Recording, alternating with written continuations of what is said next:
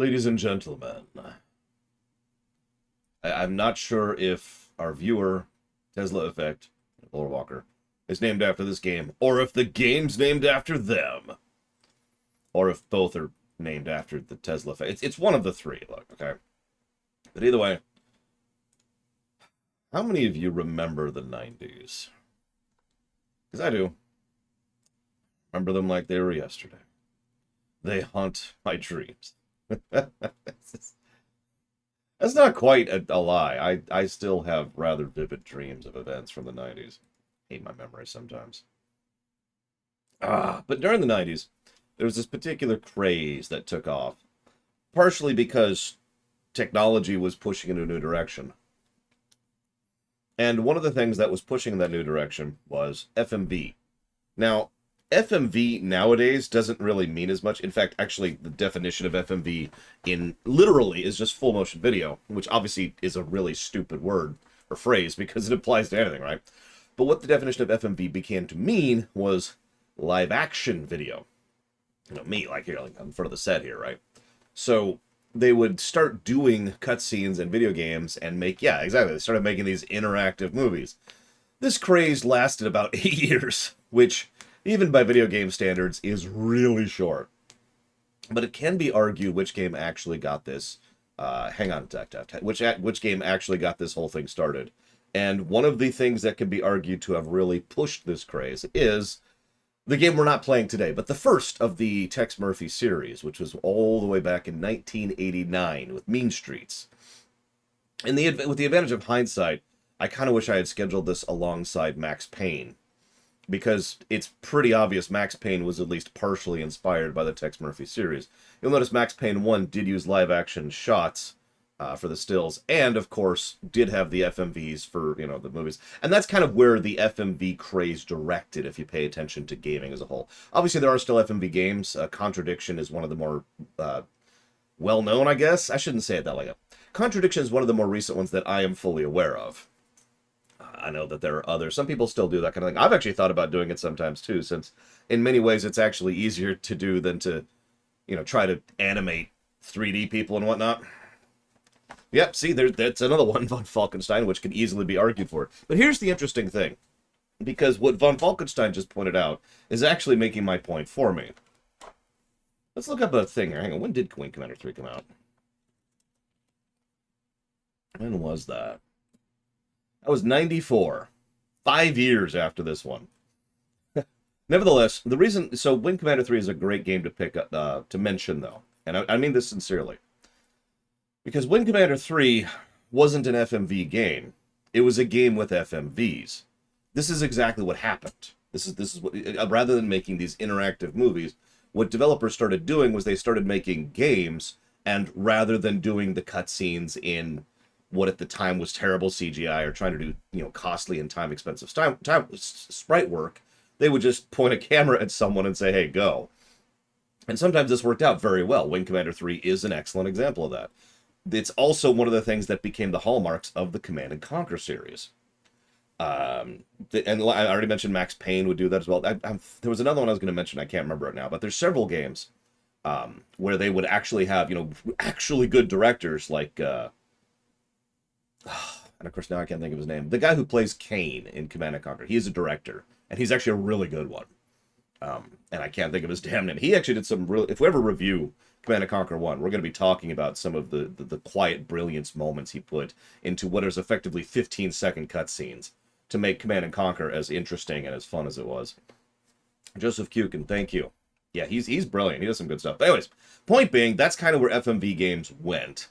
Until, of course, we got to, you know, the modern era where nowadays it's actually pretty rare to see this kind of thing. But I mean with sincerity that if I ever actually... Oh, I know, von Falkenstein, it's hysterical, isn't it? Well, not so... I haven't done my due diligence on this one, so let's add some asterisks to this sentence. But from what I was aware of when I did look into this a while ago, when I was first looking at Command & Conquer 1, this is over a decade ago at this point, Joseph Kukin was originally just the sound director and was one of the people working on it. But he had such a knack for directing They ended up giving advice or suggestions when it came to what the camera should be doing, when they should cut off where. Just little director stuff. And by Command & Conquer Red Alert, he was formally the actual director of the cutscenes because he was just so good at it, right? It's a similar thing to what happened with Jonathan Frakes over in Star Trek, where he just kind of was good at directing and so just kind of crawled his way into that space, you know? Quantum Break is kind of a weird one. Before I go into Quantum Break, thank you very much, Emperor Valerian. You didn't say what you want to put that towards, though, so I'm afraid... Oh, you already assigned it. Well, damn it, Emperor Valerian. You're still awesome. Don't let anyone else tell you otherwise. So, Quantum Break was kind of a different thing. Quantum Break is still part of the Command & Conquer / Max Payne / Wing Commander group. It is a game that has full motion video, full motion acting. The only reason Quantum Break is different is because the nature and structure of how they did the FMVs was different. Because they were trying to do a television show alongside a game. And so, you know, that was the big experiment. I think it succeeded, personally. I rather enjoyed Quantum Break. But if you pay attention, Quantum Break very much is game show, game show, game show. Let me say that in a different direction so it doesn't sound like I'm saying game show. Show, game show, game show, game show. There's no way to do that. FMV game, FMV game, FMV game. There we go. We fixed it. But anyways, so all this is just to say that this has kind of been the interesting path this has gone on. But there are still people who make, this is very, very small category, but there are still people who just straight up make interactive movies, true FMV games, a game where the FMV is the game. Usually that's point-and-click adventure. Sometimes it's like a deduce 'em up kind of a thing, because there's only so much you can do with full motion video, because any decision you make is effectively going to be done by the person on the camera, right? I've actually heard several people say that the kind of game that would be perfect for this is any of the old Sierra adventure games. You know, just record the scene as it should be, and that's the correct choice. And then record the scene, you know, do a second take, and then have the horrible death, and do the third take, have the horrible death here, do the fourth take, have the horrible death here, and so forth and so on. I'm not sure I'd be into that. That'd probably also be a little bit weird to construct. But either way, let's go ahead and jump into the game proper. Yes, so I should mention one other thing. Sorry, I forgot to mention this earlier. The Tex Murphy, sorry, not the Tex Murphy series. I'm saying that right. The Tex Murphy series, again, the one that started in '89 and died in like the late '90s, was actually killed. It was not a series that died. It was killed by 2K Games, as a fresh reminder that they've been horrible for decades. And it just kind of languished in hell forever, until finally the rights kind of shifted around a little bit, and a group got together and said, we really want to make another one. And they got some publishing help from Atlas, and, well, here we are. But before we go any further, I do want to say shout-outs and thank you to Sir Tree the Chill, Man with, no, not Man with You, Terwalks 1, sorry, Mini Bees, Sigma 25, Argus Swift, Mar 5510, Alex Corbianiki, Jonathan Freeloader, Spartan J42, Cord 3786, and I do want to say big shout-outs to Man with the Hill, who donated a fairly large amount of money, and really big thanks to not only the person who put this game on the list, but our majority shareholder, Papa Neeks. Thank you, all of you, very, very much. Very much appreciate and oblige your support, and you are awesome. By the way, this is one of the first games that I can actually see how long it took us to fund this game, because we're starting to get into games that I was keeping track of that figure now. So, this game took 198 days to fund, which is actually pretty short, all things considered, but it's a short game. A lot of the short block games only took about 3 to 5 months to fund, so this should be interesting. Now, give me a moment. I gotta write down Oculus's thing. Towards Plague Tale Requiem. Done. Thank you very much, Oculus. So yeah, apparently this is actually a straight sequel. This actually is following the Tex Murphy series. We'll see where that goes.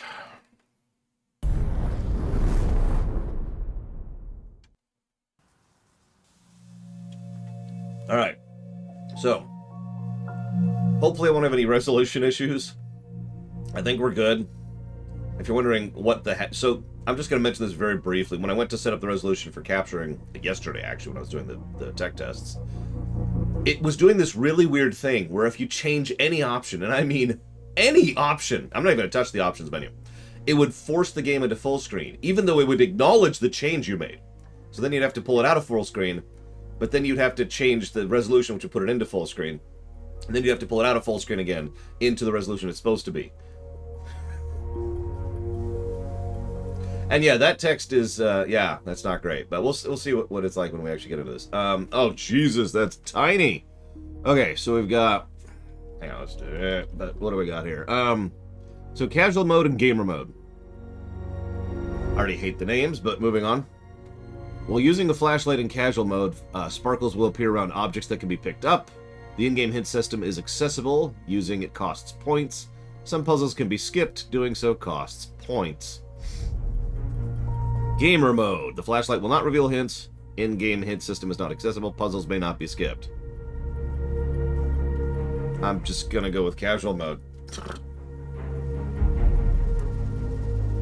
Okay. Is there... Oh, so... Alright, hang on. So let's just stop capturing the game for a second. Let's see if we can change this font size.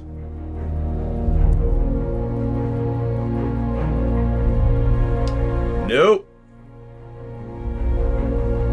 Well, that sucks, but we didn't change anything, so that should be fine. Where am I? Is this a dream? Not quite, Murphy. Then you're the big PI in the sky? That's right, Murphy. But now is not the time for you to be here. There is a vast and malignant evil at work on the Earth, and fate, for some reason that even I cannot fathom, has chosen you to oppose it. But why me? I'm no more thrilled about it than you are. Nevertheless, your fate has been decided. Of course, Evil Clone. How else are we going to get you in there? Thanks to over the 7,000 people of the Mutant League who commitment, support, and contribution of 650, convince them to get on their side. Because, yeah, this is crowdfunded, by the way.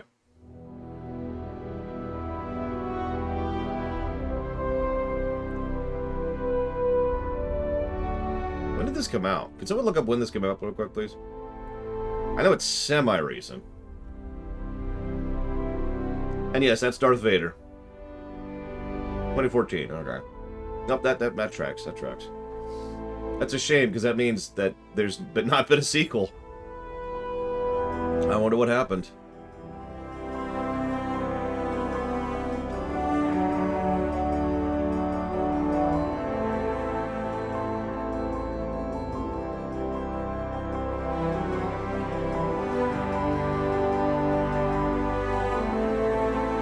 Yeah, I was actually just thinking the exact same thing, Don Crow.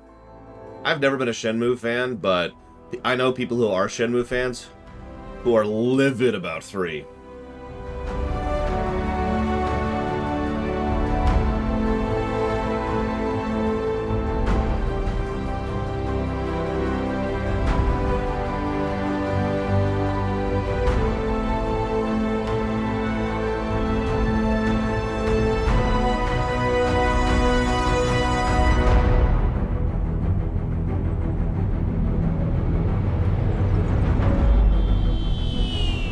Tex Murphy.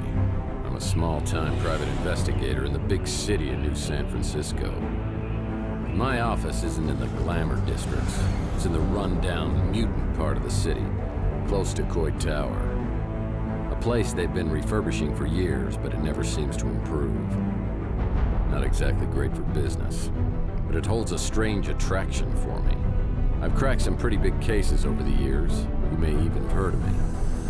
But I don't do much investigating anymore. These days, I'm known for being a man who gets things done, no matter what the cost. You got a job that pays? I'll do it. No questions asked. I can't really remember why I became a PI. Maybe I was drawn to the romance, adventure, and independence it offered. Or maybe because I believed in its code of honor. That a man can remain untarnished as others sink into a cesspool of lies, corruption, and greed. A man better than the world around him.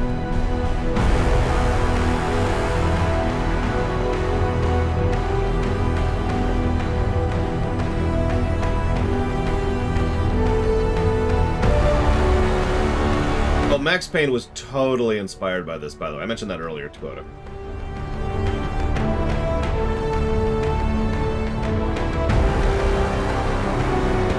Yeah, when they were putting this game together, it was called Project Fedora.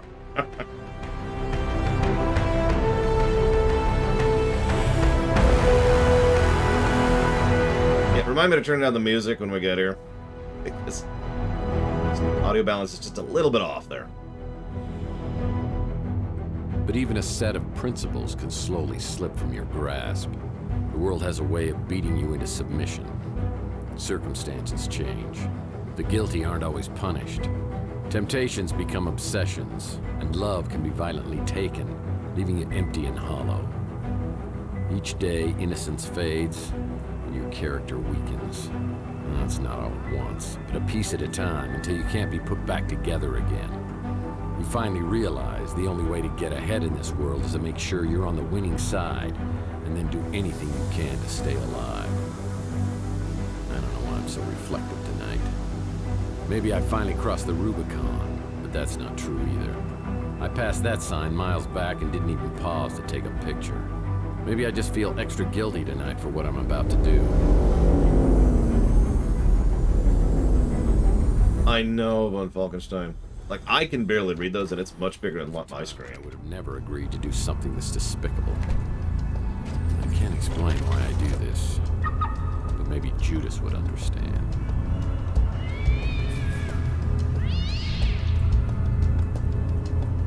Ah! Sorry.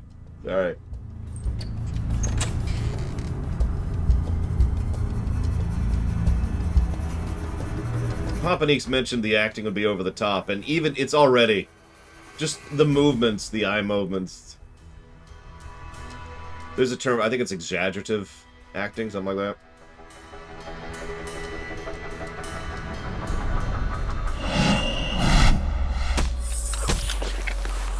Graphics are really realistic. Look, the top window.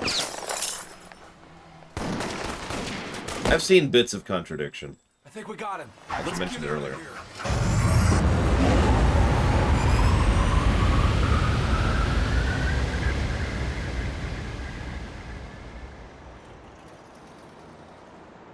A Rude Awakening, or the 7-year ouch.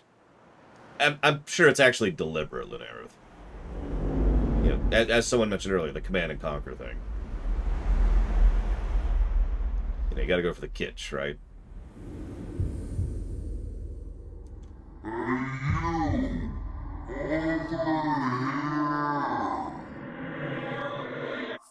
Hey, you! Over here!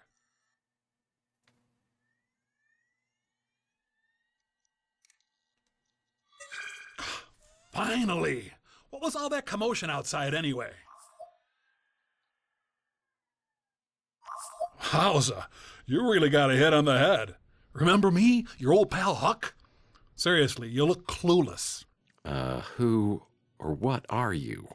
Geez, how hard did you hit your head? Well, let me reintroduce myself. I'm your Smart Alex, your personal assistant, version 1.5, fashioned 3 years ago in a factory with truly horrible working conditions you don't want to know. I'm your trusty, tech-savvy sidekick whose primary functions include travel agent, inventory tracking and analysis, investigative advice, case notes, and I'm also a confidant and a best buddy, you gigantic oaf. Remember? Not really. Would you like a tutorial on my usage? Sure. Activating tutorial mode. Let's begin. Welcome to the Smart Alex interface. This is where the magic happens. This button takes you to your inventory. Items you pick up along the way can be viewed and used from here. To take a closer look at an item, select it and then click the Examine icon. The Examine feature often gives clues about the object. This is your map, where you can view your current location or warp to other locales. This icon is our handy-dandy built-in hint system. It will list tasks for each location. This is your flashlight. If you are in a particularly dark environment, you can turn on this flashlight to help you out. If you're playing in casual mode, when the beam of light from the flashlight shines on an object that needs to be picked up, the object will sparkle. This is the Look icon. If you want to look at an object without interacting with it, press this icon. More furniture I don't recognize. The Use icon allows you to interact with an object in the environment. The Smart Alex icon will flash in the corner, confirming an item has been picked up and placed in the inventory. To exit out of the Smart Alex game interface, click on the giant X in the middle. Let's start by picking up an item to add to the inventory. Walk over to the corner shelf and pick up the broken record. Oh man, my Gene Autry record's broken in two. Now let's take a look at this new addition in your inventory. Return to the Smart Alex interface and click on the inventory icon. Look, the broken record. Examine the broken record to hear a clue about what to do with it. I'll need some glue to repair this broken record. Exit your inventory by clicking the X in the upper right corner. Glue. Let's try picking up another inventory item. Navigate to the desk and pick up the bottle of glue. Huh, it's a bottle of stupid glue. Now open your inventory again. You now have both the broken record and the bottle of glue. Let's try combining your two inventory items. Select the broken record and drag it to one of the combination slots below. Now, select the glue and drag it to the other combination slot. I'm experiencing a sensation altogether new to me, and frankly, I love it. Success! You have now created a vinyl record. Well, I definitely remember my Gene Autry record. It's my one stability in this crazy world. Try using the vinyl record on your Victrola player in your office. To use an inventory item, simply point at the target, open the inventory, select an item, and then press the Use icon. I close my Ah, Gene Autry, the singing cowboy. Nice choice of music. One more thing. To access the pause menu, simply hit Escape. From here, you can save your game, access the main menu, explore the help section, or quit the game. Yep, that's all there is to it. Now let's get back to your actual case. So it looks like this actually might be a game with FMVs rather than an FMV game, which almost makes me sad. Like, look, this is not what I was expecting right here. I'm kind of sad about that. Oh.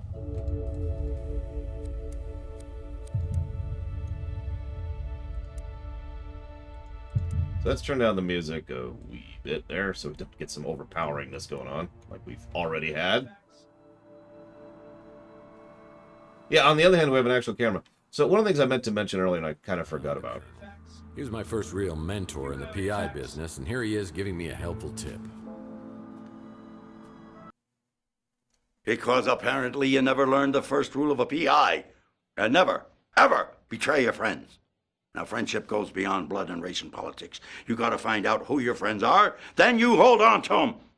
I always get the chill of fear down my spine whenever I think of him. You have a fax. You gonna just yell at me until I pick this up? No messages on the vid You phone. have a fax. You have a fax. What's it over here? Looks like somebody's wiped my computer clean. Nouvelle fax? Like, You have a fax. ah, what? You have a fax.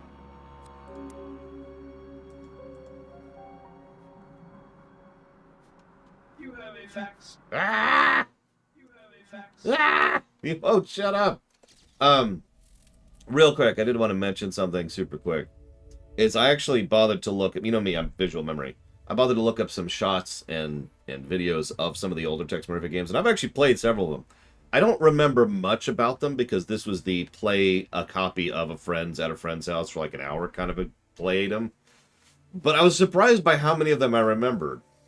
I was actually specifically hoping that there's this one specific game. It's a point-and-click adventure game that I've been trying to hunt down for years because I have pretty distinct memories of it. And it wasn't this one. I'm very sad about that. One of these days I'm going to hunt it down, I swear. Anyways. Alright, so.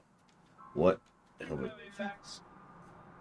Ah, there's our fax. Oh boy, a fax. I do love faxes. Well, it's another Mike and Ike Hammer candy comic, Key Lime Largo. I'll put this in my comic book rack. I'm sorry, what? Yeah, okay. My friend Louie runs the Brew and Stew, and this is his personal brand of coffee. I gotta say, it packs a wallop. No, it's the one to do with the moon. Yeah, I know. The technology is all over the place, isn't it? We have a vinyl record, an acoustic guitar, and flying cards, and fax machines, and cash. What on earth is this amount of cash doing in my office? If someone was trying to hire me to do something, probably wasn't legal. I better put this away until I know exactly why it's here. Yeah, that's the one. Under a Killing Moon. You gained money.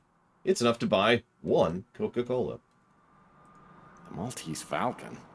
I don't remember picking up this little souvenir. How long was I knocked out? It's my Gene Autry fake book. Whenever I'm feeling low, I can sing the songs of my hero. Oh man, this record's broken in two. If only I knew how to fix it. Blue's always useful.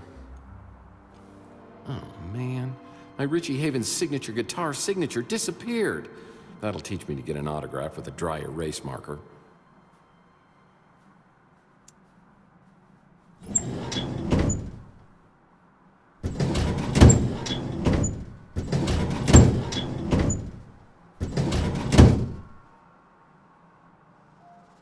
Enigma. Sounds like the story of my life. This looks interesting. Probably a book on how to map out fun spots to visit inside your brain.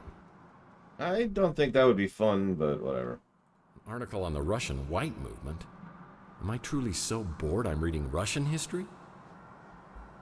I'm not going to comment on that one.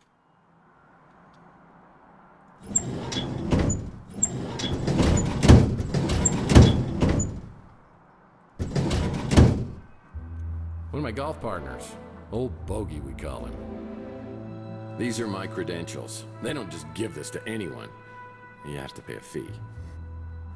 These are my credentials. They don't just give this to anyone. You have to pay a fee. When things get slow in the detective business, I've always been able to fall back on my skills as a dance instructor.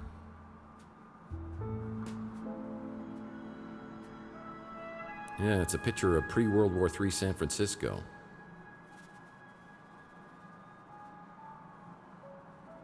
Well, this happened on my first case. I was in the shootout of my life at the warehouse district.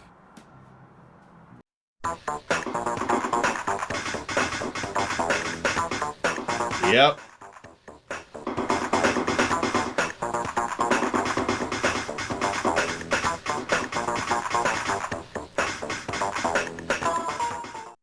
I took a bullet, and while I was recovering, I swore I was always going to use my brains before brawn.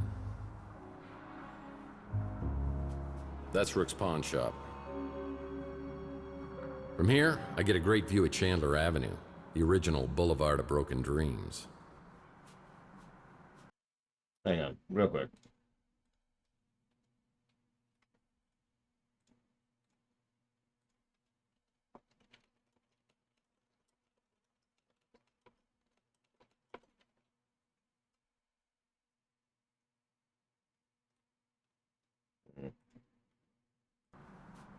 Okay.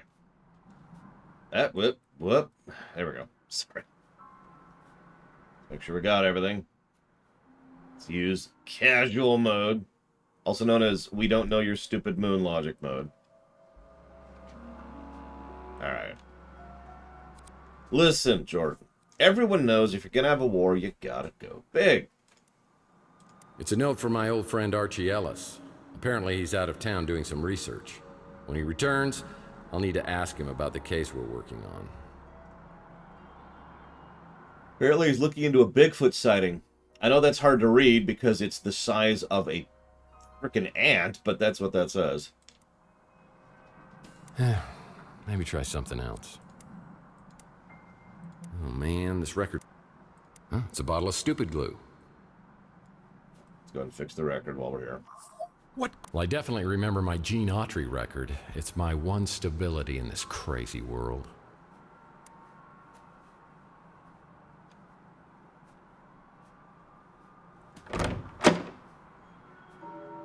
What's up with the bed? Looks like it's for a Lothario instead of some hard-working down-on-his-luck PI.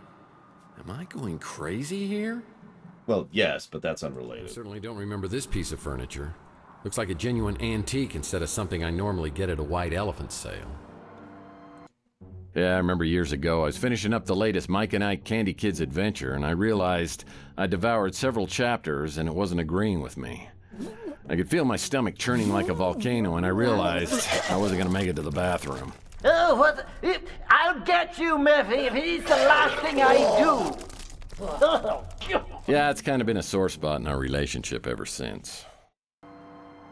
And that's about what you should be expecting from the cutscenes in this game, just as a heads up. This is where I store my trench coats. Government footrest. Picked it up at a government warehouse sale years back, but I've never had the nerve to open it all the way. Perfect. All I need is one good night's stand. That was from my first jackalope hunt. Yeah, San Francisco looks way different now.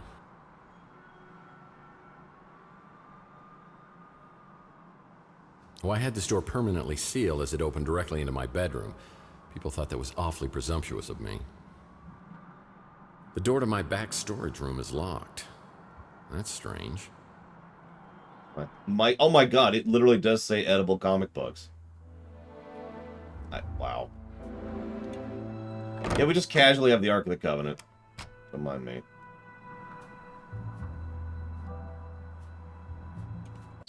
One moment. You know, whatever. Just live with it. Ah! So it wasn't a horrible dream. There are gun shell casings in a shot-out window above the electronics shop. I know I'm involved, but how? I should investigate the area and then find out if anybody else heard the commotion. Yeah, we'll have to gauge it as we go, bro. Chelsea's newsstand is completely abandoned. I need to find out what happened to Chelsea. That's an empty vial. So pick it up. Pick it up. Okay, fine. This photo was taken from the top floor of the electronics shop. Who's over there spying on me? It's the Wardenclyffe Tower, a Nikola Tesla invention. I have the strangest feeling this is related to a case I was working on. Where is he? He's up at the window. I think we got him. Someone was shooting from the top of the electronics shop.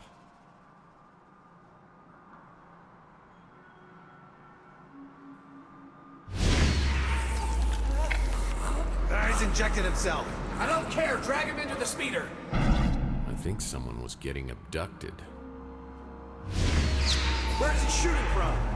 Look, the top window. He just shut out our headlight. I remember speeder headlights coming down the alleyway. Motor oil, the secret ingredient to Louis' Armageddon blend. Louis usually up at this time. I should ask him if he heard anything. I'm sorry, what?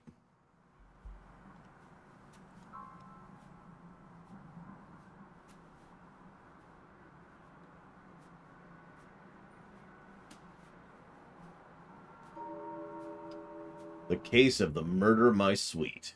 Mike and Ike Hammer. Murder My Sweet.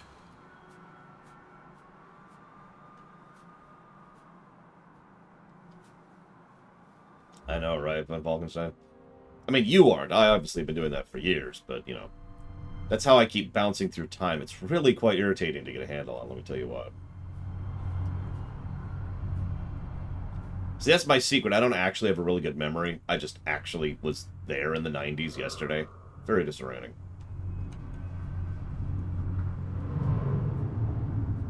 Another Mike and Ike Hammer candy comic. Tootsie Rolled.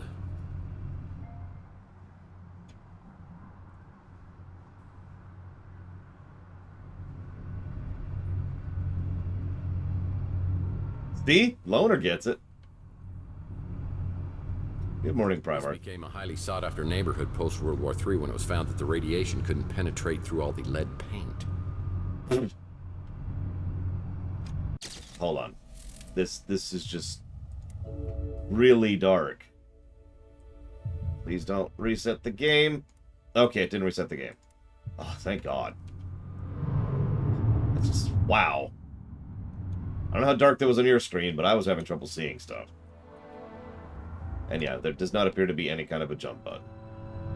Is there a fall button? There is a fall button. And by fall button, I mean we do have a save. Right there. Boop. Not the greatest save system, but it's a save system. There's also an autosave. I don't know what triggers it yet, though. Oh, there's a thing in my way. Those are extraordinarily low resolution. Look at that!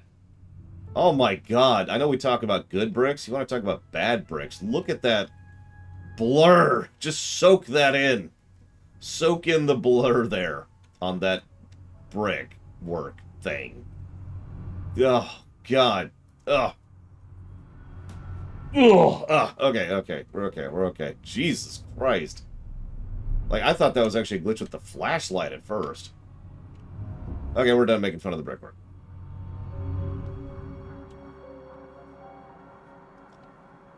Are all the textures like that? Yeah. I mean, look at the car. The rust texture. It's, Yep. That's, PS2 right there.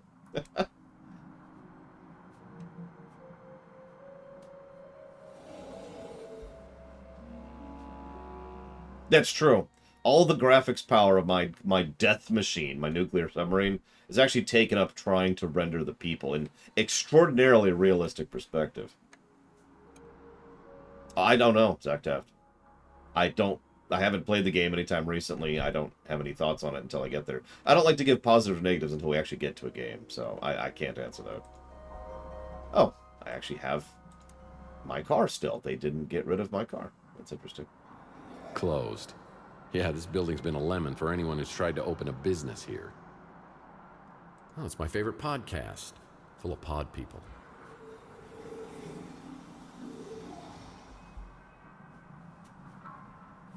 You know what? That's a fair point, Dakota. I probably should do exactly that. But first we have to get a Fallout reference in. Sad to say, many robots and cyborgs end up down here. They get hooked on old Chihuahua motor oil, and they stumble down here looking for a fix until their lights fade out. That could also be a Lost in Space reference, which itself is referenced in Fallout, so never mind me.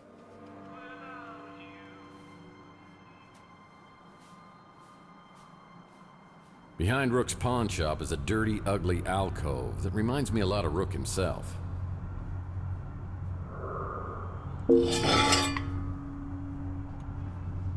It's more like this is the 6th Tex Murphy game.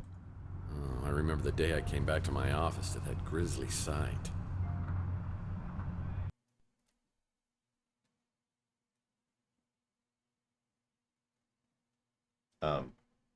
I tried for an hour to get Pug's head out of the water cooler, but it was no dice.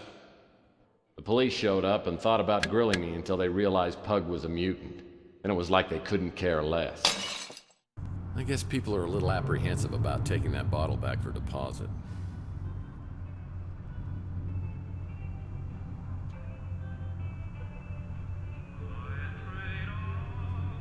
The gate's locked, but when Rook gets to work, he'll unlock it, so I'll check back later. Right. Okay, so let's not get into the weeds any more than I'm already going. Let's go back. Okay, so what do we got here? We got a broken zipline trolley. We got the article. The Wardenclyffe Tower, a Nikola Tesla invention. Already print that one, yeah. Whoa, it's a picture of me at my office. Yep, okay, so.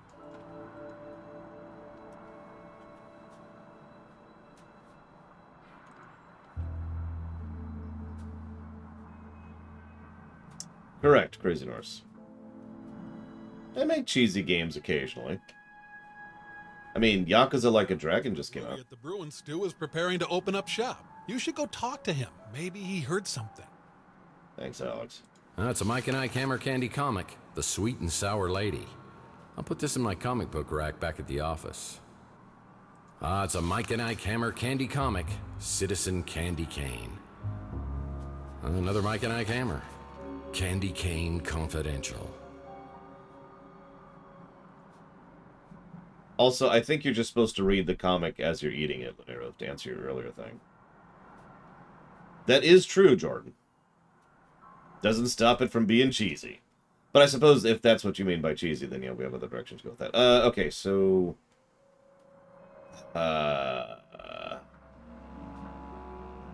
This is it? Yeah, here we go.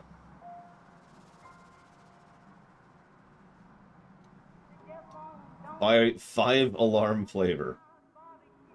What is wrong with his face? It's closed. Most businesses on Chandler Avenue won't open until later. What? What? Fine, let's go to Louis. I could use a drink. I'm here to see my pal Louis, but I see a pretty brunette at the counter. I have the feeling she recognizes me, but I have no idea who she is.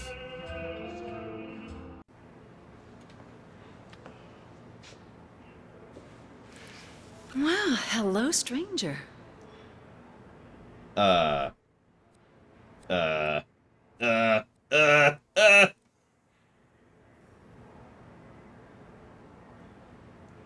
Let's go with honest. Is Louis here? He's in the back getting ready to open. You're up awfully early. Want some coffee? What the hell does helpful Hank mean? Also, there's the please have sex with me option.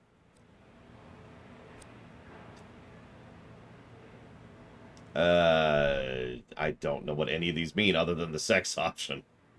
I'm confused by this. So we can either hit helpful Hank or my way. I don't know what either of these mean.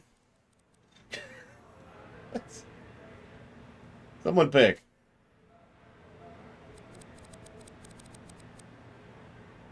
My way, okay. Yeah, that'd be great. Make it the Armageddon blend with just a titch of... I know how you like it. Like your women. Full of liquor. It's a curious metaphor, but that's not the real me. I am, however, somewhat reluctant. I just noticed, by the way, I think he is wearing the exact same brand of coat I am. Now his is, you know, beige instead of mine, which is black, but that does look very similar. I don't know. I don't think it is, though, because I think he has an actual trench coat, and I have a London fog, and I just pulled out the lining.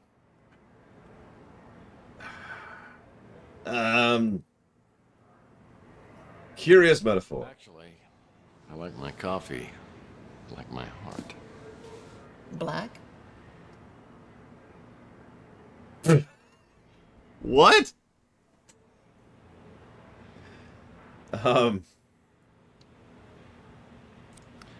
Actually, I could use some pain killing, you know, up around this general area. Is that blood? Ow! Oh, hush.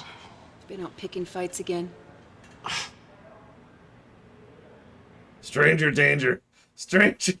These might be the worst dialogue wheel options I have ever seen. Like, two games jump into my mind when I think of bad dialogue options. One of them is anything by BioWare after Dragon Age 2, and the other one is Alpha Protocol, and this is right up there with Alpha Protocol. What in the crap? Okay, so let's do cautious first step. Maybe we should introduce ourselves. You do, huh? In the mood for a little role-playing? Who do you think you are?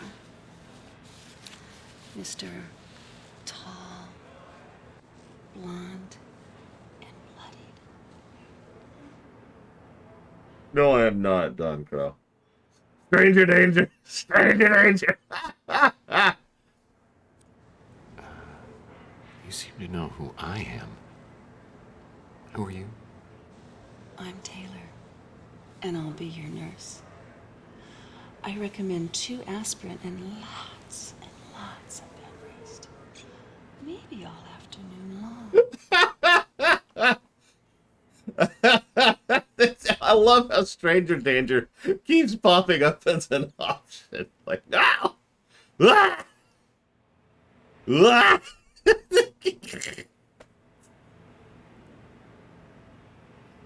Ah! Yeah, first name Taylor, last name have sex with me. And yeah, you can tell the actors are just enjoying it. You know, it's so weird because it's almost like we already know each other. Now you're getting it. Now if I can just teach you to start calling me. Oh, geez, I'm late. I got a new extension at work. I'll send it to your smart Alex. Please, go see Dr. Donahue at the North Hill Clinic. Call me after and tell me what she says about that noggin of yours. See you, Uncle Louie. See you, Taylor. Mr. Murphy, what are you doing here? Mr. Murphy? Come on, Louie. What happened to Moith? Is there something I can do for you? Because if not, I got stuff to do in the back. I love his extremely obviously penned-in tattoo, by the way. With the, oh god, what do you call it? The Sharpie. There he is, Sharpied in. Why are you acting mad at me? You know why. You drunk again? I told you. You ain't allowed in here. You've been drinking. Acid trip? Clear as a bathroom mirror. Hungover? Maybe. Oh my god. I am stone cold sober. Other than my head, I feel totally normal. It's everything else that's weird.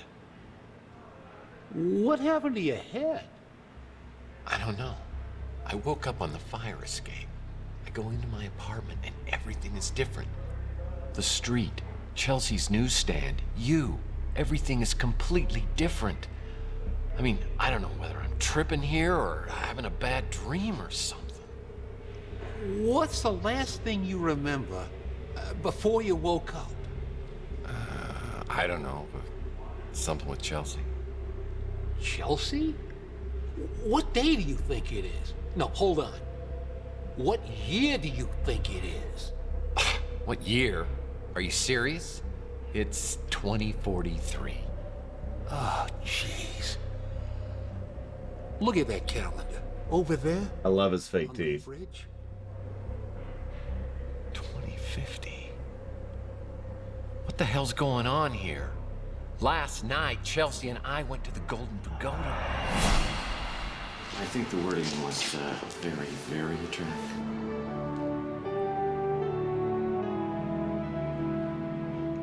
Oh, no!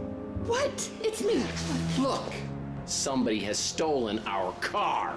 I mean, here I am, my speeder's stolen out here. I'm sitting on a great. God, that was hot! Oi! Would you guys like a lift to the cop shop? No, we'll walk. He's really just trying to do us a favor. Chelsea, I'm getting a really bad feeling about this. It's like some sort of deja vu. The Fabergé World Tour 44, the most exotic and exquisite exhibit of the day. Who's your mate? Oh, that's Tex. He's having a very bad day. That true, Tex? Oh no, everything's just going peachy. Well, things could get worse, huh? He shot me. He shot both of us. He shot me. There's nothing. Why isn't there anything? That's what I'm trying to tell you, Mike. It wasn't last night. It was 7 years ago. What the hell is that? Looks like you got injected with something. Maybe that's what's messing with your head. Maybe it's that goose egg. Either way, buddy, you gotta see a doctor. Coincidence? I think not. What about Chelsea? Where is she? I mean, is she okay? You said to never say nothing about her. Never again. Okay. I like how they're turning the fact that this game had a 14 or 13 or 17 or whatever gap into an actual plot point, by the way. Also, yeah, he's aged really well. I hope I look that good in 20 years. Jesus. Your niece, Taylor, she said something about a doctor at the North Hill Clinic? Ah, Kate Donahue. She's a friend of Taylor's. She's real good. I'll bet she could fix you up.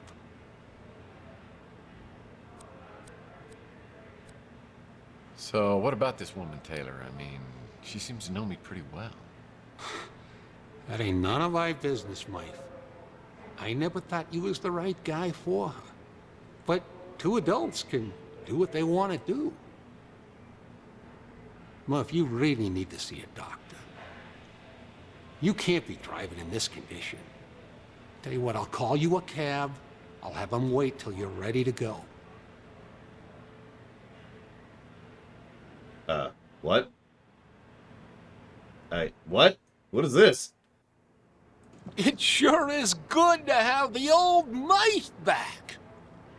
I don't want to get all mushy, but I missed you, Mike.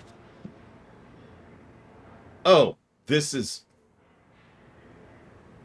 This is... Okay, I need a minute.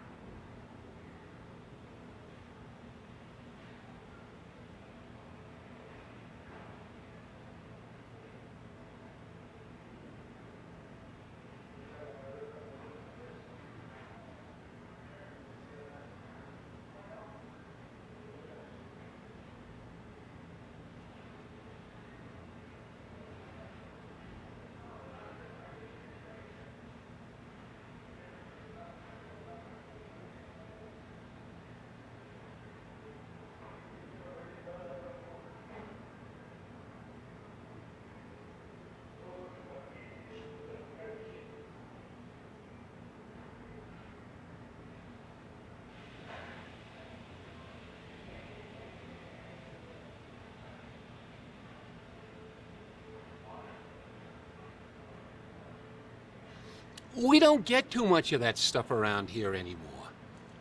Cops have been good about cleaning things up. I got no idea who would have been doing the shooting or getting taken. Okay, but, like, tell me about the Ritz Hotel. Clint's done a real nice job, don't you think? Good to see the neighborhood getting fixed up. Tell me about the ladder. I don't got a ladder. You might want to check at the Golden Gate Hotel. They've been doing a bunch of renovations. Cool. Tell me about Archie Ellis. I like that Archie fella. Real friendly. Don't always understand what he's talking about, but hey, different strokes for different folks, right? Tell me about 3 Cards to Midnight. Yeah, nice to have some fresh blood here on Chandler Avenue. Not really the kind of place I do a lot of shopping at, but some folks seem to like it fine. Tell me about Chelsea Bando. God, that is hard to read. Can you even read that? Is that legible at all on the stream? Like, I'm having trouble reading that on my screen. And, I'm actually at 2K resolution for the game here.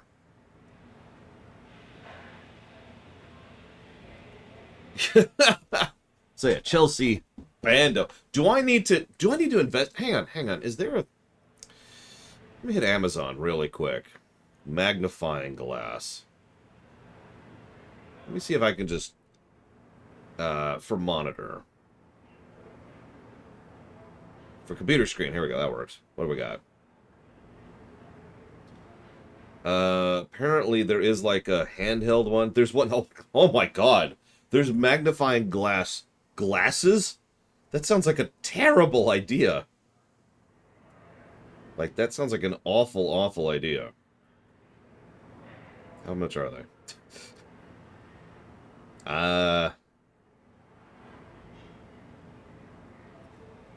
Do you think I should buy the magnifying glasses for $5 just to see how terrible they are? That just sounds like such a terrible idea.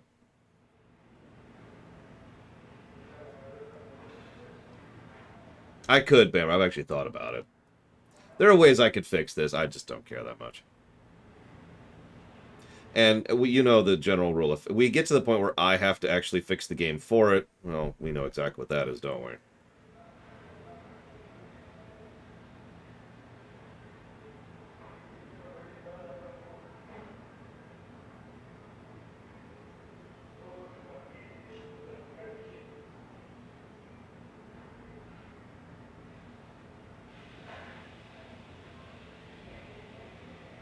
Exactly, Bamber. You understand everything now.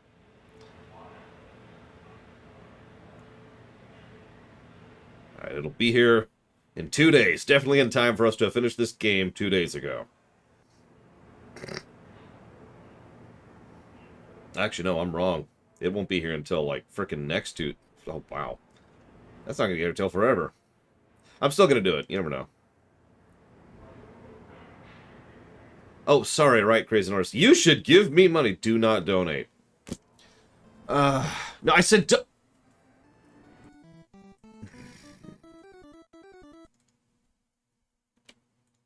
As a fresh reminder, you can play the guessing game. For anybody who hasn't gotten their guesses in yet today. Thanks for the magnifying glass, Melkor Blade. He literally says in the donation comment, here's for the magnifying glasses. Thank you, Melkor Blade. If you want to put that towards something real, please let me know. Listen, Mike Tomano. I can't do reverse psychology. I have actually tried it before, like years ago, with the kiddo. It doesn't work, or more accurately, I don't work. Or maybe I'm just an idiot. But anyways, if you type in !guess, you can get a link to the thing, and everything's cool, and it'll be awesome. I'll put that towards contradiction, which is an actual FMV game, unlike this game, which is a game with FMV. My bad. I really thought this was going to be an FMV game, not a game with FMV. I'm actually a little disappointed. Okay, so gameplay negatives.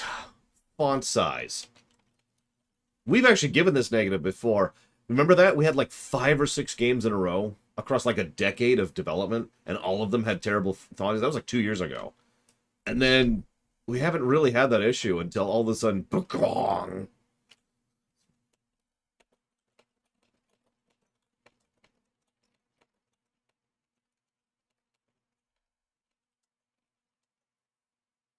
So, definite negative to font size, because that's insanity. Negative to fake FMV. I want real FMV in my life. No, I'm joking. Let's jot down some touch of humor, performances. I will admit, I think it was Von Falkenstein. I will admit, I do actually like the performance of Mr. Murphy himself. I forget the actor's name. Like, it's the same actor, so, you know, you figure. But there's something delightfully... Lune Ruth hit the thing on the head, I think, earlier, because she mentioned he's very theatrical, right? Like, you learn to over-exaggerate your movements in theater because the people you're portraying to are 50 to 100 feet back that way. So, and yeah, there's a sincerity to it as well. I actually rather like the way he's been doing it. Of course, I like this guy, too. And I liked the woman, too. So that's 3 for 3 so far. Let's see. Let's put that under motion capture. No, and yeah, that I was actually just noticing, this is the geek in me working out here, that you could see they actually did a lot of thought with regards to the lighting on this gentleman here, and how it's pulling into him, and so you could see they've got the main light up to his left up here, which is what's causing this thing, but they don't have any really bathing lights going on him. Otherwise, he would be too reflective, and it would look too distracting. So what they've done is they've done diffusing lights all across the front and right. So you just see him, but you don't see the glare. It's really well done, actually. It's surprisingly high quality for something that most people probably never even notice. But that's how that works, right? You're not supposed to notice that kind of stuff. That's how you know you've done it right. Let's do... I'm trying to think how to put this. So we've got lighting... Definitely, there's been some good lighting in the cutscenes. The game's lighting is actually kind of crap so far. I had to turn up the brightness, but the cutscenes lighting has been pretty good. Question mark. We'll go with makeup, question mark. I know it's a weird thing to call out, but how often have we covered makeup on this show? Performance, humor, and... normally I would say voice acting, but that doesn't really apply here. Yeah, exactly, Dakota. I'm actually pretty impressed with the FMV side of things. I love the marker tattoo. You know what I would love even more? If you call out, and he's like, oh yeah, no, and he just rubs it. Like, there it goes. Anyways, moving on. Let's talk about our girlfriend who's totally dead. You know, I love Chelsea like she was my own daughter. I still miss her, even after all this time. What's impressive, too, he's actually reading from a prompter. It's really hard to tell. I bet you can't even see that on camera, on your copy of this. And I could probably only see that because I've got this giant 2K zoomed in thing. He's doing a really good job of hiding that, though. Most of the time when someone's reading from a prompter, it's really obvious. I forget. You don't remember nothing about Taylor. She works for the Bay City Mirror. Does a lot of investigations. And she's a real peach. Sweet, smart, funny. I wasn't too happy that you and her were spending time together. But maybe she was seeing through all that tough guy stuff. She's good that way. Like, it's really hard to tell, but his eyes are focused, like, I mean, you probably couldn't even tell if I do this right here on camera. Because I'm not actually looking at the camera right now. I'm looking right next to the camera. He's doing that thing. Anyways, boop. No, me? I'm just the same as always. Just a little less of me than I used to be. I also love the flour that's copiously spewed across his shirt, by the way. And that just looks like a plain old shirt you buy at Walmart for $5, too. I'm not even making fun. I wish I could tell you everything you can't remember. But I don't know much. You and Chelsea went missing, and then you showed up out of nowhere a few weeks later. A couple of days after, you was gone again. I only saw you a few times after that. A couple of years went by, and then you came back, and something bad had happened to you. I don't know what, but it made you hard and mean, and you just got worse. Got to where I didn't even want you around anymore. But sorry, don't mistake this for criticism. I'm not dinging this guy for the fact that he's reading or looking just a bit off camera. He's doing a good job. That's what I'm trying to point out. I just like dissecting this kind of stuff because this is the kind of stuff I want to do someday more of, I guess, because I've actually already done some of this stuff. You get the idea. I can't go to the North Hill Clinic. Not now. I need to investigate the crime scene to find out what happened before the police So arrive. jarring. Does anybody know? Can someone Google what engine is this? Because this really does look like early Source. You can, Sierra Mike. That is true. Once he's got it, so for those of you who've never seen this kind of a thing, what a lot of actors do, they'll read from the prompter, and then they'll go and they'll read, and then they'll go, and then they'll read, and they'll go.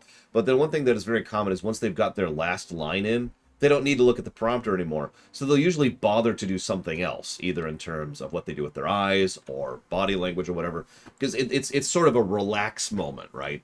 The actor now can just say, oh, well, I just need to say this, and they can throw a little bit of an extra flourish into it. It's usually something really small, but you get the idea. There's other things they can do, too. I don't know. I don't know why I'm pointing all this crap out. Don't mind me. I just want to read this. What's this? This neighborhood has recently been protected under the Antiquities Act. As one of the last remaining original 20th century neighborhoods, this area will soon be fully restored to the Coit Tower. Which is that thing, I'm guessing. Every few years, someone gets the bright idea that this place should be preserved. Repairs are done for a few months, then the workers disappear when City Hall realizes what type of people really inhabit this place. And it doesn't surprise me that this is Unity, because Unity's the cheap and easy engine to use. But at the same time, it surprises me a little bit that this is Unity.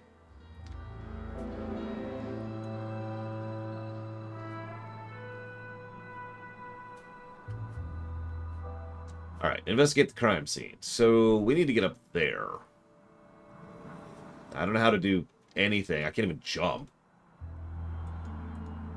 Lead pipes are always magically drawn to my skull like moths to the flame. Exactly, Sarah Mike.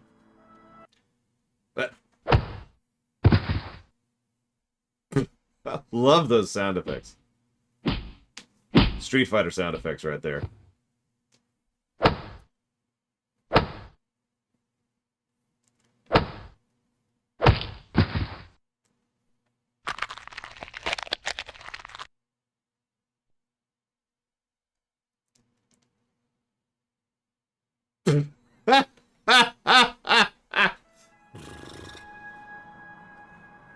Sorry, I'm just amused by all of that.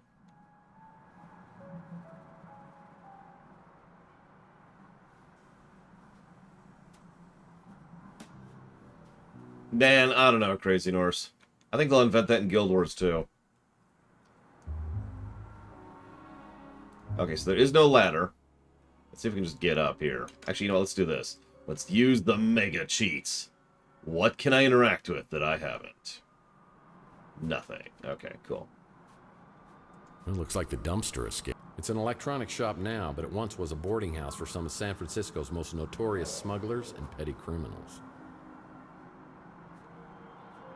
Yeah, I noticed that, which is actually really weird from a real-life perspective. Yeah, there's one door and no windows on this entire... Oh, okay, no first-story windows on this entire building. I'm in. I'm in. Okay. I give up. I give up. This game's too hard. So the next game we're playing... Actually, I don't remember what we're playing next. Alright, is there anything I missed here? Let's just do a double check.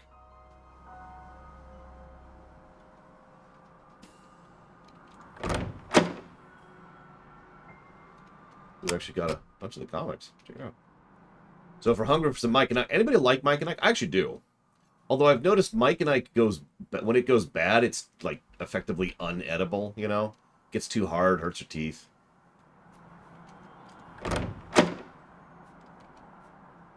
Just awful. Ugh. Well, I sure don't remember how these holes got in the wall. They look fairly recent, judging from the debris. Who would have done this? And why? What's really weird is we've got a hole over here, and then two holes over there, and none anywhere else, which means these are probably from the inside shot out.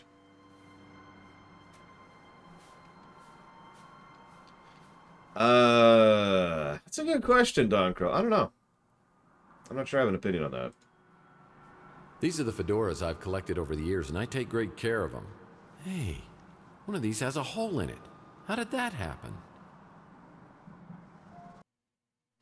Old trusty sidearm. Been with me since the beginning. You want some of this, huh? Bam, bam! Hey, bam, bam, bam! Bam! Bam, bam! Bam! And you! Hey, Sonny, can you help me out? My girlfriend threw my gun out of the window.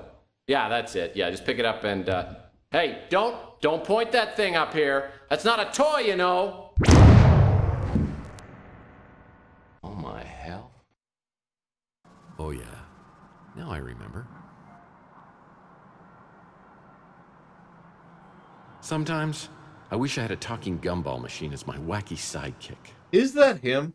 Because that is a straight-up MST3K reference right there. That is a direct MST3K reference.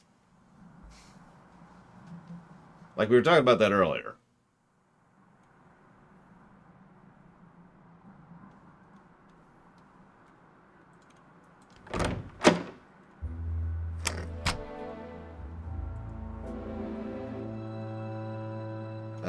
Okay, so let's see.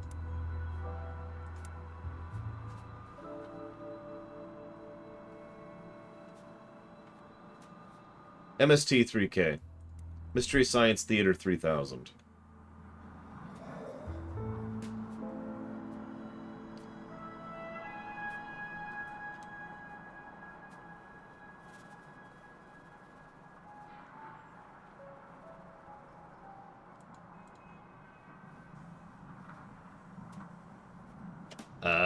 Okay. So he's like, I've totally got to check out the crime scene. Actually, I do have several noir filters I could use.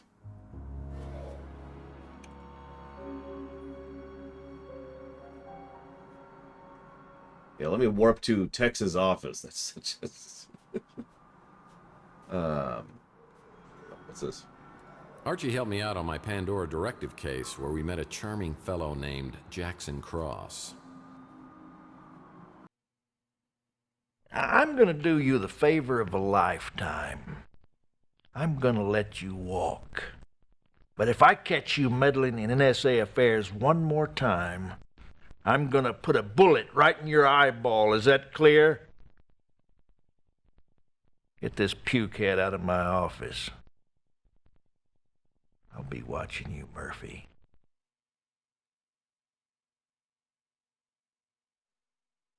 Man, I thought this would have ended up in the Andes Mountains.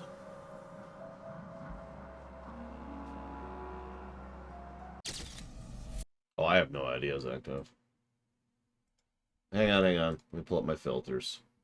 So we got this filter, obviously the one I was using. Everyone's like, "Oh my god, it's all glitched out." No, it's just a filter. It's just a filter. Don't worry about it. Here, there we go. Come on. There we go. Got the noir filter here. I actually have got a black and white one, which is much worse. It'll apply.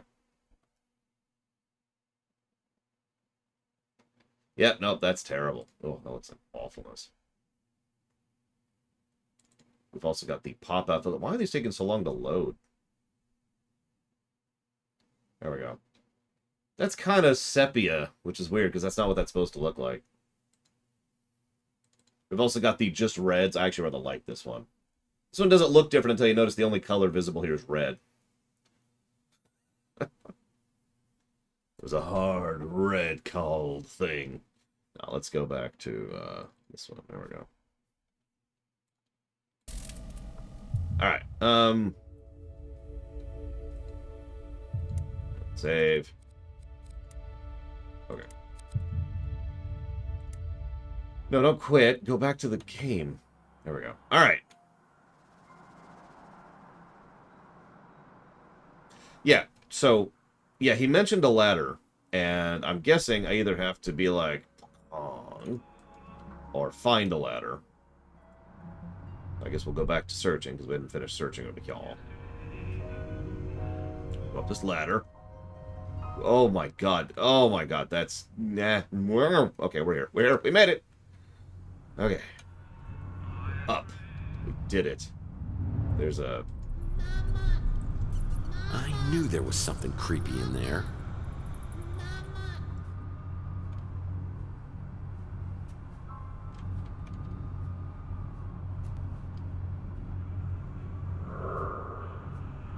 This door's just painted on. I mean, yes, it is. Whatever, okay, so we're just gonna... There we go, okay.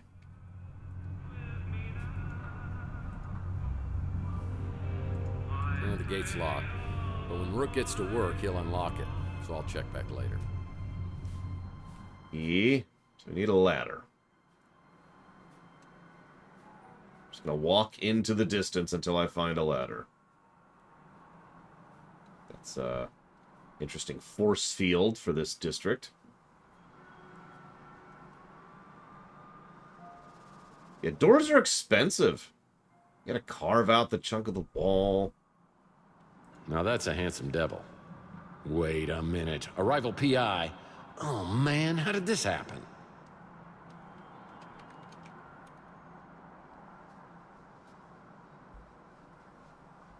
It's locked. I won't be able to enter without proper identification. Isn't everyone's mustache painted on?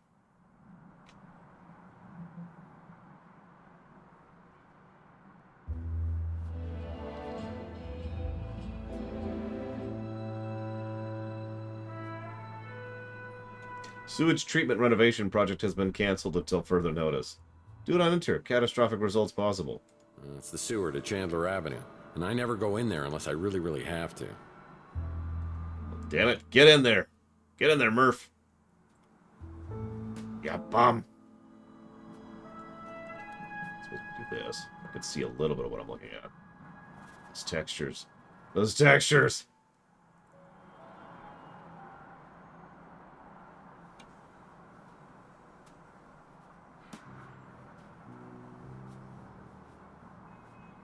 That's a good question, Don Crow. I'm not sure.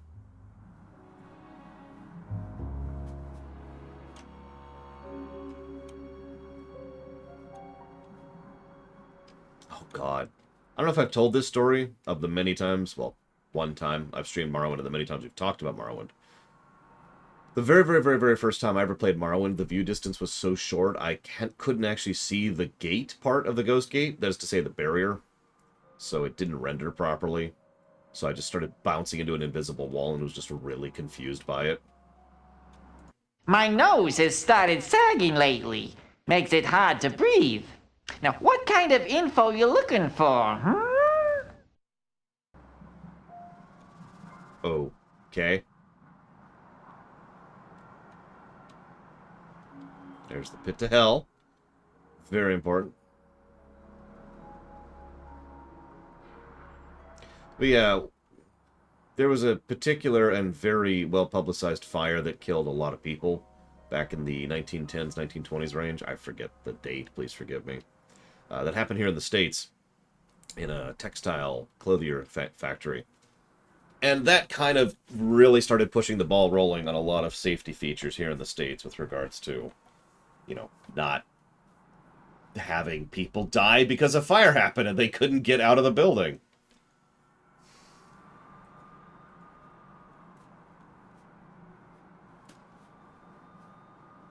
You know, everyone watching the VOD but not watching the chat is like, what the hell are you talking about? Oh, that's sudden. That's the one. Triangle Shirtwaist. Couldn't remember the name.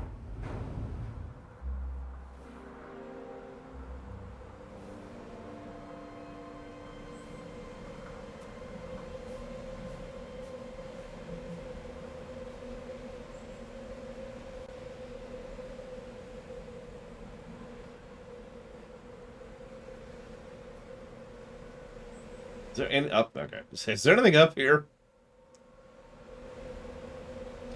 Lillian Coit Memorial Tower, opened 1933, height 210 feet or 64 meters. Area, architectural style, Art Deco, architects Lily Hitchcock and Arthur Brown. Whoa. I wasn't always nervous about heights until my Under a Killing Moon case. I was trying to break into a luxury high-rise and slipped from the 32nd floor. Looks like no one's home. This is gonna be easier than falling off a horse. This window doesn't want to open up. Maybe if I... Whoa! Oh!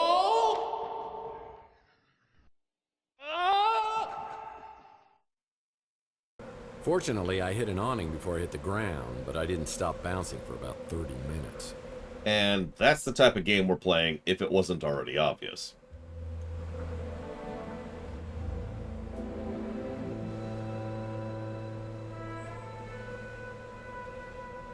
The neighborhood from here.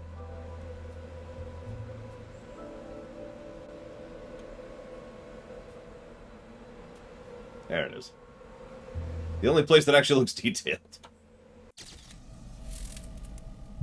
No reason.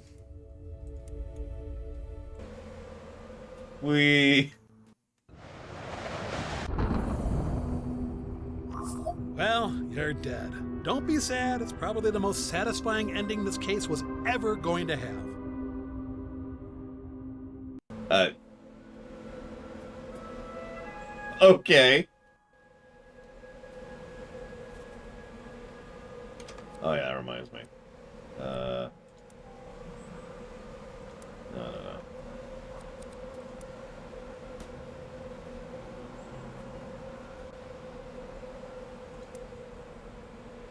Yep, nope. Get a ladder.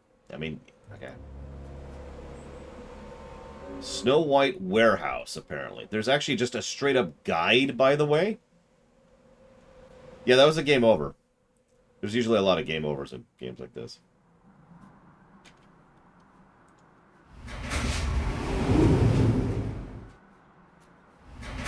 Yeah, I mentioned the Sierra Adventures thing earlier.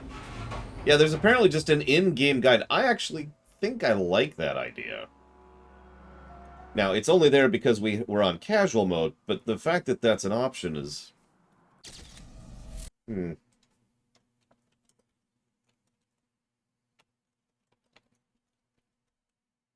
Of course, Narset. You gotta pay respects.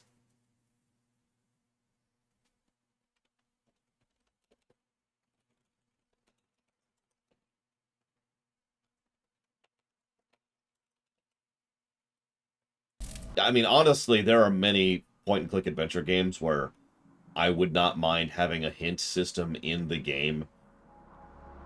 I can name 2 point-and-click adventure games right off the top of my head where I had to go Google it. One is the game I suddenly lost the name of. It's a very good game. It's the first Dreamfall game. It's actually not called Dreamfall.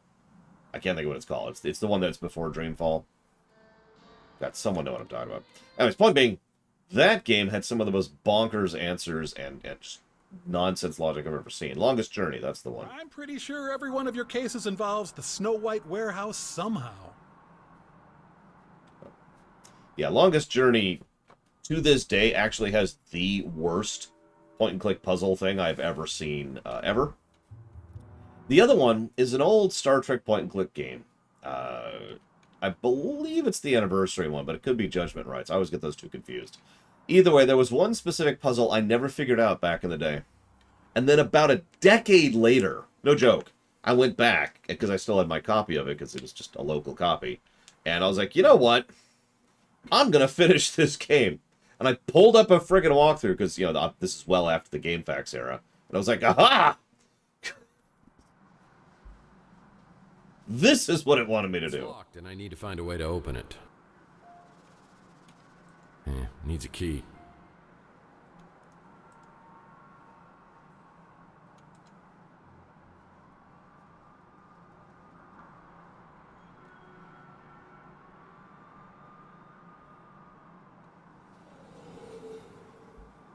Oh, tell me about it, Crazy Norse. Longest Journey is an interesting game, and probably my favorite of the trio, but, well, okay, hang on a second. Let me... forgive me for disagreeing, but you gotta understand this. See if I can just find it really quick. There it is. That was quick. Okay, so this is kind of a spoiler, because I'm giving away the answer. FYI. So what you have to do is you have to get a key that's in an electrified bit of water, okay? So what you do... hang on. Let me really run through this here. So what you have to do is... sorry, it's not in water. It's on electrified track. My bad. So, you have to get that thing that's on electrified track. If you try to get it, you just die horribly, right? If you get the key, you can go fiddle with an unrelated machine back in town. That controls water pressure. But anyway, so you go back to the thing, you change the water pressure. You have to steal a clamp in order to do this. So you use the gold ring your dad gave you to conduct the electricity, to cut the wire, to power the device, loosening the clamp, okay? Now you have a clamp, okay? Now you have to go out, look out your window in your room, and you have to drop breadcrumbs on the rubber ducky, which attracts a seagull. I know, right, Retu? And so the seagull punctures the duck with the bill as he eats it, which makes the damaged ducky float away in the water. Then you stuff the clothesline in your pocket, for some reason. Then you track down the duck later on, reinflate it, and then you have to tie the clothesline to the clamp, remove the band-aid that's patching the hole in the duck, and then force the clamp open with the deflated toy. Once you do that, the duck is finished deflating, and the clamp will then snap closed on the key, allowing you to pull up the electrified key. I think I missed a couple steps there, because this is done in like 5 separate screens, too. It's just the most bonkers thing. Anyways, sorry. Just, wow. Yeah, no hints, no nothing. It's also worth noting that narratively, you have no reason to do any of that at that point of the game. Like, the adventure hasn't actually begun at the point at which you need to do that. Good evening, ladies and charms. I'm your entertainer tonight, Mr. Franco Spinoza. I'm going to be playing some songs that I know you'll love. Listen to this one. Hard and cold, it's what it does to me. Hot and cold, the shower sprays on me. La la, hey la. Just in case. Also, that's terrible.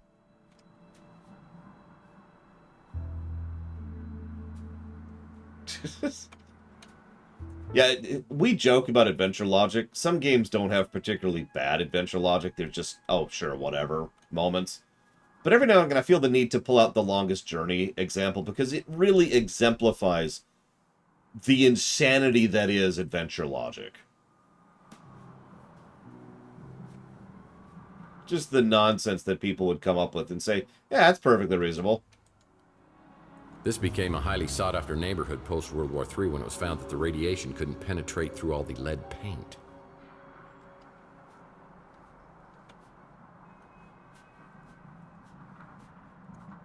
Yep, that's the Snow White warehouse.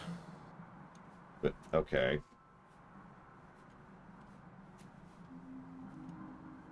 Absolutely, Loner. I've actually fallen into that particular trap myself. This is a long time ago, and it was with regards to a really simple... So one of the things I used to do is I'd get cards. You know, like those... What do you call those? Little note cards? Index cards or whatever? And I had mapped out what was effectively a choose your own adventure route on a stack of these cards. And you just say, okay, flip to card 13, flip to card 15, etc., right? And I was, in my mind, the whole thing was perfectly logical and reasonable. And I gave it to a friend and say, hey, and they got so lost and so confused. I'm like, but it makes so simple. This is a long time ago. Just to defend myself, this is a really long time ago. This is like 6th grade or 5th grade, one of the two. But it was the first time I ever fell into that trap myself. Because it all made perfect sense to me, right? Hey, that's my ex-wife's boyfriend. You know, I can appreciate any man who wears a turtleneck. Are these the Kickstarters who got, like, who put in $200 or whatever? What is this guy mad about? It is, isn't it? Must be a pilot. Only pilots wear scarves. I think I borrowed money from this guy once. PI rule number 47. Never trust anyone with a monocle. Actually, I have, Crazy Norse. I don't know if I trust this guy. The green screen leads me to believe that they're going to Photoshop someone else in later. Hey, get a haircut, hippie. Well, this joker might have taken submit a headshot too seriously. Yeah, don't do the crime if you can't do the time. Aw. Most likely to start a Fortune 500 company. Whoa, that player be mean mugging me. Most likely to start an NGO. Eh. Oh, what a strong jawline you have. Mr. Congeniality. Definitely a physics major. Very distinguished. Yeah, class of 2019. Now that's a nice smile. I wonder what he's looking at. He seems stern, yet fair. Someone get this guy a comb. The winter is coming. Meow. Someone submitted a picture of their cat for it. Oh, there's more. I'm not going to click all these. I figured I'd click some of them.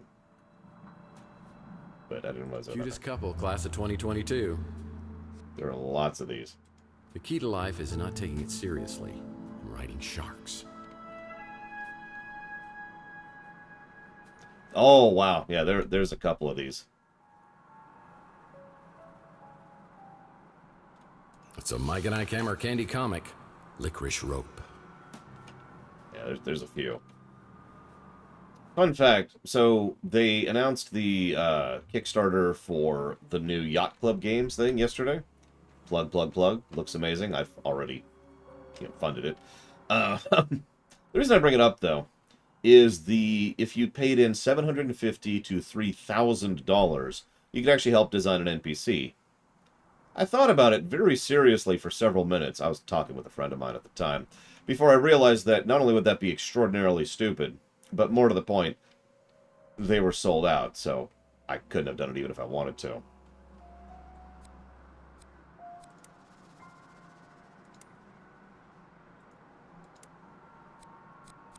So hold on. I've already bought this this hand, so whatever. Nope, we have to get inside the warehouse, which I haven't clicked that one yet.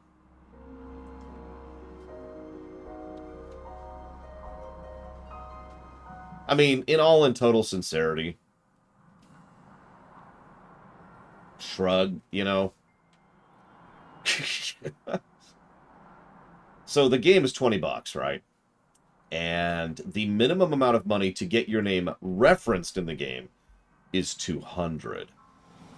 Now, they don't even say what it's going to be a reference for. They just say you're going to get a reference in the game for $200. So, looking at that at a base economic principle, what you're doing is spending 10 times the amount of money in order to get something that you might someday maybe be able to see on camera. Which, granted, I could actually do that as a tax write-off. Quite literally, that's a marketing expense at that point. But that's still $200, or rather $180, burnt on nothing, right? Oh, there were still spots for a reference. There were like 100-something spots for reference last night. I don't know if there are any now. So I'm just going to pull up the hint here. How do I get in here? Got it. I need to go to the Golden Gate Hotel. Cool. I can read the rest of that. I just need to know the Golden Gate. Actually, I'm curious of some. I can just warp there from wherever. Interesting. Wow. This place really has been renovated. I guess that dumbbell Ardo must have come into some money. But as I walk to the counter, I suspect this place is under new management. Holograms are people, too.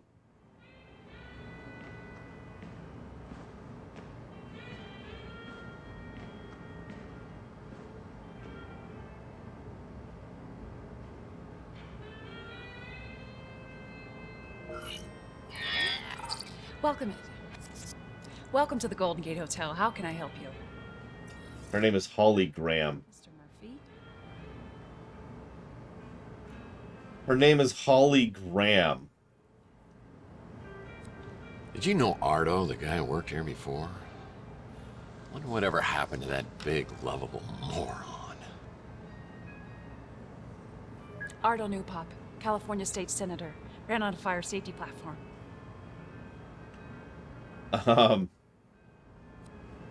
Flattering. Nope. Our heart only belongs to Chelsea. Well, it's sure a lot nicer than when Ardo was here. Call me Tex, by the way. No, thank you. The last time I tried that, you were all... I'm a professional and should be treated as such. For some self-righteous baloney like that. Management heard about it and I didn't get any time off for a month. What do you mean? Last time I was here. This is the first time I have seen you. So there's probably a bug in your system or something. You're the one with the bug. Right up your you-know-what. Jeez Louise. Well, you holograms certainly have a lot more attitude these days. Usually have to get to know a woman's first name before she'll treat me like this. You know very well who I am. Hologram. Cute, right? You tangibles just can't resist a pun. Tangibles. I like that. I mean, that makes sense, though, right, Melkor Blade? Think about that much projected light. That much concentrated light, right?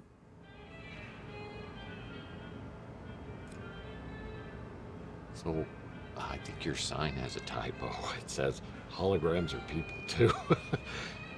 So you can read. It's for the hologram rights movement. I hate to tell you this, but holograms aren't people. And I had to know because I've dated a few. That's exactly what they used to say about minorities, women, and mutants. It's our turn now. I'm officially on strike.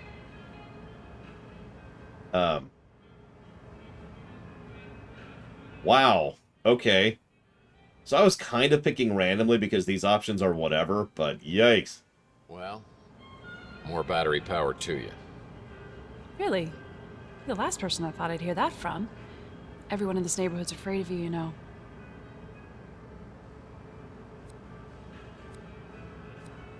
What? Of course, IT 101 is to try turning it on and off again. Afraid I might not pay my bills, maybe. Speaking of the neighborhood, maybe you could help me by telling me what's been going on around here. Sure. Though I should warn you, I don't get out much. Ah, okay, so maybe you could tell me about Tex Murphy. Now that I know you support the hologram rights movement, I may have to reevaluate my opinion of you. Right. How about the abduction on Chandler? I heard gunshots, and then the speeder came flying out and took off. Okay, she's being a lot more obvious about reading, but I think it's probably partially because the camera is so much closer to her face. Like, you can actually see her eyes doing this as she's talking. Tell me about the Ritz Hotel. Well, it's no Golden Gate Hotel, is it? Also, the focus is just a little bit off in this scene. I'm not sure what's up with that. Tell me about Archie Ellis. I think he came in one time with Mojo, the kid from the barbecue place. It was awkward. Tell me about Taylor Lamintz. Taylor's my bestie, my real friend. I don't know what she's doing with you. That's a good question. Very possible, Crazy Norse. There is a talent. Like, I was legitimately praising the guy earlier. There's a talent to reading while not looking like you're reading, and it takes effort. Anyways, Louis Lamintz. The nicest tangible I've ever met. I'll tell you about Holly Grant. Oh, that's you. Oh, you know me. Just a hologram. Here to serve my tangible oppressors. Right. So listen. Do all that I demand or I'll kill you. No, I'm just joking. I need a ladder. We keep everything like that over at the Snow White warehouse. Yeah, but how do I get into the Snow White warehouse? I've heard they keep a key or something to get inside the warehouse by the door. That's everything. Thank you. I should look around the hotel lobby and see if there's anything here that could help me out. Pardon the dust while we make some exciting changes to our ballroom. Hopefully ballroom renovations include installing an actual ball pit. That would make dancing a little bit more interesting.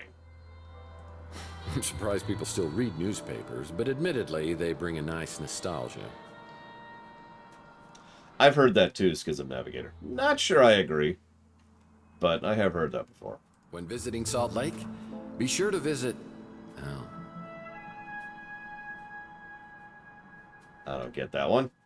All these pictures of how beautiful San Francisco used to be just depress me. Could use a throw pillow.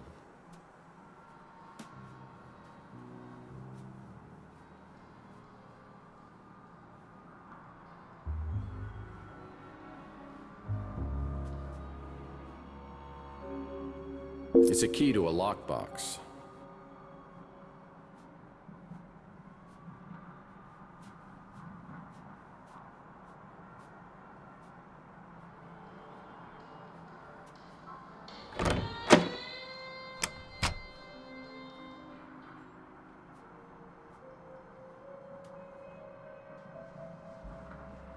Lose it to whom would be the question, Trax, yeah.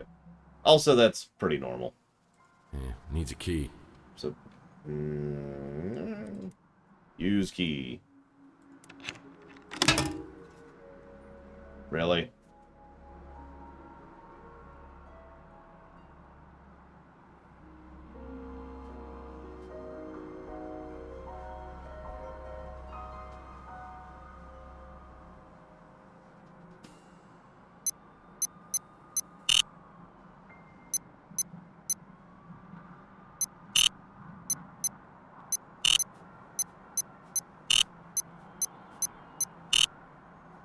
Damn. Sorry, there's a weird delay on inputting, and I didn't recognize it at first. Anyways.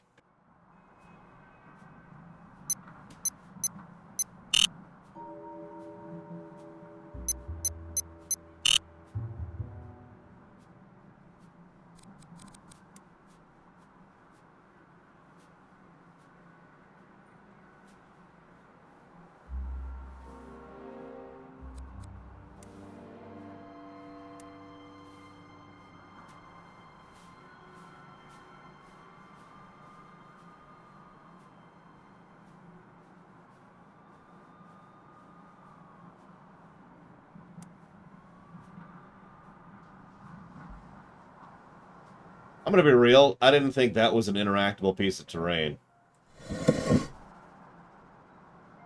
What do we got here? It's like instructions to get into the Snow White warehouse.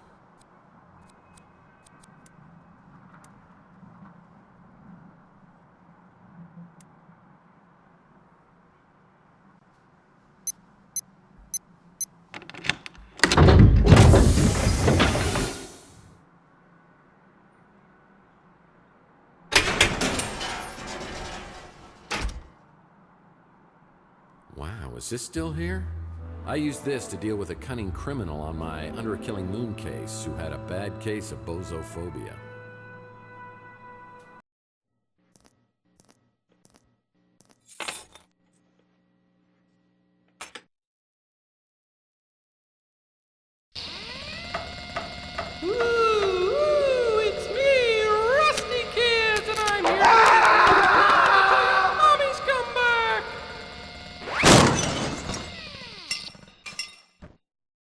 I heard he had my name tattooed on his knuckles, and he wants to show me firsthand when he gets out of prison. I'm not really looking forward to that. Yeah, again, that's the kind of game we're playing.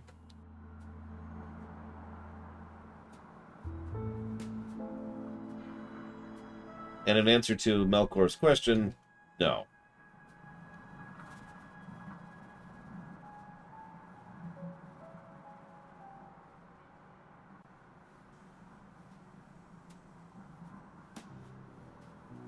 Looks like an interesting read.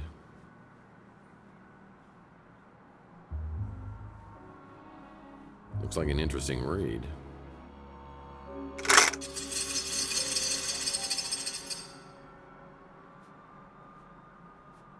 Well, supposedly that last one is pretty good, Gunga. The one I actually haven't read. Now that I have a ladder, I can get into the second floor of the electronics. Yep, let me just shove this ladder alongside the elephant in my backpack here. I can't remember the name, but it is the most recent book, I'm pretty sure, Gunga. Has to do with Abathur. It's by Timothy Zahn, one of my favorite authors. Me too, Melkor. Me too. The greatest secret in the world, Crazy Norse. A secret some would go to any lengths to protect.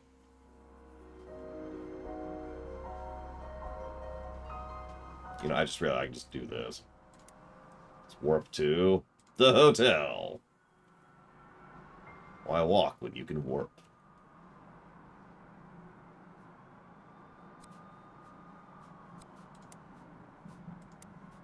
Man, I don't even know what I was trying to do. Put the okay. Ladder. Nice graffiti art. No, ladder.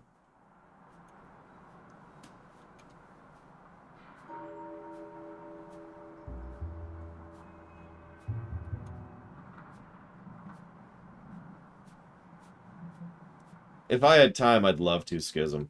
I've been playing Galciv since, well, 2, actually. Actually, Galciv 2 is still the one that worked best for me. I didn't get into 3 as much. Not really sure why. But I never did a full review on it, so I'm not sure of specifics. Hang on. Got it. Physics are way up here. So, here's an interesting question. Some people would argue that moon logic is a good thing. I'm not one of those people.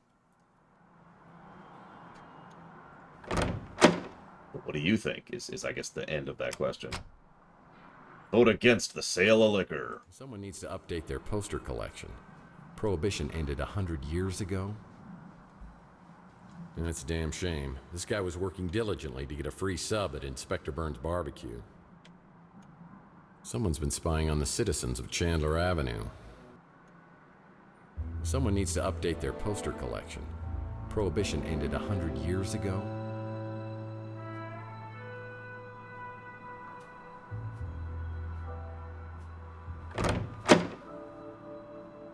Yeah, I haven't either, Crazy Norse, but I'm going to freely admit, and maybe I'm just a moron who hasn't played that many point-and-click adventure games recently, but I would already be lost if not for the fact that I had to go look up what to do.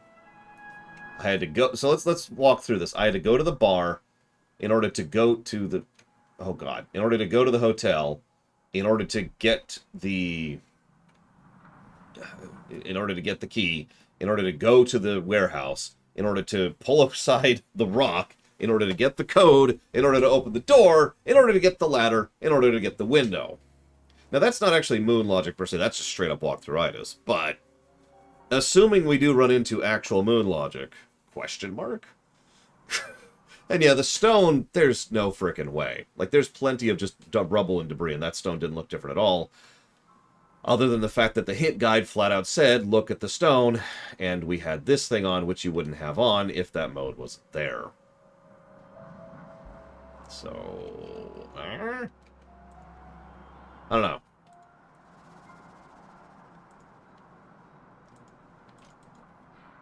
So I'm going to jot it down as a potential for right now. We'll see where we go with this. So far, the only really egregious thing is the stone. And one thing does not a negative make, unless it's really bad. But yeah, Louis once told me these rooms were used by bootleggers and smugglers during Prohibition. There were hidden panels in rooms where they'd hide their stash.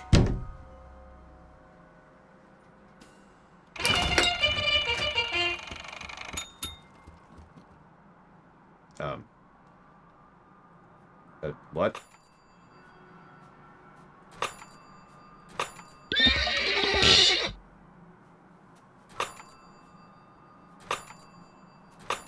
Literally screwed up that one.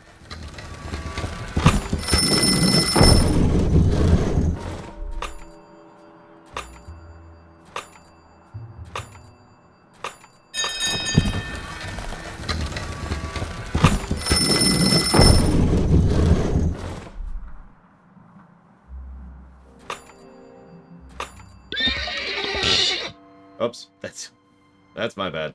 Shoot, now I lost it.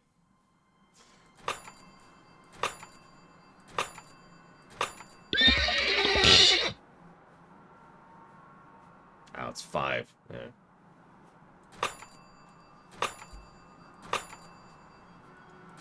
That's 4. That's 5. What was the last one? I don't remember what 7 was. I wasn't even actually looking, to be completely honest. Hey, Papa Neeks. Yeah, we're a couple hours in.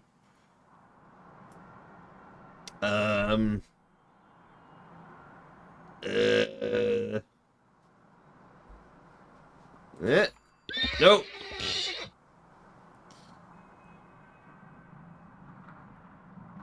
Damn, there's actually an 8, too. Okay, so it's this one. Ah, God damn it.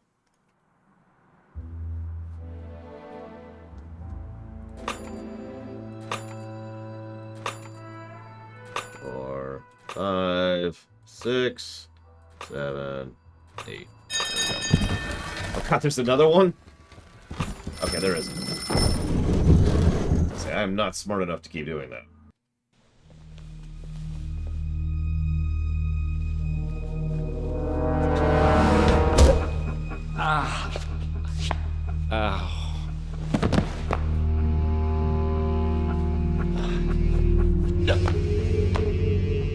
Don't shoot.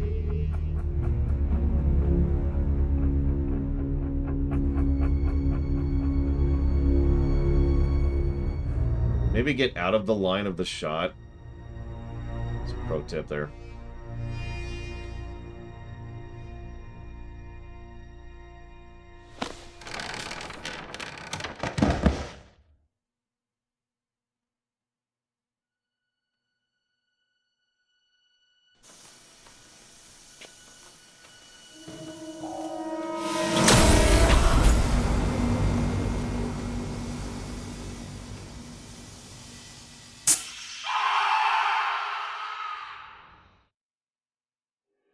Well. Hi, Kevin.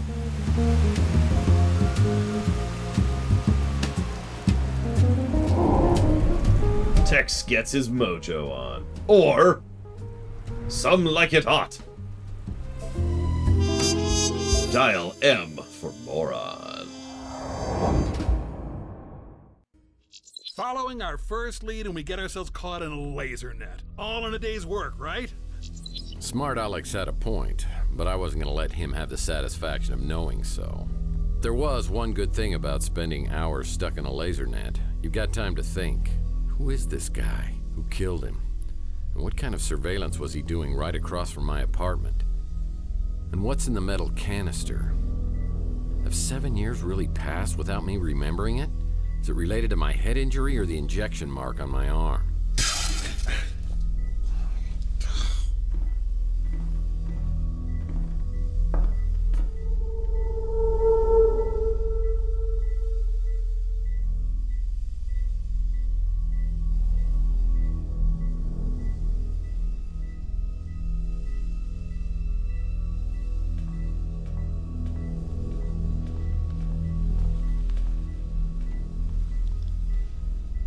Is he dead? Well, I think you missed a hell of a party. Party? Yeah, you're here in time for the laser show. I wouldn't do that. I was here to meet Carlos Maldonado. Is that you? Or him? Look, I just stumbled onto this little nightmare, and I need to find out who this guy was and what he was doing. I'm a PI, and I assume this guy is Maldonado. My name's Murphy. Who are you? Mason said Maldonado was a PI. Were you working with Mason too? I'll be honest. I don't know if I was working for Mason or not. Actually, I'm having severe memory problems here, so anything you can tell me about Maldonado or Mason or what's in the cryo chamber here would be greatly appreciated. I think I set off an alarm when I came in here. I don't usually do this kind of thing. I was just trying to help Mason. He said, come in here, find the PI, get the cryo chamber, and keep it safe. Well. Hey, I found that first. Slow learner. You have to find Mason. I think he's in big trouble with bad people. I don't know why. He's a neurologist, for God's sake. But you have to promise me that if I let you go, you won't come after me. You'll find Mason. Oh, I promise. My fingers are so frozen I can't cross them. I mean, it's that or wait for the cops. If your memory problems are part of all this, Mason is the only one who can help you. So you need to find him and bring him back safe just as much as I do.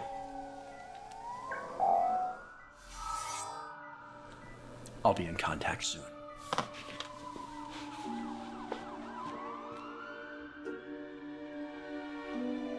Yeah, I'd do that too. Notice they added a little bit of scorching to his hands, just a little bit of makeup there. Man, Love the little touches. Close, but I don't want to leave this place without a clue. I better hurry up and find something before they get here. Alright, so I found something. But before I continue...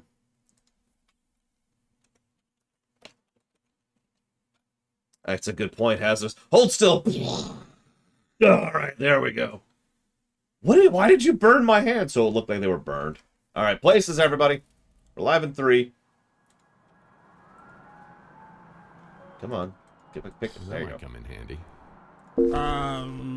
Strictly speaking, I would never encourage anyone to break the law, but... This equipment is surveying several different locations, including my office. Someone knows what I've been up to. This SOB's been living up here, watching my every move. This SOB's been living up here. Yeah, tough break, hombre. Not even one crate of mixers. This guy was hardcore. Make sure we don't miss anything in our haste.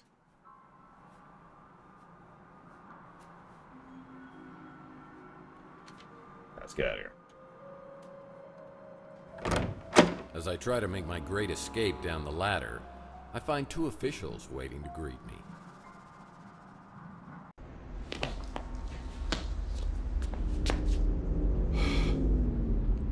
Hello, boys. Well, if it isn't Tex Murphy, what were you doing in there?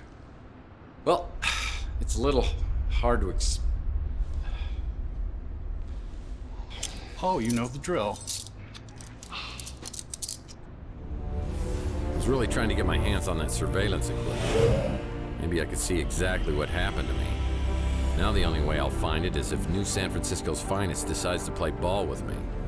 I don't know where they'd start now, but I'd better polish up on the old Murphy charm.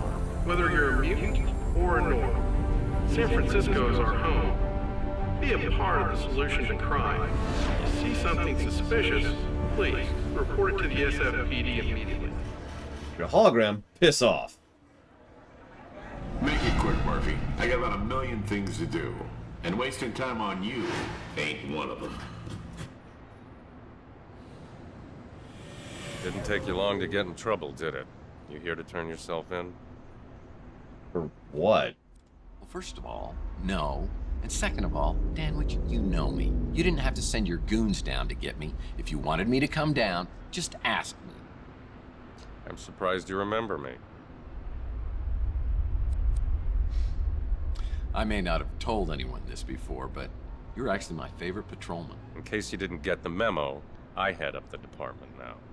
And things aren't as loosey-goosey as they were under Malden. Yeah, I gotta admit, Malden did like his goosies a little loosey. So why is it you think I came down here to turn myself in? Well, we just found you at a crime scene with a dead body. That dead body happens to be Carlos Maldonado, a PI working the same neighborhood as you. Is that your way of intimidating the competition? The name Maldonado means nothing to me, and I insist that you give me a polygraph test to prove it. I was just reviewing your file when you came in. Is that a lot? Because it looks like a lot. August 2047. Beek Nariz, NSFPD informant. Beaten and hospitalized after providing information about Tex Murphy. Nariz refuses to identify his assailant. No charges ever filed. November 2048. Surveillance video shows suspected extortionist Jen Lee leaving the Golden Pagoda with Tex Murphy, never to be seen again. The case remains unsolved. Shall I go on? In the past few years, you've gained quite a reputation for yourself.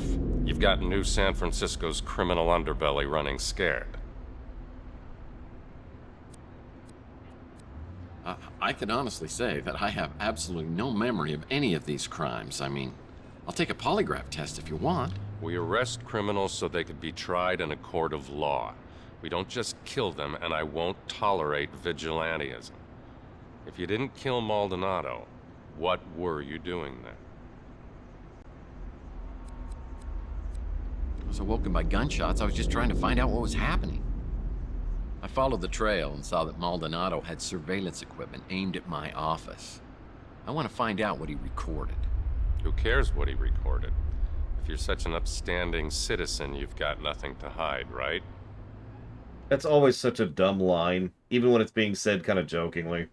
It's only the guilty have something to hide. God, that's so stupid. Yeah, right.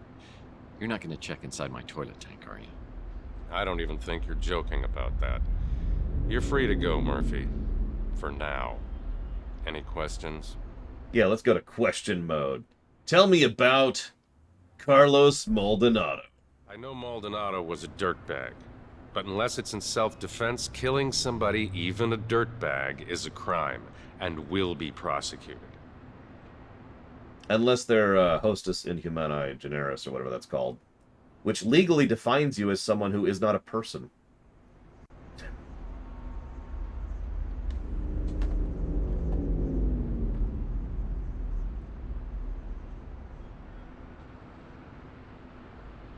Let's go with the Ritz Hotel.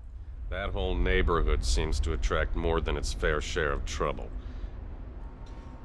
Why do they keep cutting off like they're in the middle of a take? I know the answer to that, but because what they did was they gave them all their lines in one big bundle. And so what's happening is they've actually recorded all these lines in one chunk. And occasionally the actor pauses better than other times, you know? Anyways, tell me about Taylor Lemons. She's an investigative reporter at the Bay City Mirror. One of the less obnoxious ones. Exactly, Loner. That's the only reason people use crypto and cash. Shoot, do I have cash in my wallet right now? I do have cash! Oh my god. I need to give this away immediately. On crimes! I'm not sure what to think of you, Murphy. Alright, well what about the abduction on Chandler? I have no evidence of an abduction. Just a dead body and only one person of interest. It might be in your best interest if you could find out what happened. You know, what's going on with Chelsea? As far as the coroner and the commissioner were concerned, finding Chelsea's remains in your speeder were enough to pronounce her legally dead. Well, that sucks. Tell me about Maldonado's surveillance video. I'm not allowed to let you see it. Okay. That encrypted memory stick probably has some useful information on it. Oh, great advice. If you could help me break it, then I'd be impressed. Guess I'll have to see if anyone else on the street can break it for me.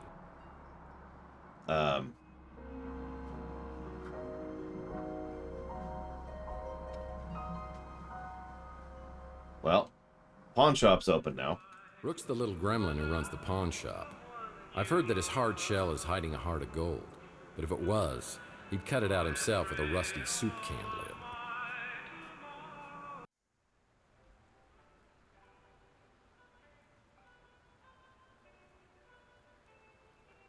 Look, he's reading the text from this game. Murphy! Here, let me look at you. Louis told me something terrible has happened. I've been worried sick. Well, I appreciate the concern, but other than a weird case of amnesia, I'm fine. But Louis says you're behaving like a totally different person. That would be the amnesia thing. Since when do you care about what happens to me? Don't tell me your little Grinch heart has grown 3 sizes in the last 7 years. Oh, Lord. Please don't tell me that lump on your head has turned you back into the pathetic, pestering PI I used to know. This is a nightmare. I like the buttons on his shirt. Now that's the Rook I know. For a minute, I thought you'd started carrying a song in your heart. It's temporary, though, right? A side effect? Please tell me you'll be changing back. That's hysterical, Sierra Mike. Thank you, If and But. As always, I will jot that down for Bruno. If you give me just a moment.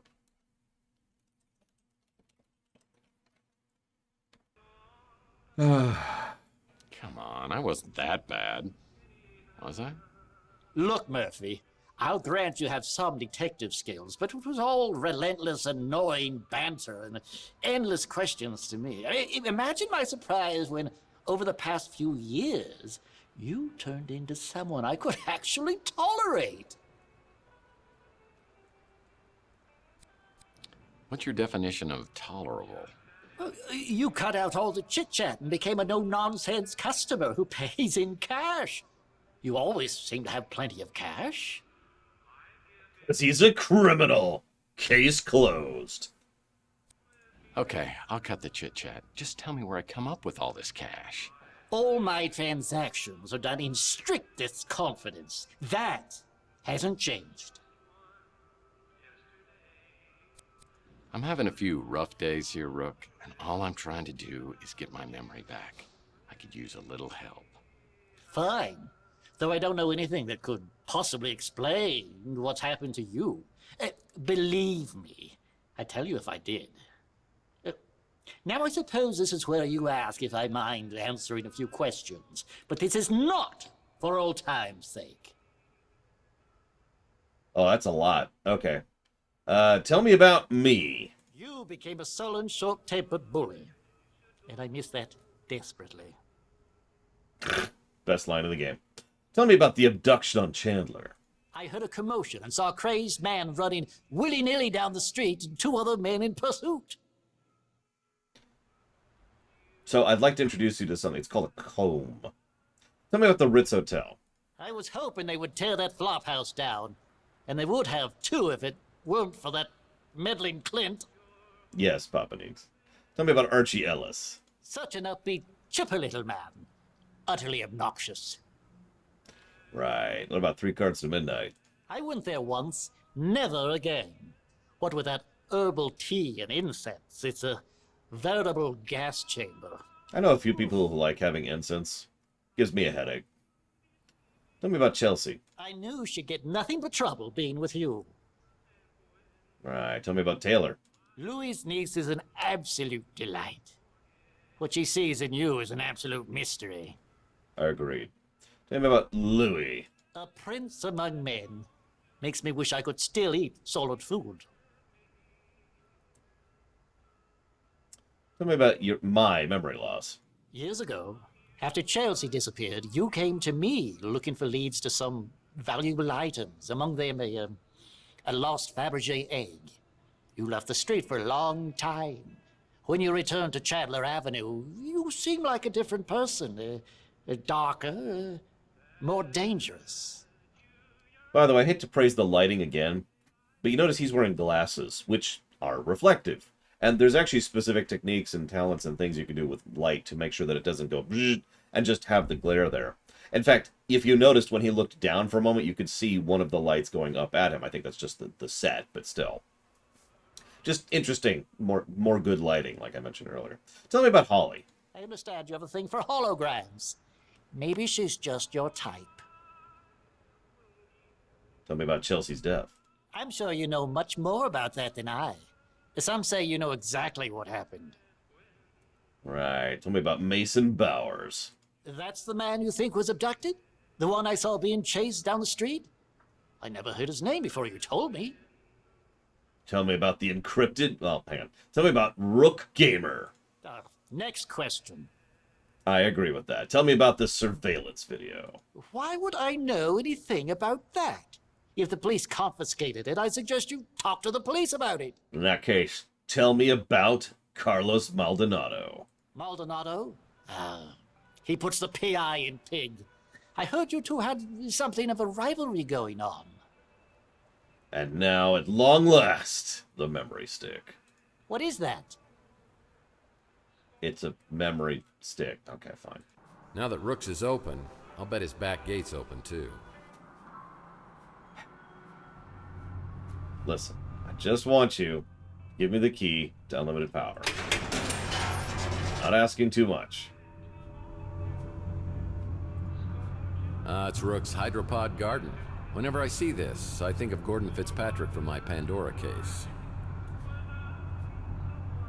I've got anti-hydrogen pods on board, and I've got to get us as far away from Earth as possible. Pods? Pods. Anti-hydrogen pods. He wasn't from around here, or even from this solar system. Well, it's like if you have a stick of butter, Hastus, and you put your finger on it, and then it leaves, like, your fingerprints on the stick of butter. And now the stick of butter can remember your fingerprints, see? Yeah, I used to come back here and shoot hoops until I threw my back out.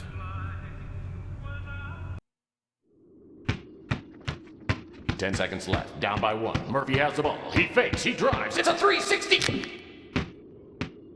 He's foul. Or was it my front?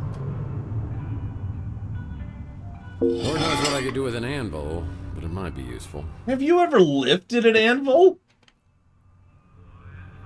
I know that's kind of the joke, but god damn. Hey kids, don't let Llama Claus catch you smoking his cigars before he hits town. Also, Surgeon General says smoking is bad, crossed out good for you. Okay, so I have an anvil in my backpack.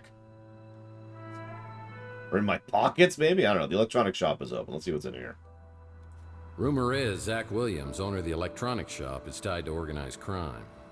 Oh, we've had our problems in the past. For example, the last time I was here, he shot my credit card into 1,000,000 pieces. I'm hoping he's in a little better humor today and doesn't blow my brains out, or even worse. I did that earlier, Papanix.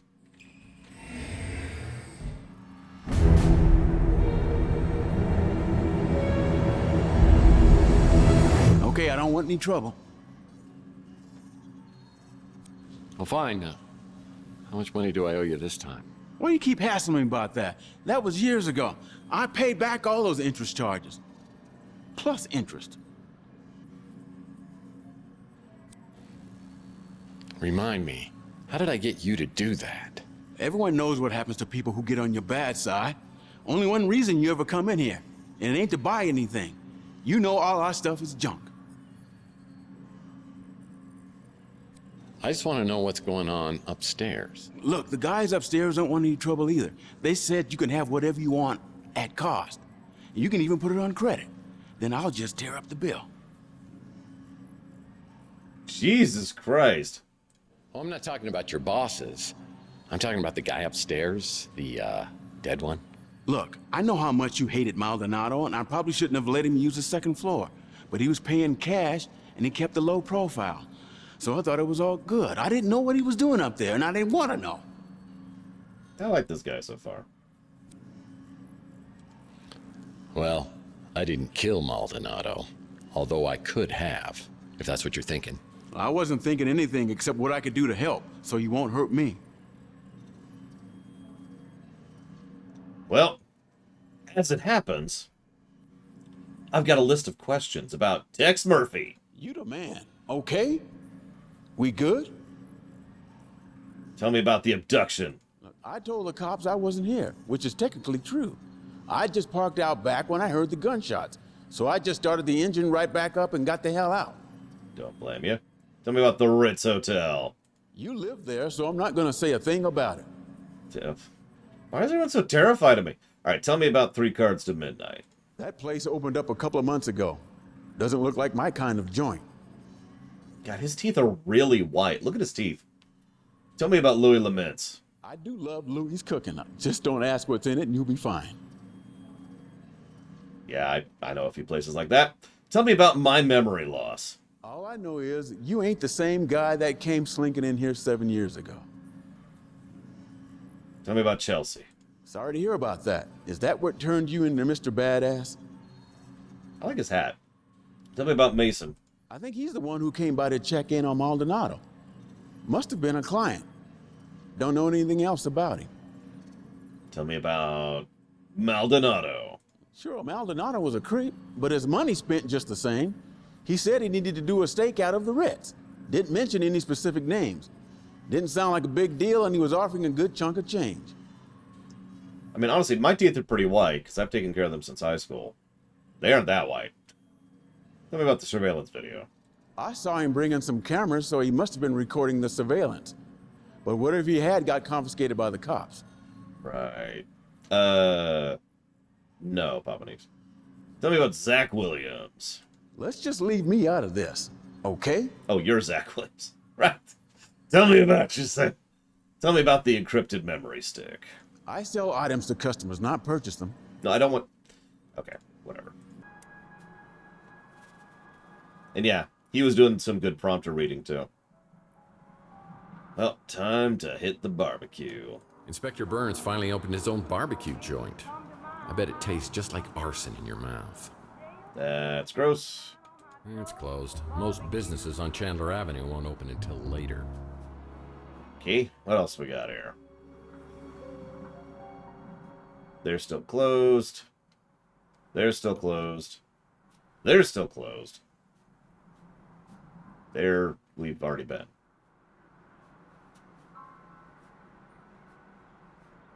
Alright.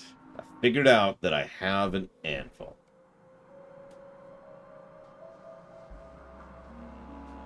I think I know what to do with it. No,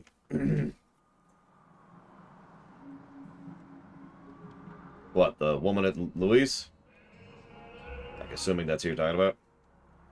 The woman who was like, flirt, flirt, flirt, flirt, flirt, flirt, when we walked in, and we were like, stranger danger! Stranger danger! Stranger danger! Yep. And there's Golden Gate. That's everything, really. Alright, well, let's hit the hits menu. What do we got?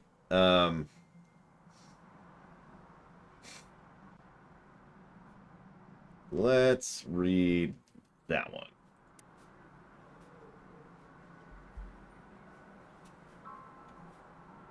Already.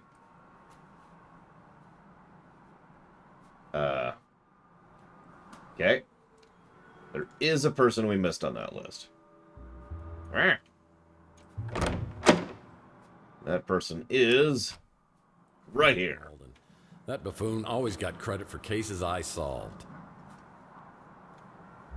Problem with vid phones is you can't call anyone from the bathroom anymore. Well, you shouldn't. The Presidio. I mean, the Palace of Fine Arts. No, wait, is it the Museum of Science? San Francisco just has too many landmarks.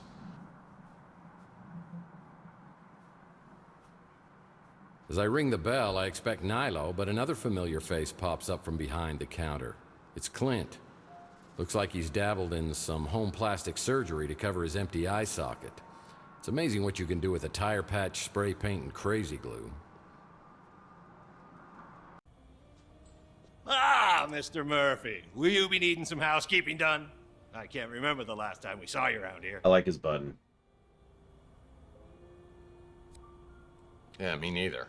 Don't know if you heard, but I had a little blackout. I used to get brownouts. Louis' chocolate pie damn near put me in a coma every time. I always admire actors and their ability to just kind of put up with things like having Play-Doh smeared all over half their face while they're trying to do a performance. So, where is Nilo? You haven't had to resort to working for that scumbag, have you? Nilo? Man, I haven't heard that name in years. Not since I bought this place from him. The city was going to condemn it, but Nilo didn't feel like fixing it up, so he sold it real cheap. Okay, I don't mean to complain, but unlike most of the previous actors, this one keeps not being able to decide if he should look at Murphy, who's over here to... You can't see him. He's over here to the right, or the camera, which is over here. So his eyes keep doing this, and it's a little bit more obvious. Where did Nilo end up? You mean Nellie? He got a sex change. Yeah, I don't know. He tried to pass himself off as his long-lost twin sister for a while, but that didn't fly. See, he just bouncing back and forth. Well, you've done a bang-up job. You even got rid of the smell. What was that, anyway? You do not want to know. God, I wish I could get amnesia for that memory. But on the bright side, we've exterminated most of the roaches and reinforced the foundation after the big quake last year. And finally got real fire extinguishers, so no more painted-on safety features. We're up to a 3-star cubic zirconia rating in the Mutant Leisure blog spot now. That's... So how did you afford all of this? I mean, didn't you normally eat up all your profits at the chocolate stand? It's mostly thanks to you, my #1 tenant. You pay up front and I always throw in a little extra to make sure I keep an extra eye on your place. So I'm not behind on my rent? Maybe I should get amnesia more often. You're paid through the end of the year, just like every year. You're hardly ever here these days, but hey, let me get my nose out of your business. That sounded disgusting. Let's change the subject. What can I do for you? Well, you can answer a bunch of questions, starting with everything. You keep being my best tenant, and I'll be your biggest fan. Deal? I do like his hat. The cops came by to ask me about that, but I wasn't here at the time. Tell me about the Ritz Hotel. This may not be much, but it's mine, and I love it. Tell me about Archie. Nice guy, but he's got some screws loose. Tell me about my super hot girlfriend, who's not up. Oh, there she is. That's Louis' niece, right? Tall, brunette. Oh. Yeah, that's her. Tell me about Louis. I've got to steer clear of his diner. Too many chocolate memories. I think they literally took gauze and did flesh-colored paint over it. It's actually surprisingly good makeup job. Like, I know it looks kind of crude, but you can tell by looking at it. Some people put some real work into that. They really tried to match flesh tones, too, which is a lot harder to do than it sounds. Dumbest name ever for a shop. Now, the lighting helps with that a little bit. You notice he's got a yellow light, a warm light coming up from this direction here. But... Look, I know I used to joke with you about Chelsea being in love with me, but that was just my jealousy talking. Look, I've had my own problems, as you know. I was in a kind of a dark place 7 years ago. Dark, bitter, sometimes nuts, raisins, God help me, marshmallows. Raisins in chocolate? You monster! Give me my gun. Where's my gun? I don't have a gun. Oh my god. I'm a PI without a gun. What is wrong with me? Just get the holes patched before you move out, or I will keep your security deposit. Listen, I did... Okay, fine, whatever. Tell me about Hologram. Nice girl, for circuits and chips. Well, yeah. Yeah. If I could...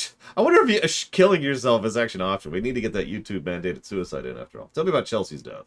We don't need to talk about that, do we? That was a real tragedy. Well, then tell me about the encrypted memory stick. I can't help you with that. I can barely work a toaster. Well, then tell me about everything else. Maldonado? Nothing but trouble. I steer clear of that hombre. Well, he's dead, so I wouldn't worry about it. Oh, God, Papanik's. Oh, so gross. Alright, I've decided after I take over the world, anybody who eats chocolate with raisins is going to be executed on the spot with chocolate and raisins. Don't worry, they'll be really delicious. They'll just be poisoned. Maldonado is spying on you? Are you sure it was you? I mean, yeah. Tell me about Rook Gamer. That little gremlin's never forgiven me for stealing his newspapers and using them for blankets. Why? Okay. Tell me about Zach Williams. That guy's all mobbed up, so I keep my distance. What about Clint? Me? I'm just living the you're dream. Clint. One chocolate-free day at a time. So I got this 90% cocoa here. Ah! Oh, right. God, that's disorienting. Okay. Back out. So now, we gotta hit this button, and hit this button. Thank you very much. I think that was Jesse's mouse. Jesse's Ward! It was one of the Jessies. I was close. I was half right. Thank you, Jesse Ward, very much. I gotta part and parcel that out. Give me a second. Ward 06. It's okay, Von Falkenstein. It's all part of my plan to deliberately design my own rebellion, which I've talked about many times. You gotta have your own rebellion, otherwise other people make the rebellions, and that's just a mess. Oh yeah, I should flashlight the area. And that's going towards Modern Warfare 1 and Republic Commando. Yeah, back in. Flashlight. Flashlight.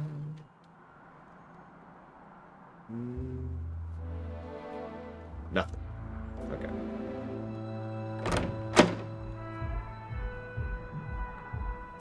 I don't feel like I want to do that.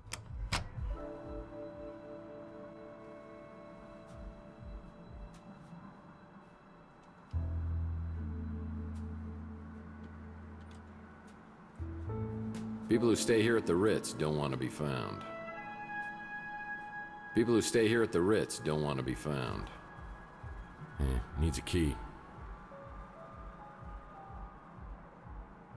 Okay.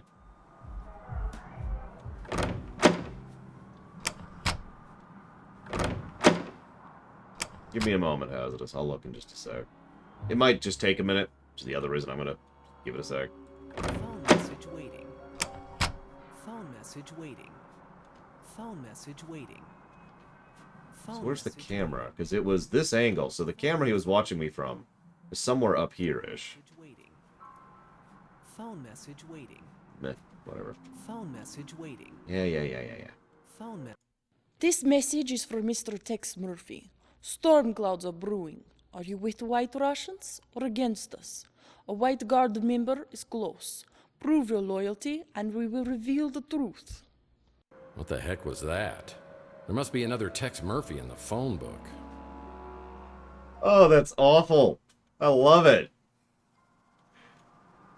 I'm pretty sure I can do better Russian than that. I can't do real accents. Unless I listen to them for a while.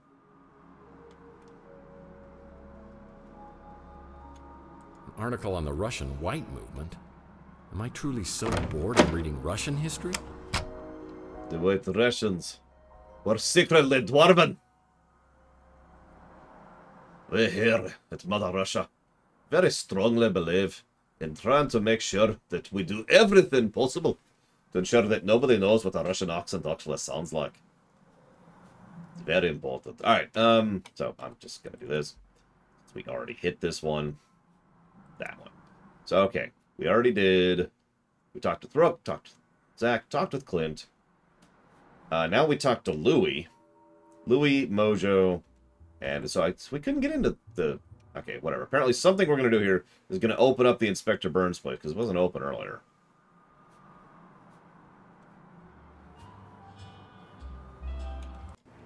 Hey, what can I do for you, Murph? Well, first of all, you could keep being one of the best actors in this entire thing. Tell me about Holly. That Holly is a real spitfire.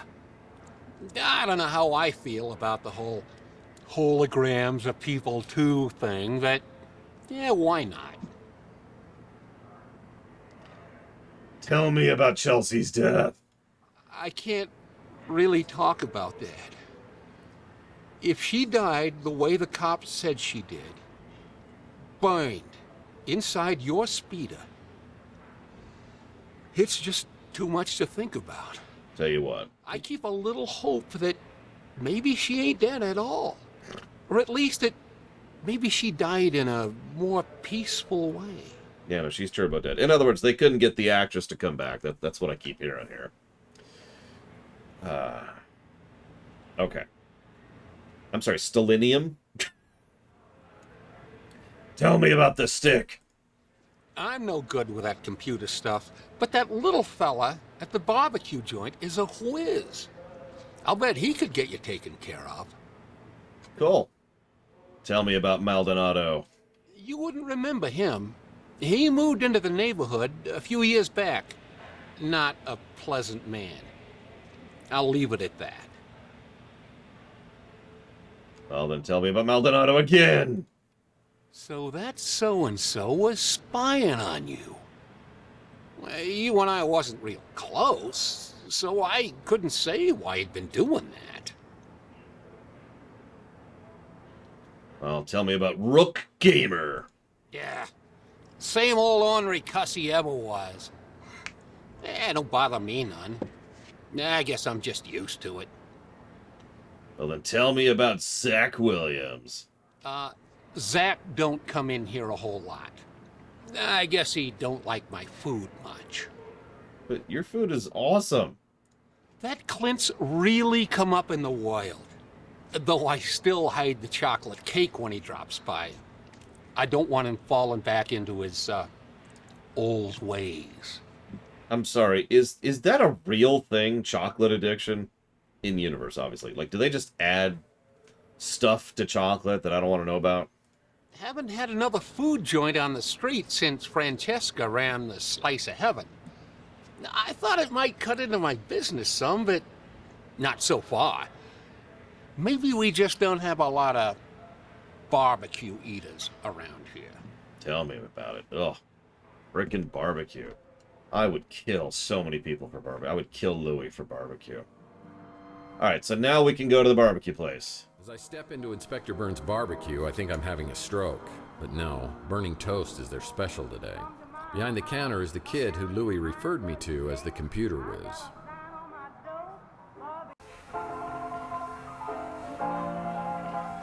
Really? When you come to my house, come down behind the jail. I got a sign on my door, barbecue for sale. I'm talking about my barbecue. Welcome to Inspector Burns' Barbecue. My name is Mojo. Special today is chili con carnage. They'll destroy your hunger as well as your taste buds. Order when you're ready.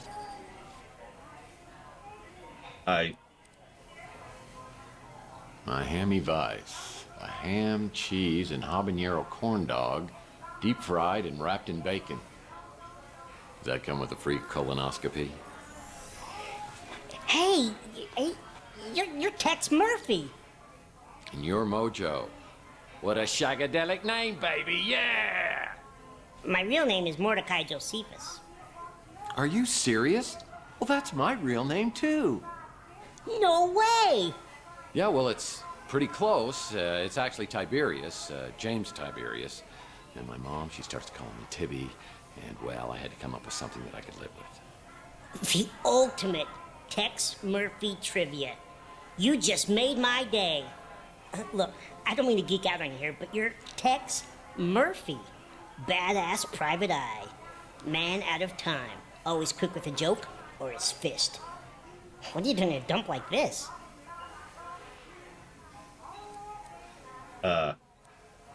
I'm guessing you haven't won any Employee of the Month awards, have you? Nice. Classic Tex Murphy. I'll tell you what. You buy me lunch, we'll call it even. Oh, you don't want to eat here. The food really will burn your face off. Inspector Burns is a bitter, bitter man. So, what are you working on?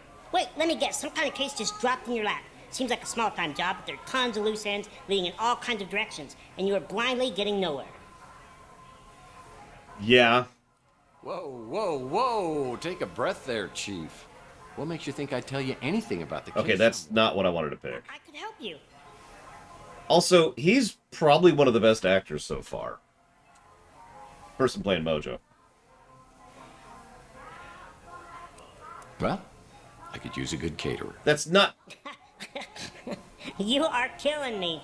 Look, Mr. Murphy, you fancy yourself as sort of a timeless classic, a PI archetype for the ages. You know your way around the crime scene, but it's no secret that you're not so good at high-tech gadgets. That's where I come in. Like, going back to what we keep talking about with the eyes, notice how he looks like he's actually memorized his lines. Because he's not doing anything. He's just straight up looking where Murphy should be. That's in addition to the timing and the tempo and the emotive. He's pretty good. I like him. Fine. I have a fax machine, for God's sake, and I barely know how to use that. Whatever I can do, just let me know. Alright, so can you tell me about... Louis? Inspector Burns has tried to torch the Bruin stew at least twice. What? What? Hang on, back up. What? Like Inspector Burns says, it all tastes the same when your tongue's charred. That's not actually true. He says he likes barbecue, so I'm not sure why he eats here. I'm sorry, that reminds me of one of my favorite jokes of all time. Two people are in a Starbucks, and one of them says, "You want a cup of coffee?" The other person says, "I'd love to, but we're in a Starbucks." Comes in here all the time to eat, just so he can complain. He does look familiar, I'll admit that. He is doing a good job. I'm not actually joking. He is, I'd say, probably my second favorite actor overall so far, and he's probably the best actor. It's just, Louis is awesome. Tell me about Maldonado's surveillance video. You think Maldonado was spying on you? Not surprising. Oh, that's interesting. He's the guy you hired to take photos of your cheating wife. You're the guy they hired to beat the crap out of the guy you catch with your wife. That's interesting. Tell me about Chelsea. Sorry you lost her, but man, did you ever get an attitude? I mean, yeah. Tell me about Hologram. Sometimes I spend hours just thinking about what kind of baby she and I would have together. Probably designed. You know, you designed them and you both kind of collaborate to build them, and they're then holograms. Tell me about Chelsea. Chelsea Bando. The Nora to your Nick. I wish I could have met her. Tell me about 3 Cards to Midnight. So glad Archie opened up his shop here. He's like a god at all this conspiracy stuff. Tell me about Archie. Me and Archie are buds. Tell me about Tex Murphy. I just can't believe I got a chance to meet my idol. Oh, right, that's me. Tell me about the memory stick. Sure, I can decrypt the memory stick, no problem. It may take a while, at least a day. Could you do that, please? Another item on my to-do list today is checking out Maldonado's regular office that's on the street. Well, I actually know where that is, as we looked earlier. I'm not sure how we're going to get in there. What the hell is that? That's a SPO-pad, protecting the universe from imperfect life forms since 1967. It's like a mall cop with a 5,000 meter volt taser without a moral code. Be careful, Tex. I could get hurt. Right. Well, good news is, I've got an anvil.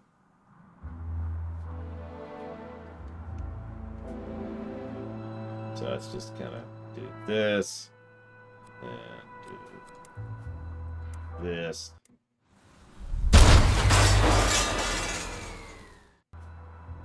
I can't believe that worked. I was mostly kidding. How did we get... Okay. It's locked. I won't be able to enter without proper identification. Wow, nothing is so simple or wonderfully effective as blunt force trauma. It's locked. I won't be able to enter without proper identification. Well, time to go murder Maldonado. Wait, hang on. Did I actually loot anything off him?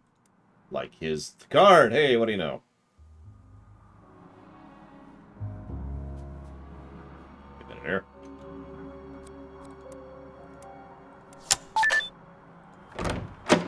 Alright. Wow, a place even sleazier than yours. And you have an animal print bedspread.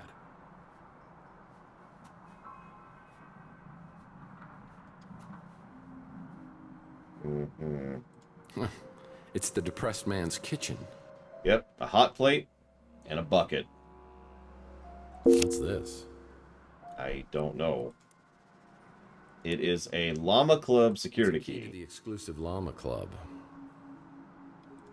Cool. Yuck.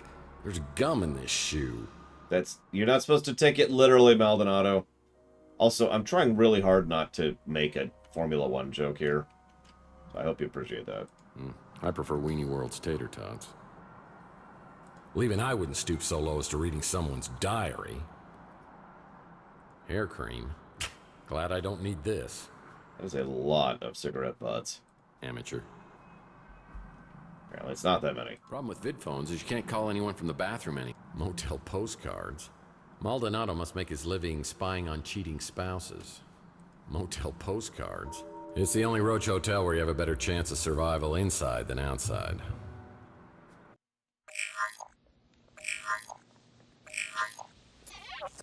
Hello? Could I speak to Carlos Tex? Sorry, have we met?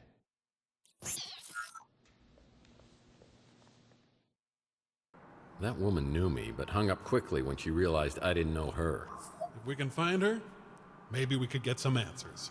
She must have visited Chandler while she was doing business with Maldonado. Maybe someone around here will recognize the photo. Larry Hammond wasn't really a mutant.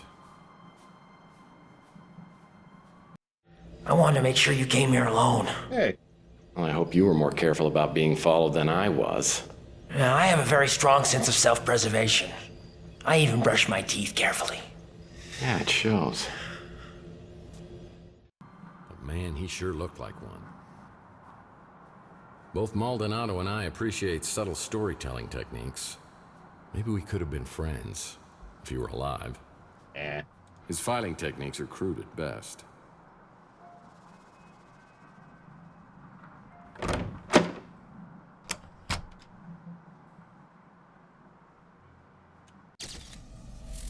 Save over here. Oh, Jesus. Yeah, you know what? I'll just let that be my saves.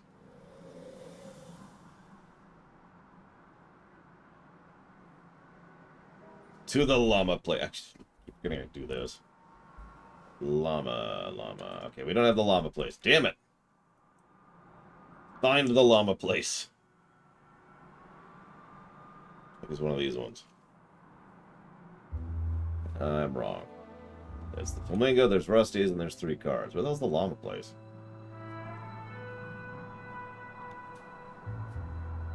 There's Rook's, there's the electronic place. There's the barbecue, and there's Louie's. We know where Maldonado. Where the hell's the llama place?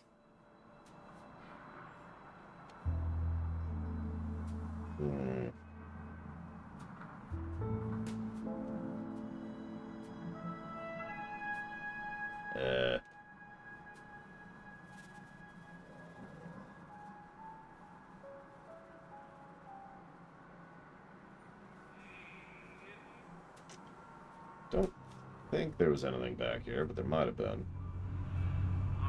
Because that's what I was thinking of when I was thinking of llama.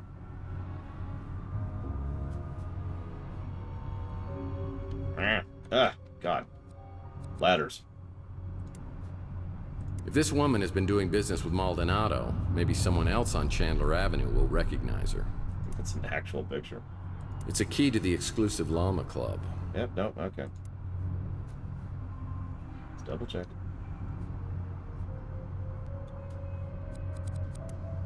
Well, let's just do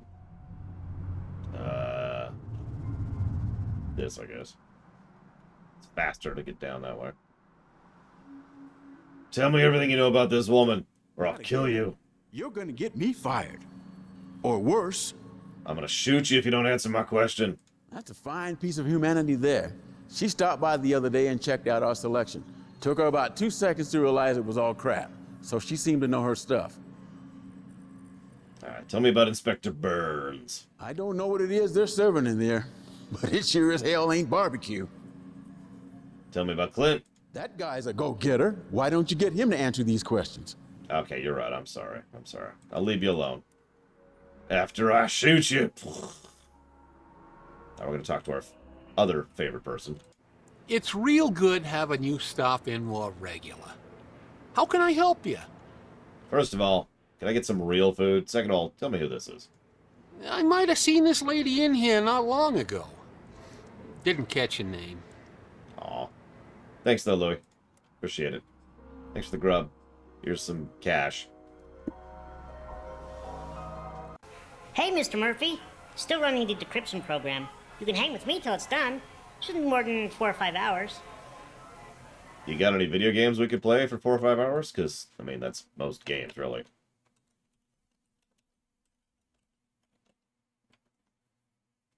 Who's that? That is the question. Thank you, Mojo. Unfortunately, it leaves only 2 people, and this one's probably the one who recognized her. As I made it perfectly clear, your status as a paying customer earns you a modicum of goodwill. I suggest you use it judiciously. Yeah. Sorry, you lost me at modicum. Look, answer a few questions for me and I won't kick your butt when I get my memory back. Jesus, dude. Tell me about the barbecue. Just smelling the fumes coming off that establishment irritates my bowels. Tell me about Clint.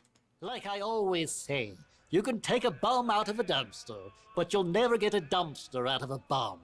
That doesn't actually make sense if you think about it. At least he knows how to keep his mouth shut. Right. Tell me about the woman. Lovely. Oh, she may have come by here. I can't be sure. Right. Damn it.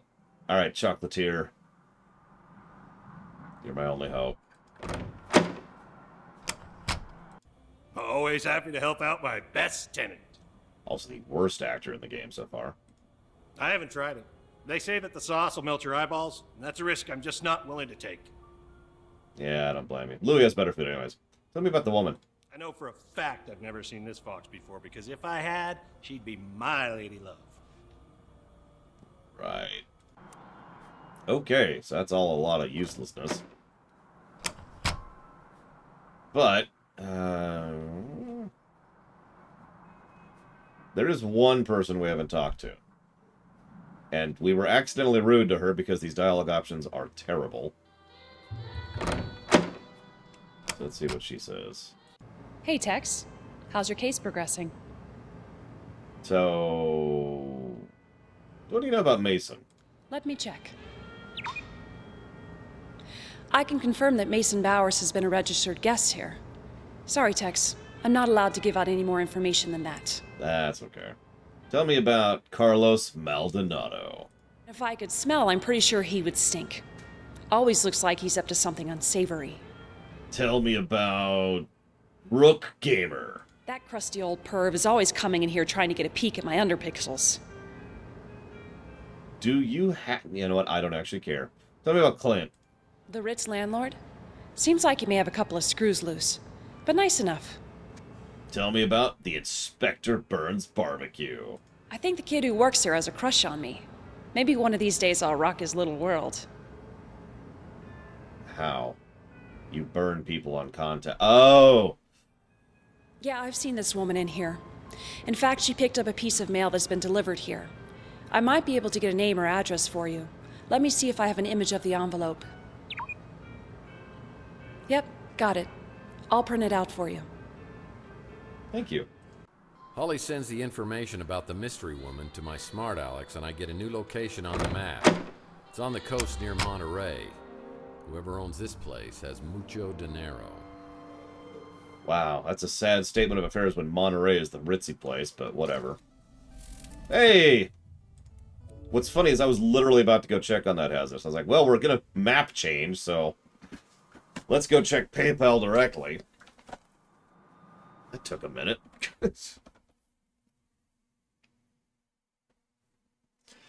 Oh, forgive me for the stretch. And thank you, Hazardous.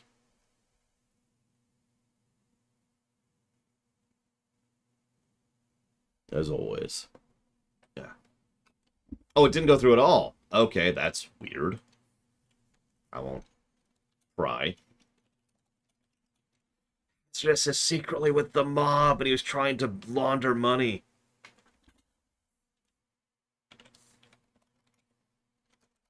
So that's getting divvied up to White Knight Chronicles 2. Mark of the Ninja. and Republic Commando. I mean, it just felt appropriate, right, Papa Neeks? I'd noir it up, but as I mentioned during the Max Payne run, I can't do that on command. Alright. Let's head to... none of these places. Oh, there we go. Beach House. I get in my speeder and realize I'm very wobbly and my vision's pretty fuzzy.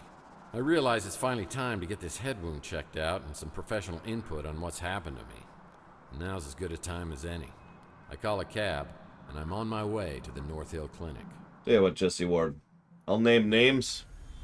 You line my pocketbook, you know what I'm saying? Where are you headed? North Hill Clinic. Well, I better step on it. You look like you're in pretty bad shape. Your eyes are really bloodshot. Yeah, you should see him from this side. Live around here? Yeah, I do. Live at the Ritz. I've heard there's a lot of Morlocks in that area. Morlocks? That's what they call them. Some new, crazy type of mutant. Really? Yeah, I've heard rumors that they're attacking people. On Chandler Avenue? Just rumors.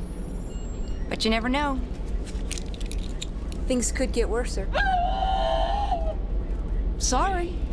I just wanted to let you know I was packing heat up here. Of course you are. Didn't mean to freak you You're a out. cab driver. That's fine. It's just the last time I got a ride from someone, they shot me, so I'm a little jumpy. It's a nice gun, by the way. I used to have one just like it. I've had this for a long time. Some idiot threw it out his window. The head wound is painful for sure. Maybe this Dr. Donahue can help me sort things out.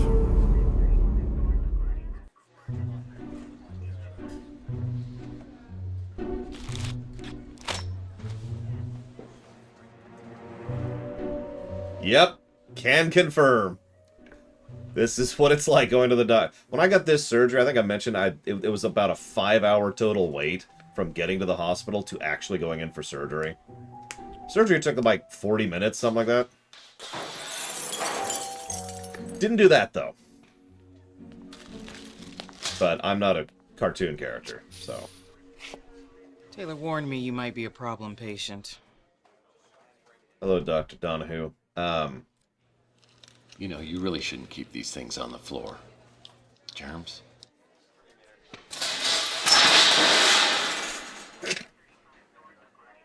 I'm just gonna assume you've got some head trauma. Yeah, What's going on?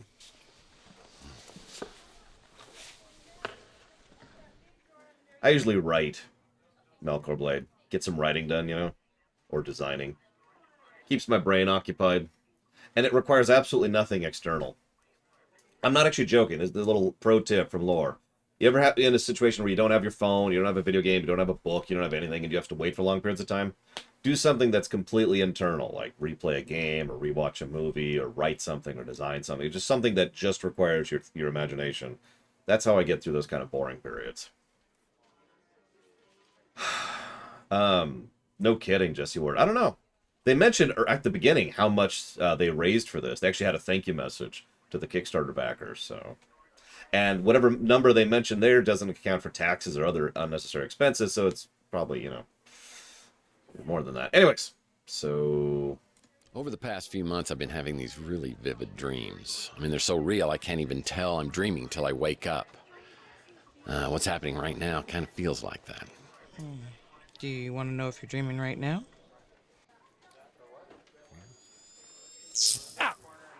Yep, you're awake. So tell me what happened. I like her. I woke up a few hours ago with this goose egg on my head and an injection mark on my arm. I've got no idea how I got them. As a matter of fact, I have no idea about anything over the past 7 years. Please don't zap me again. Pretty good shot to the head. Enough to knock you out. Maybe cause some short-term memory loss, but for 7 years. Let's see that mark on your arm. I think we'll need to draw some blood. Everything on your form accurate?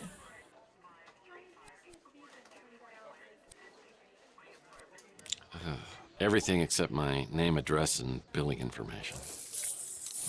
Well, I'm guessing your bloodstream's full of cholesterol and toxins, But I'm sure we'll find something else there, too. Have you ever had an implant? Just one, but it was a long time ago. It was in my brain, so I'm sure there's nothing to worry about. Well, that injection mark concerns me, but I don't want to speculate. I would really like to keep you overnight for observation. You mind waiting around until we figure this out? I mean, you're gonna charge me a few dozen $1,000s for that, so I'd rather not. Sure, if we can get it done in 5 minutes. While we're waiting, though, could I ask you a few questions? Yeah, I noticed that, Melkor. Tell me about Tex Murphy. Let's just keep this professional, shall we? I mean, you're hot, but that's not what I was going for, lady. Tell me about Taylor. I don't think you could do much better. And yes, I mean that the way it sounded. Okay. Can you tell me anything?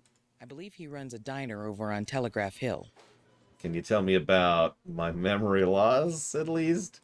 I've dealt with many cases of amnesia, but nothing exactly like this. Okay. After leaving North Hill, I get a cab ride back to my office. After a while, I'm feeling a little better, so I hop in my speeder and head out to the address of the mystery woman, who I hope can give me info on Mason Bowers. Mason Bowers is your son! 6-year-old son. Nice. This is more like it. Fun fact, this is a former vacation home for 3 James Bond villains. Goldfinger! Wah, wah, wah.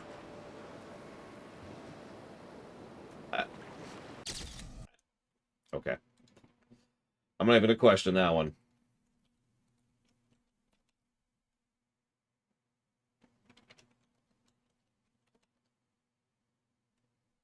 That's... Nope.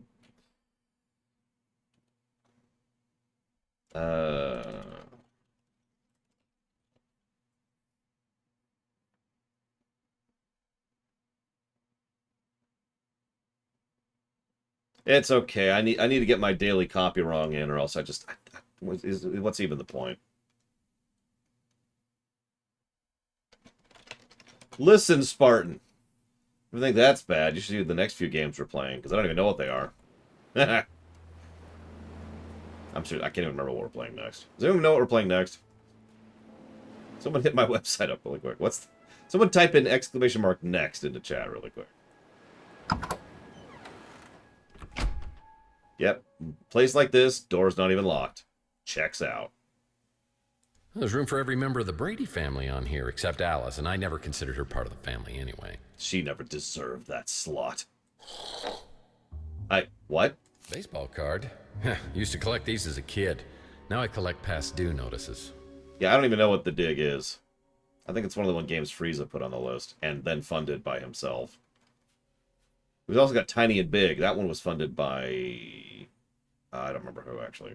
But it was another funded by one person kind of deals. This coffee table's a special design. It's got a hidden drawer. Where is it, then? This coffee table's a special design. But there's no tape inside. Hey, smoke no more cigarettes. I hear they have a smoking deterrent system built right into the cigarette. But that's gonna be... Hey, buddy, do you know 1,000 people stop smoking every day by dying, you moron? Kissing you would be like licking an ashtray. Get it, dumbass? Did you know that you and I are similar? We both are certified butthead. No, don't kill me. Have mercy. Well, the system's about as effective as other systems I've tried. But I'll keep these in case I have a smoking emergency. I thought it was going to electrocute him, because that seems to be a running gag here. But that actually surprised me a bit. Barrels make any interior space look more rugged. Hey look, neurosurgery for dumbasses. Now that's my kind of book. Who sells seashells by the seashore? That's Sally, I think. A collector's edition of Matt Cubase Tyler baseball card. I wouldn't dare thieve that. The soothing, sultry siren song of Redcat. Staring at this picture is more exciting than watching a game of baseball. Must be a Barry Bonds baseball. It's got an asterisk on it. Reminds me of the time I tried to cook meatloaf. That might come in handy. Well, this looks cheap. Harrisburg Giants, 1906. That's all I'm going to say about that. Isn't that DeForest Bunny from Night of the Lepus? Nothing I can use. Well, there's Waldo.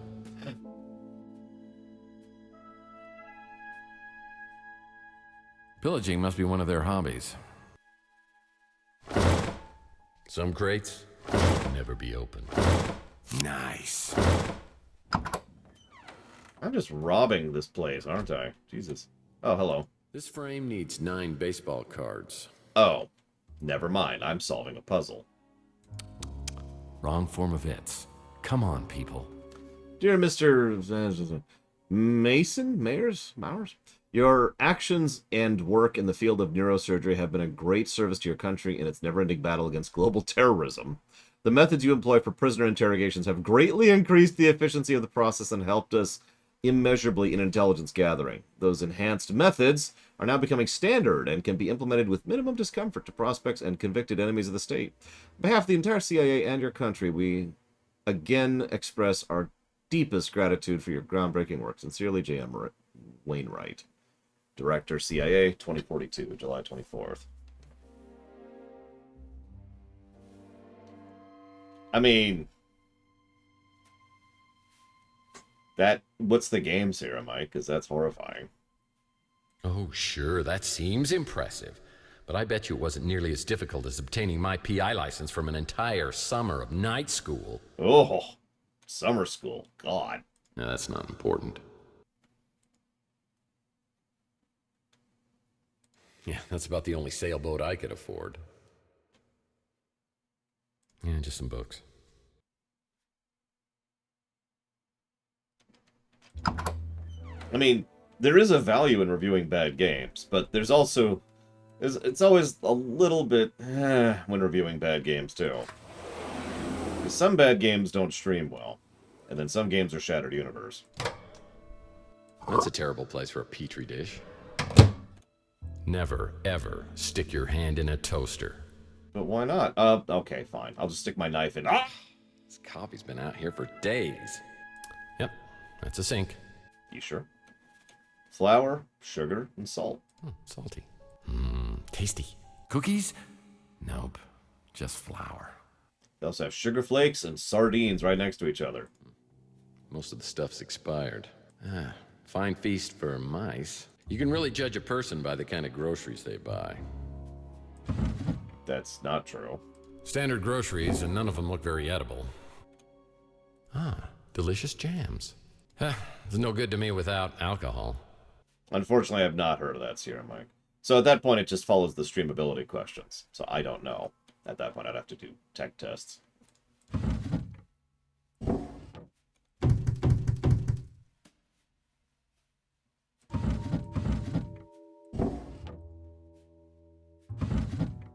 That might come in handy. What am I up to? I can't even read that number. I literally can't read that number. It looks like that's 4, I think? 4 feels right.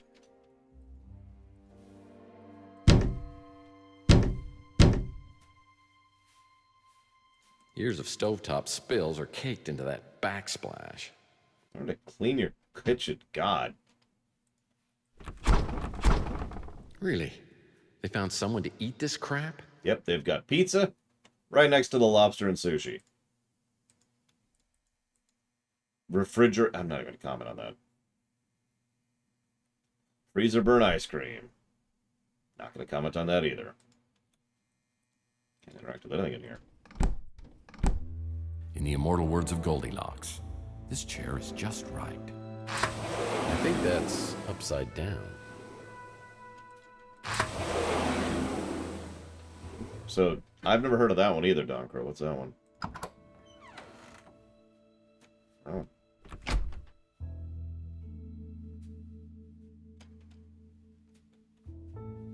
Another Mike and Ike Hammer candy comic. Gumdrops and lollipops. I'll put this in my comic book rack collection in my office.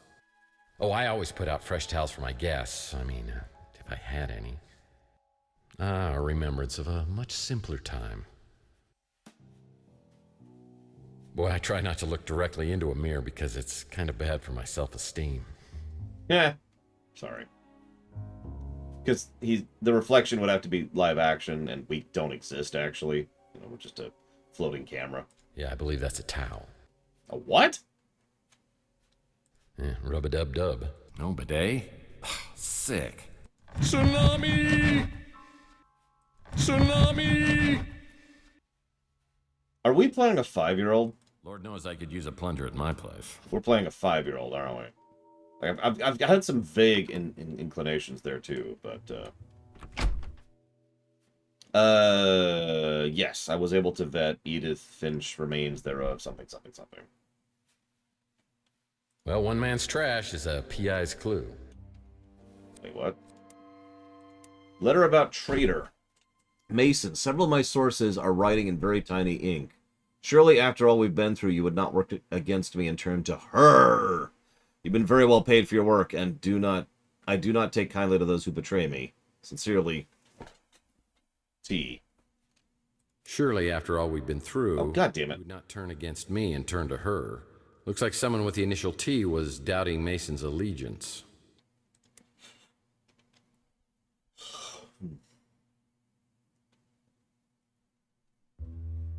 Oh God, Loner, that's horrifying and hilarious. But no, I have not seen that.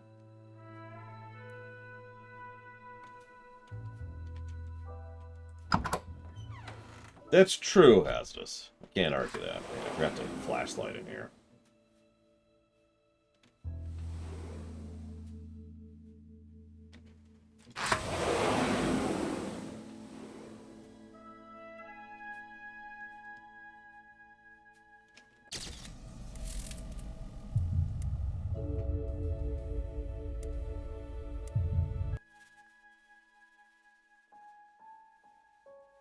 Yeah, it's the desk that I couldn't do anything with earlier. This coffee table's a special design.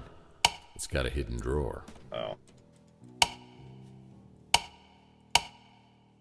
This coffee table's a special design. It's got a hidden drawer. Yes, I get it. There's no tape inside. Well, one man's trash is... Hello. This coffee table's a special design. It's got a hidden... So we've got... Ugh! The 8 lost rules of etiquette. A kind greeting such as hello. 43556. And... Mason, the cryogenic sleep state that has caused so much physical and mental damage to the Morlocks is beginning to affect me. The fresh disease seems to be speeding up, causing serious deterioration. God, that's hard to read. Deteriorations on the right side of my face. I hope you'll have a solution for me soon. Seems Mason was treating someone with serious facial deterioration.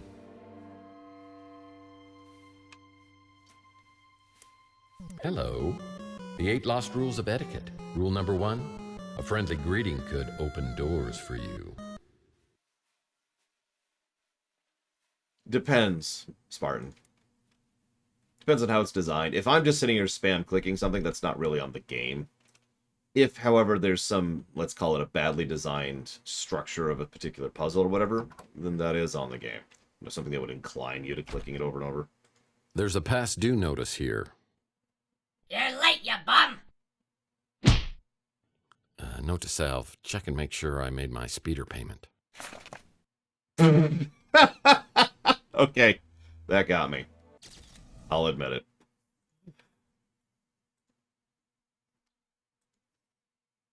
Alright, so. Thank you for watching my shows here, Mike. One. Fortress of Dr. Radiaki.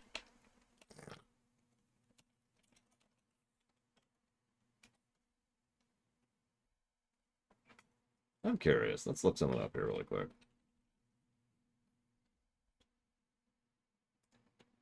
Now I have Doom music stuck in my head. Thanks! That's what I thought.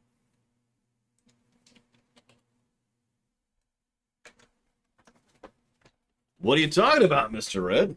Don't you understand the glory that is terrible FPS games like Head On? How can it be a 20-hour? That's still boggling my mind that that's a 20-hour FPS. I'm having trouble even thinking of a 20-hour FPS. Like, if you count all the DLC, Half-Life might qualify. Maybe.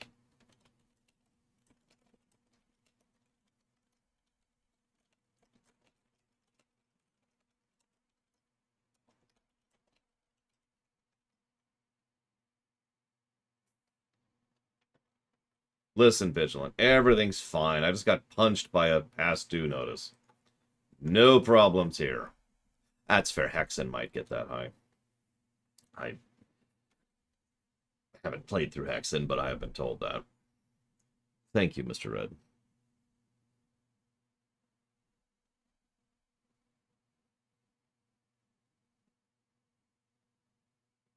As always. And I've put that towards Futurama, the Donkey Kong Country Show, The Last Stand Legacy Collection, Vagrant Story, and of course, whatever I want to.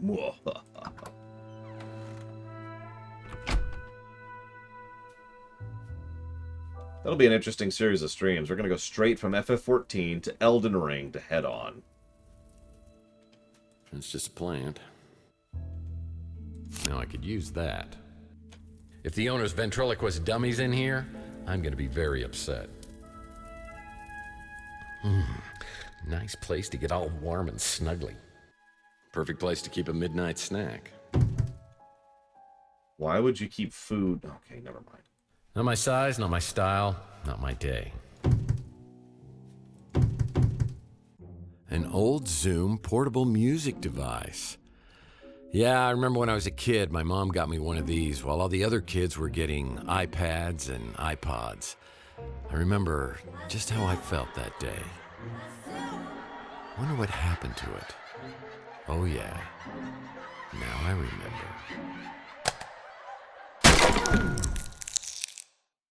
Wait, people actually bought Zooms?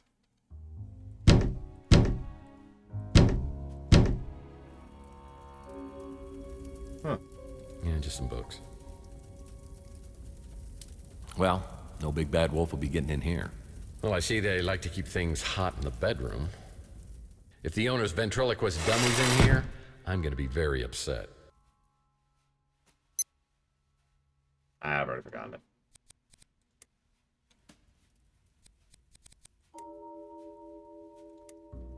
Three. That's the number.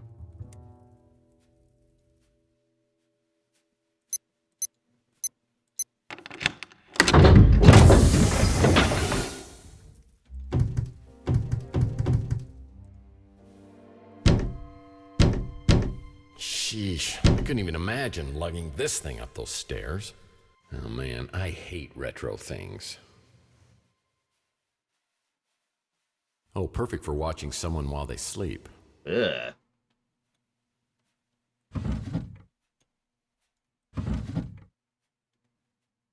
It's a Mike and Ike Hammer candy comic. Sleep with a Swedish fish. Put this in my comic book rack collection in my office. Okay. No!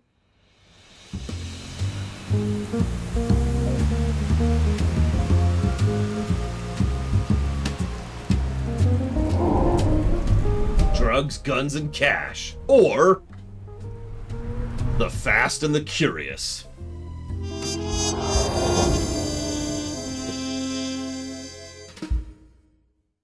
Hoping to find more information about why sleazy PI Carlos Maldonado has been keeping an eye on my place leads me to a swanky beach house where I'm delighted and surprised to meet an incredibly beautiful woman inside a home medical office.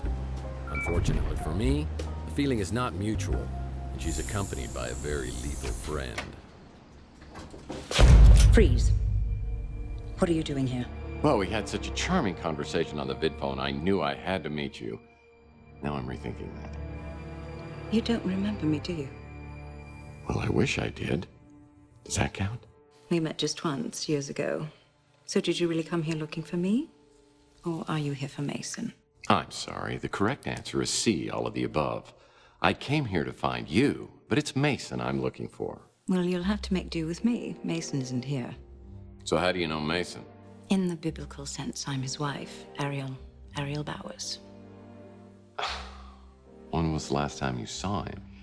Over a month ago. No kidding. A wife like you, I'm surprised he ever leaves the house. We've been legally separated for over a month. He has issues, erratic behavior. What are you wearing? Periods of deep depression. It got to be too much. Psychological problems, huh? What are we talking here? He ties a shoe for an hour, or he walks into Burger Barn with dynamite in his pants? I think it was just a reaction to stress. His work kept him away for weeks at a time. So I heard your husband was a neurologist, like a brain surgeon or something. Or something, yes. He worked in neurochemistry, how chemicals influence neural operations. So who's he working for now? Mason never talked about his work, even before we separated. But we stayed in touch. This was the longest he ever went without calling me. I got worried and came here. I found Maldonado's number and called to see if he knew anything. Yeah, well, Maldonado's not going to be able to help us much because he's dead. Is that who you were coming to see on Chandler Avenue? Yes, that's right. What happened to him? Well, I'm not sure, but I'm trying to find out. But the trail seems to lead through your husband, who, by the way, I believe has been abducted. Abducted? Now I'm worried sick. What are we going to do? Well, to start with, if you could think of anything that could help me out here to find him, that would be a big help. I will. Feel free to look around here. I wish I could stay and help, but I'll give you my number so you can call me later. And sorry about the gun to the head thing. Oh, it's okay. I've just got one of those faces. Probably look better with a hole in it. He's probably the worst actor so far. I have my doubts about Ariel Bauer's motivation. She certainly seems to have an agenda which includes more than just her husband's well-being. What's she up to? Hubba, hubba. Whew. Is it hot in here, or did my internal fan just crash? Well, it feels like I'm being played for a sap. Oh, come on. She's just getting ready to play the field. I'd like to bring her over for a debugging session. Okay, enough. No, I'm actually serious, Hazardous, because there's only two possibilities here. Either that actress, the real-life woman, is not a particularly good actress, or she is a pretty good actress acting like someone who is a bad actress, aka the wife is the one acting. There is a distinction between those two things, and I'm not sure which it is. I suppose we'll find out over time.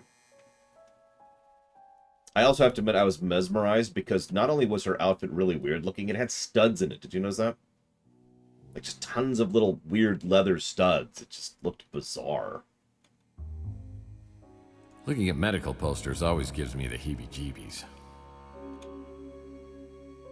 Well, it's a microscope, and you'd need one of these just to see Rook's sense of humor. I'm sure these MRI pictures are showing me something. Wait, what? Okay. Looking at medical posters always gives me the heebie-jeebies.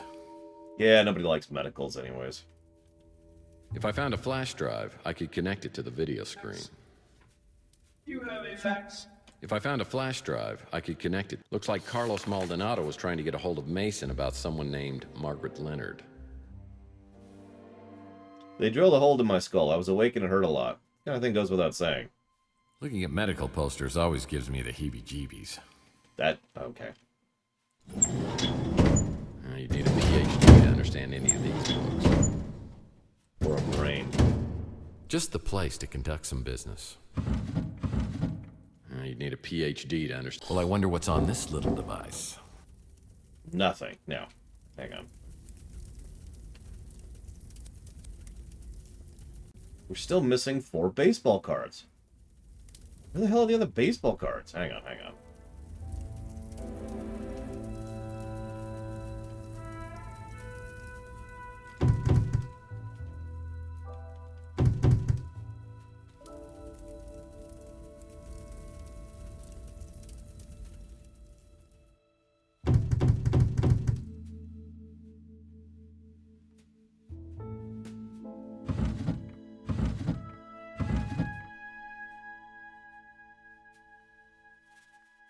You know, it occurred to me earlier, the only purpose of the flashlight is to make the sparkles show up.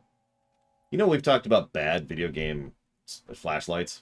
Well, if this didn't have the sparkle effect, this would be a bad video game flashlight. It actually makes things harder to see rather than easier. Like, look at that.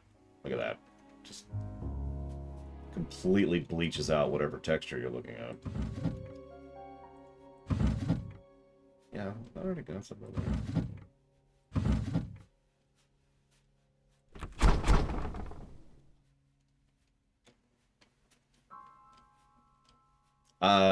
Probably, but I'm going to be honest, I don't remember off the top of my head. Just see what that's supposed to be.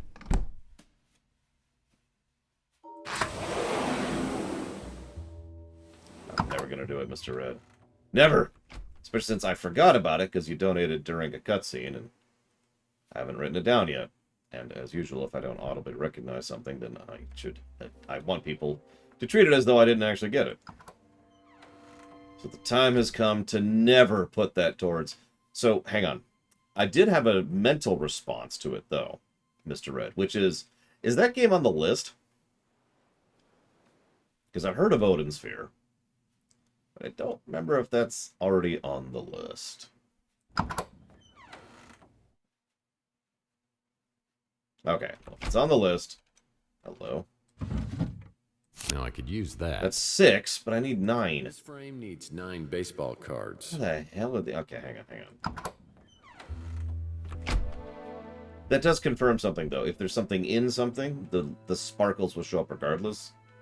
Which I think officially confirms the sparkles as a good gameplay mechanic, so I'm going to probably codify that before lunch break. But that appears to be it. So let's get our brain scanned. I'm sure these MRI pictures... Unfortunately, it's not the Tunnel of Love. I got a feeling that's not a crochet needle. Unfortunately, it's not the Tunnel of Love. Damn it. You don't have to put on the red light. I don't get that one.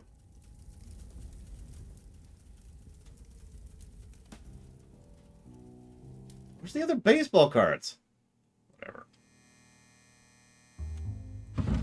Oh, there's one. Yoink. So that's 8 now, I think? Nope, 7. Damn it. Nice tile work.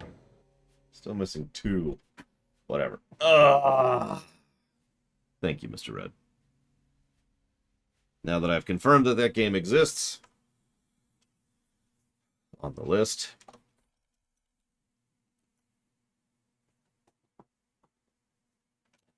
Smart Alex is the reference to MST3K.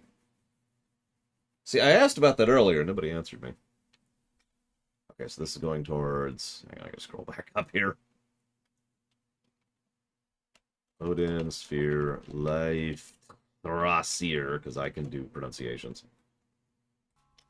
Yeah, but... I don't know what the code is. This cabinet needs a 3-digit code to open. 3 digits. All right. 1, 1, 1. 1, 2. Hang on. I got this.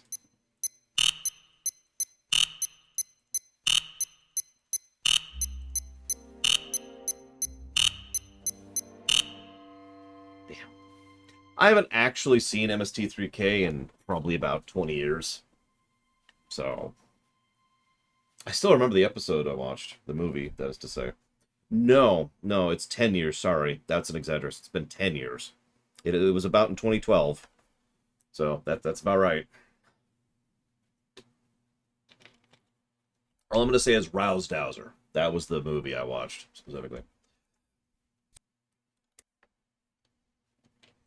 I believe they're working on modding it to make that happen, Dream Whisperer, but generally speaking, no. Oh, God, no, Gum. No. I looked at that and said, nope, that's dumb. Flung it out the window. Dumb is the wrong word, but I can't stand that kind of thing. Like, that's just really horrible to me, you know? It's like, all right, let's go live on a ship for the next 50 years until we die of old age so that in 10 generations, my great-great-great-great-great-great-great-great-grandchildren will finally get... No! Screw all that! Yeah, that's nightmare. No. And never mind the one of trillions of things that can go wrong, including things you can't even estimate or guesstimate on. No, thank you. I get the point of a generational ship, but that is not for me. Ugh.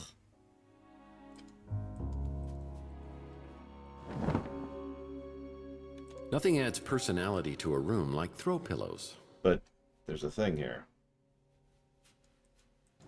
Oh, there we go. That's interesting. Well, we're up to 8. We need one more baseball card. This is going to bother me now that we're almost there. Yeah, now, if you're doing a storytelling type of thing, a generational story, that could actually, you can do a lot with that. It's actually one of the things I liked about the Foundation series from Asimov is, you know, you only stick with one character for like one chapter, and then you jump forward a couple decades. It's kind of hard to write well, though, in my opinion, because you can't use usual anchors to keep the the audience interested. Yeah, I agree with that, Dakota. That would be a great game prospect. You could do a lot with that. You could do a management sim thing where you're trying to keep the ship functional. You could do just like a Telltale type thing. You could do a straight up RPG format. You could do like an FTL kind of a thing where you're managing the ship itself, which I guess is kind of a management sim, but whatever.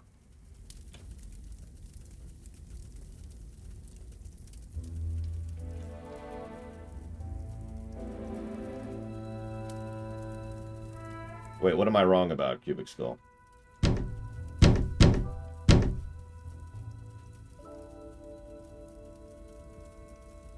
Like, I have no idea what I'm wrong about here. I'm wrong about the fact that it would not be a good, like, horrifying thing, or that it would be a good story or video game? Cubic Skull hates generational storytelling. Confirmed.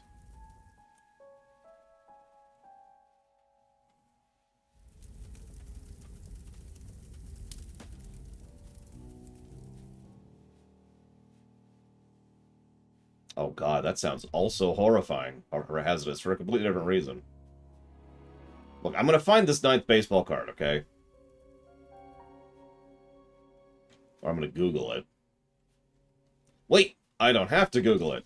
I've got this thing, which is down here. 9 baseball cards, okay. Oh, it's in the cabinet I have to unlock in the MI room. Okay, there you go. That's the one I'm missing, is the one in the MRI room. So how do I unlock this? Pick up the sulfuric acid, which I have one of those. Wait, do I have both of those? Hang on. Hang on. Back up, back up, back up. I do not.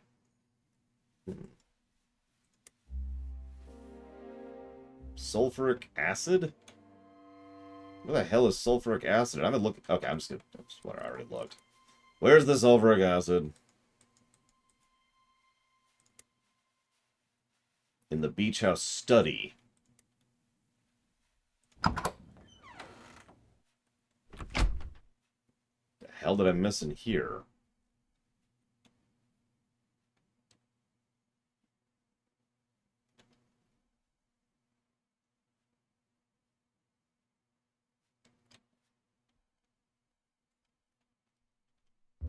Sometimes a cigar is just a cigar, if you know what I mean. It takes a man of exquisite taste to truly appreciate a pleather chair. Oh, I don't think a lot of studying went on in here with that flat-screen TV on the wall. Ah! Sulfuric acid. I better be careful with this. Alright, so... That was a waste of time. No, no,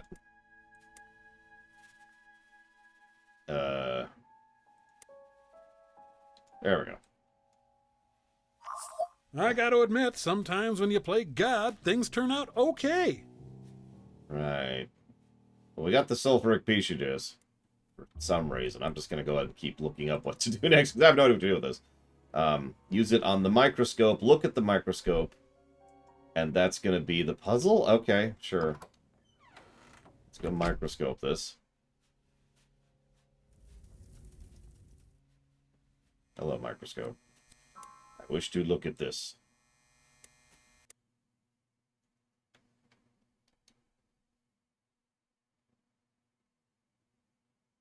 Huh? How did... Huh?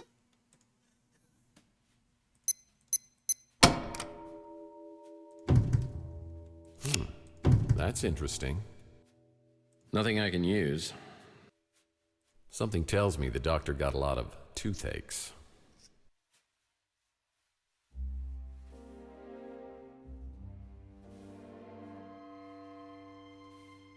I mean, you've seen everything I've seen, Trim Whisperer, so your guess is as good as mine. Probably better than mine, honestly. But we got the baseball cards. Ugh. Goal has been achieved. Oh god, do I have to put them in order? I don't know. Okay.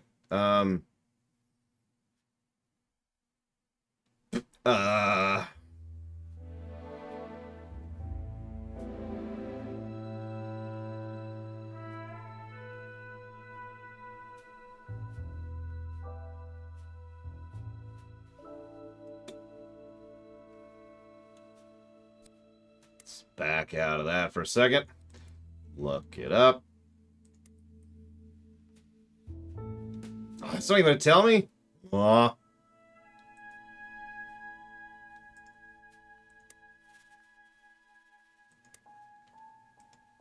Okay, go away. There we go. Okay. That's only a few trillion possible combinations. I mean, we'll do the obvious one first. Maybe it's just obvious. You never know.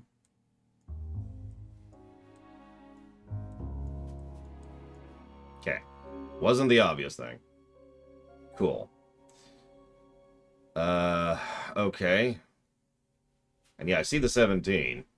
So let's try the other obvious thing. Which it also is not. Cool.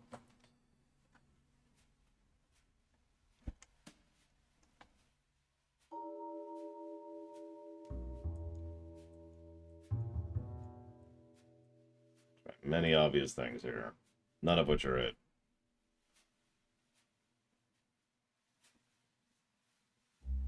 I misread that as soap for a second, Mr. Red. I found this sausage. It tasted great. I'm thinking about putting it in a soap. I mean, bacon-scented soap is a real thing, and I don't recommend getting it. It's not as cool as it sounds.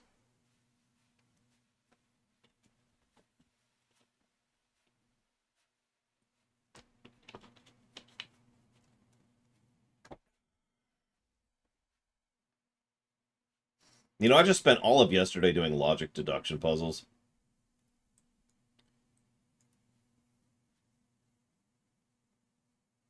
I don't even know where to begin with this.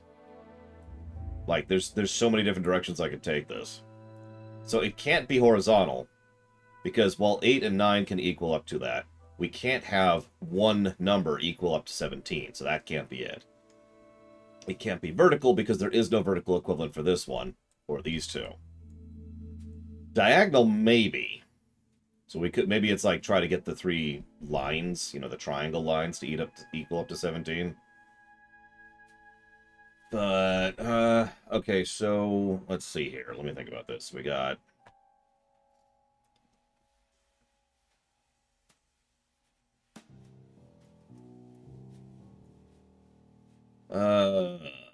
that's, well, hang on. So if we do, no, that's not gonna work. Do this. Whoops. Ah, no, why does it keep moving them? There we go. Shoot, now I've lost it. 10, 16, so that's too much. Too many big numbers here. We need to distribute our big numbers a little bit better.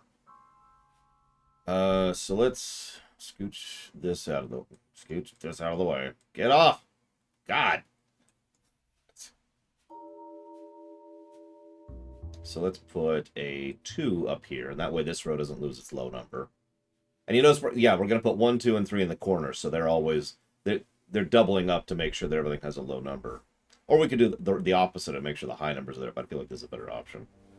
So 7, 8, 17,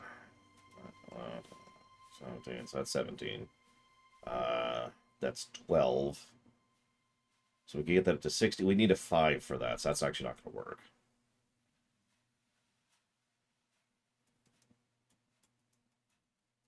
That's going to be 19, so that's not going to work. That would be 17 if I did this.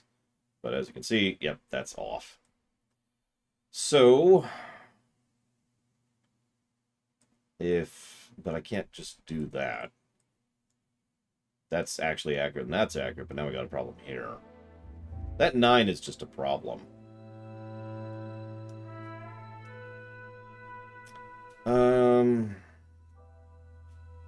Let's try...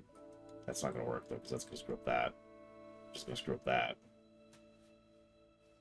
Let's try the other way I was thinking about doing it. So let's do... Except that can't work. Because 8 and 9 by itself is that. So we have... I think I was right with my original presumption. We need to have the low numbers on the corners. So let's... Hang on. Scooch this. Excuse me. Scooch that up here. We'll put the 2 here. We'll put the 3 here. And then if we go ahead and put our 9, there you are, 9, and then the 5, that tracks. So now we need 7. So let's put the 8 on the 1 track. And then we could shuffle the 6 over here, the 6 over here, and then do that. And I'm off in my math somewhere. Oh, no, I am off in my math. That actually needs to be the 7. That should work, maybe.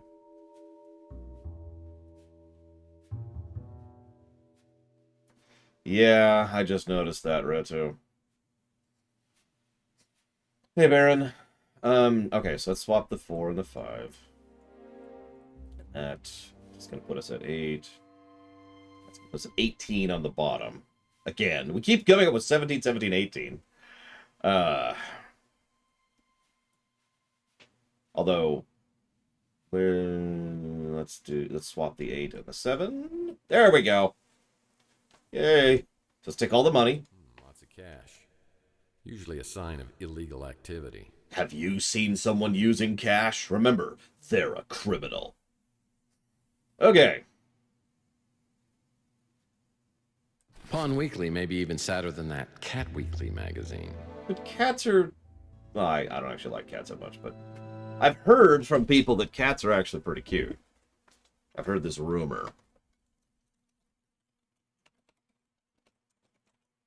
And thank you, FM Aylward, very much.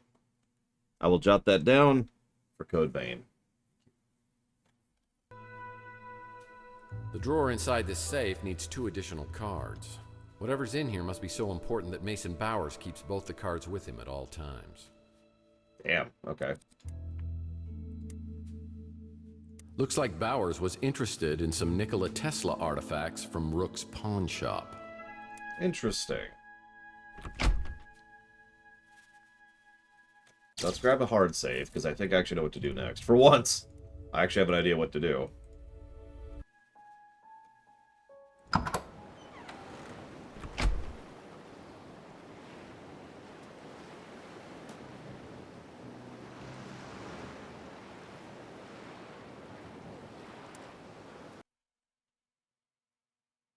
I better drop by the barbecue joint and see how that dweeb Mojo's doing. Maybe he's decrypted that memory stick. Yeah, about time, too. I need a new lead on this case. Damn it, Dakota. Ah!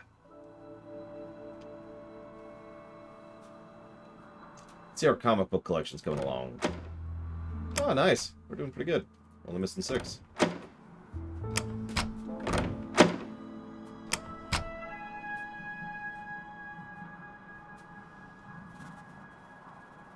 Before we head there... We need to talk. Oh, do we have to, really? Yeah, trust me, you may be involved in what happened to me. Oh, the very thought makes me giddy. I knew you'd be pleased to hear that. But it's all tied to items of Nikola Tesla and a man named Mason Bowers. Well, it's true. It's true I've had some very rare Tesla items in my possession from time to time, but I have never heard of this Mason Bowers. You know Carlos Maldonado? Well, of course I know that wretched swine. Tell me how he ties into Tesla. Well, Maldonado tried to bribe and threaten me to reveal my source of my Tesla items, but I didn't give it to him, and I won't give it to you. Do you think Maldonado was the one watching you? I think so. Oh, my, that could be troublesome. I need to make some inquiries. Is there anything else? No, thank you. Let's see how Louie's doing. And our best girlfriend in the world, the still alive woman. Whatever you need, Mife. Just ask. Louie. Aw.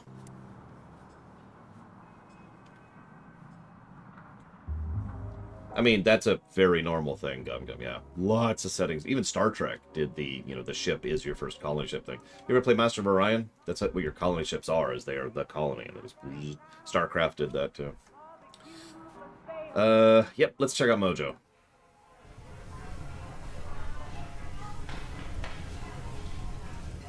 Still probably one of my favorite characters. So, your memory stick's all ready to go. Now, what do you give me for it? I have a lot of cash. Like, I have a lot of cash. Let me pay him! Let me pay him! He's so cool! Okay, whatever. How about an autograph? You have the only one. You think I'm going to solve your case for free just because you're my idol? No, the great Tex Murphy wouldn't lift a finger without compensation. Neither will I. Well, I was going to offer you a very special junior detective badge. I don't want some stupid little orphan Annie ring. I want a memento from one of your cases. Something one of a kind. Skeptical. Or more skeptical. Hey, Crazy Snake. Oh yeah, we do need to pay that. We should go pay the rent. Wait, no, we're paid for the year. He mentioned that already, Puppanies. It stands for full motion video. It stands for, but what it means is live action cinematic. I drank from a ham. I know that that's not what it sounds like, but we talked about that. That's what FMV means, is live action cinematic. Command & Conquer, Wing Commander 3, this game. Yeah, that's a person. That's an actor with a costume on a set doing lines.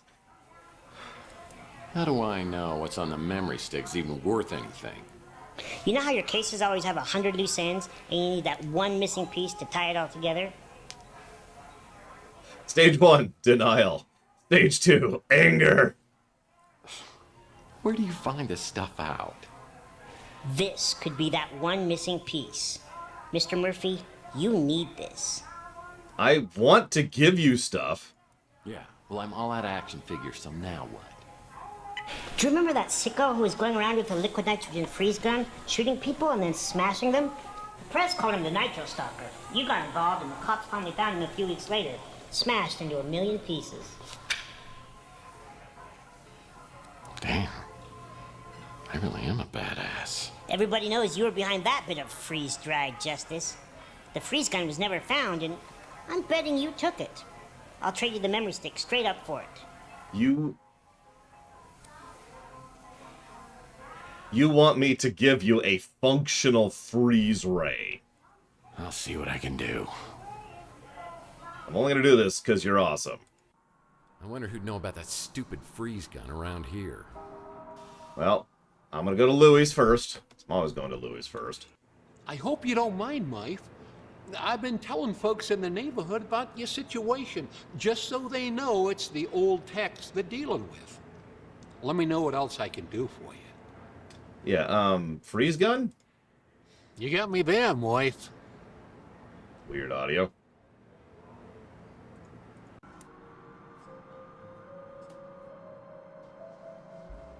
Dude, Louis legit. More questions? Why you gotta keep coming back with more questions? Honestly, despite his childish demeanor, I actually rather like the guy playing Tex Murphy himself, too. Can't help you with that. Aw, okay, fine. Well, time to go to the pawn shop. Well, if it isn't Mr. Van Winkle. What is it I can help you with, Rip?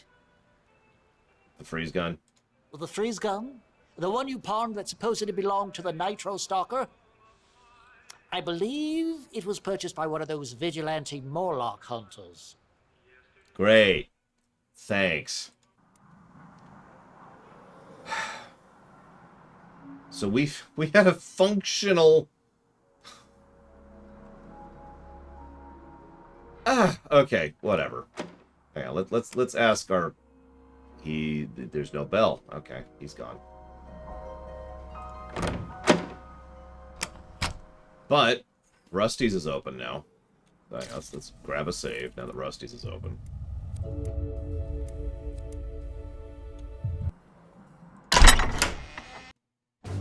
O Lord, we beseech thee. Give us strength, Courage. Protection.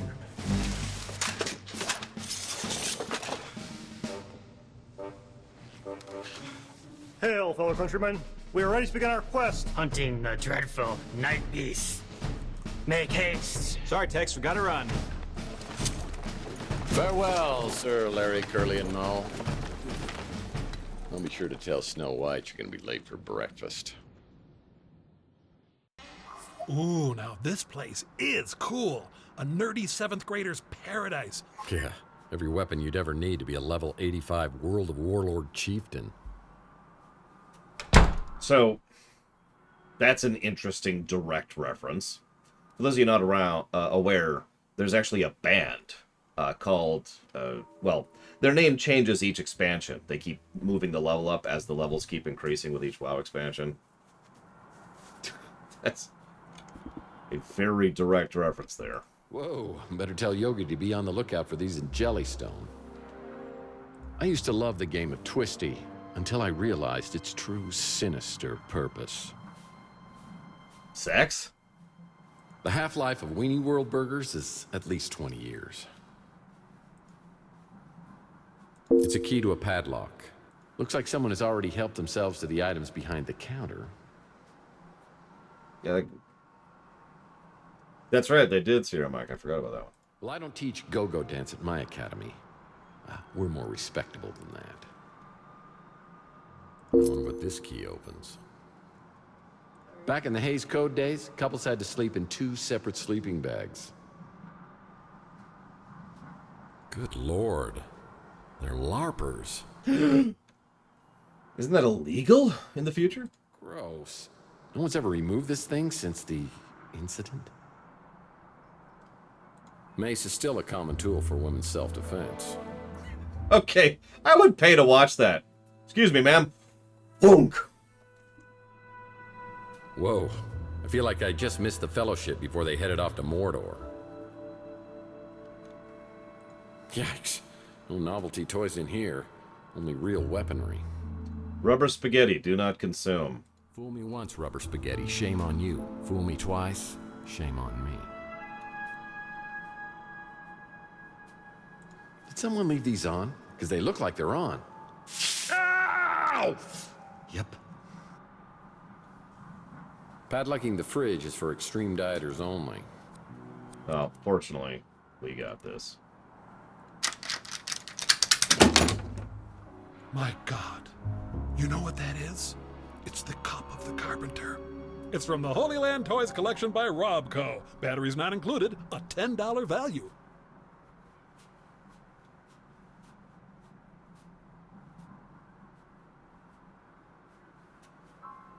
Ah, poor Rusty. I knew him well.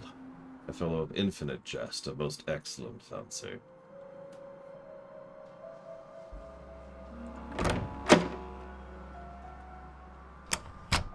That leads to Rusty's roof. Roof access. Wait a second. I remember years ago, Rusty once bragged that he had a secret panel installed in the water tower on the roof to hide his smuggled illegal novelty items. I wonder if the Morlock hunters stashed their valuables there as well.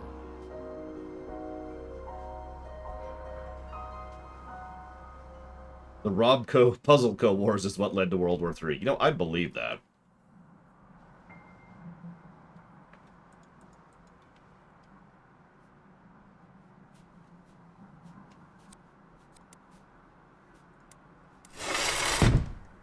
That leads to Rusty's roof. Oh god, have you... I mean, these aren't as bad as the bricks outside, but I think you can see what the quality of brickage is here. No pluses for brickwork, I'm afraid. Only nightmares. And recrimination. Come on, there we go. I see they put Rusty's zipline back in place. How convenient. Is that a dog? Hang on. Is that a dog? Is that a zombie dog? Do zombies exist in this setting? You're dead. Good thing you saved your game. Wait, you did save your game, right? Because there's no way I'm going through all that again. So we're dead. Didn't even get a death animation that time. There's a mean-looking pooch behind this gate. Okay.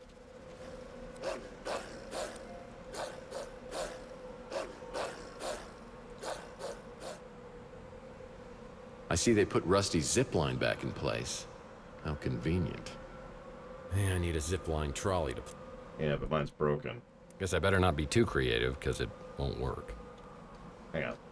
I'm curious of something. Oh, I can't fall to my death. Again. I mean, I already have, so it's whatever. Okay, wrong button.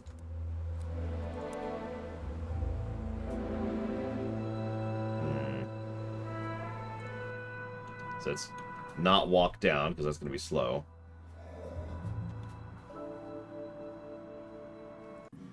Not again. You're gonna get me fired. Or worse. Nope. Okay. I mean, wouldn't that make sense to go to? Yeah, I need to find the extra wheel and or a person to repair it. Unfortunately, I've already scoured pretty much everywhere, which means either I missed it, which is irritating, or worse, it spawned after I scoured everywhere. In which case I have to scour everywhere again.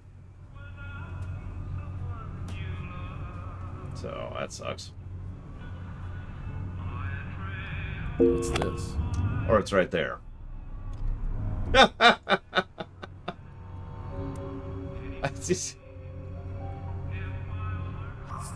Hey!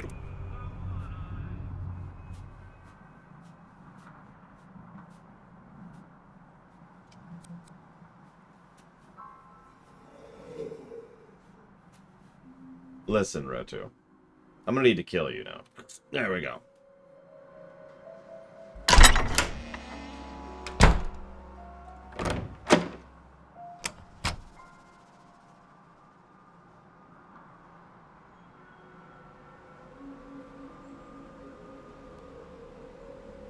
There we go. God damn! Just...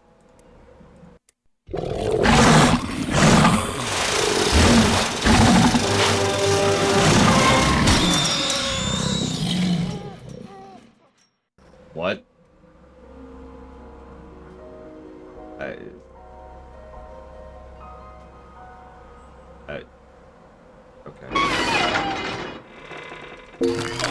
No way! A freeze gun? This is definitely your coolest case ever. No pun intended. With freeze guns, the puns are always intended. Are you familiar with the work of Arnold Schwarzenegger? Please, have mercy. I'm afraid my condition has left me cold to your pleas of mercy. I'm gonna find a way to turn you off, I swear. You're not sending me to the cooler. Cool party? Fine, I'm done. Thank God. Allow me to break the ice. My name is Freeze. Learn it well, for it is the chilling sound of your doom. Let's just get this thing back to Mojo.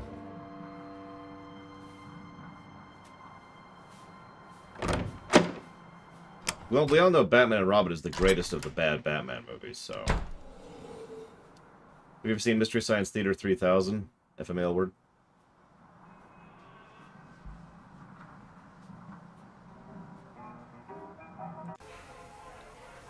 You got it, didn't you? The Nitro Stalker freeze gun. So cool. My internet group is gonna be so jealous. Listen, kid. We kind of keep this on the down low. If the cops find out I gave this to you, I'm probably gonna lose my license. You can count on me. And I've already forgotten what was on that memory stick. Lips are zipped. Good enough. And, by the way, that doesn't work. Why do you look sad at that? Don't know.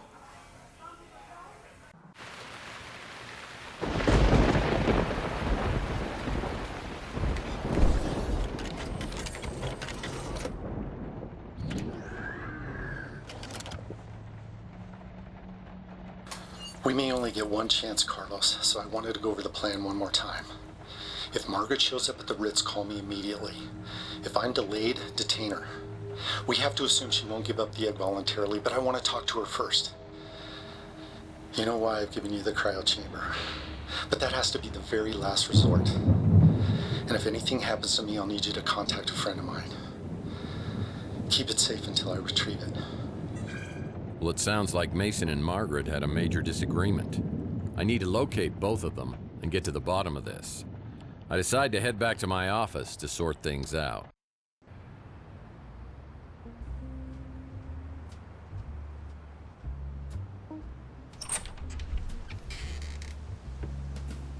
Hey, cowboy. Any memories coming back yet?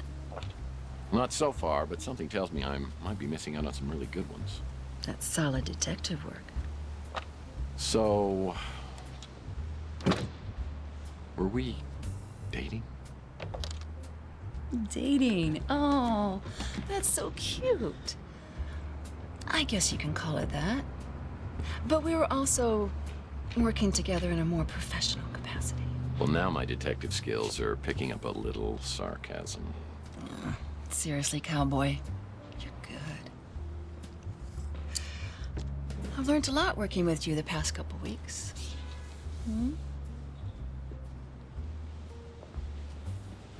Let me get this straight. You and I were working on a case together?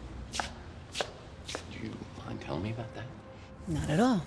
You wanted a list of tenants here at the Ritz as far back as I could go. Why would I do that? It was your dreams. They were vivid before, but they were getting out of control. It's almost like they were changing you into someone else. You talked about seeing things from the past, but you wouldn't give me details. You were incredibly stressed. It was like you actually believed this apartment was haunted. You even started looking into psychometry. Psycho what? Psychometry. It's the belief that an object can contain a person's energy or memories. So, not only am I an amnesiac, but I'm a paranormal idiot. Great. Sounds crazy, I know. But then we found out about Donnelly. Who? J.T. Donnelly. It was the most bizarre thing. I'd heard you mention the name in your sleep. But then, his name turned up when I checked out the previous tenants. So who is this guy? He's a private investigator, a real old school brute. He worked for some powerful, influential people, but then he disappeared around 1943. His last known address was here. San Francisco. No, here, at the Ritz in this exact apartment. Okay, that's a little bizarre. It gets bizarrier. You called me one night, raving like a lunatic, saying the walls were talking. I rushed over and found holes smashed in the wall, and you curled up on the floor in a ball. Well, I'm glad to hear I haven't changed that much. You wouldn't tell me what had happened. But after that, you wouldn't sleep here. That's when you got your new place and started to sleep there. Hold on. I have another place? Yes, you do. And it's even nicer than here. This is all crazy. I think I'm gonna sleep here tonight just to see whether it affects me in the same way.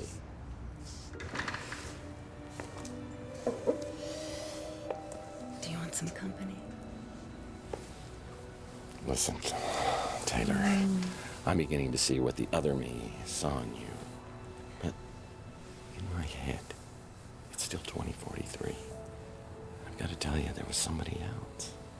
Chelsea, I know. I know how much she meant to you, Tex. Losing her was traumatic as hell for you. But she's gone.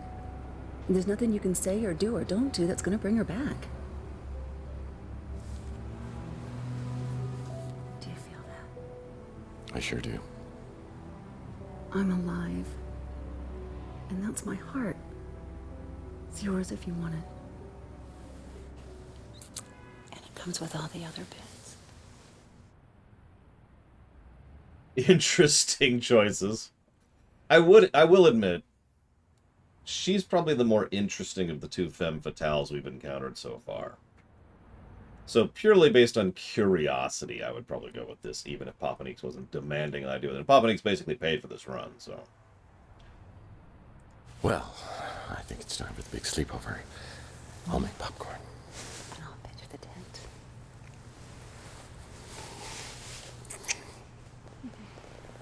I mean, I can't blame her. He's actually pretty good looking, especially for his age.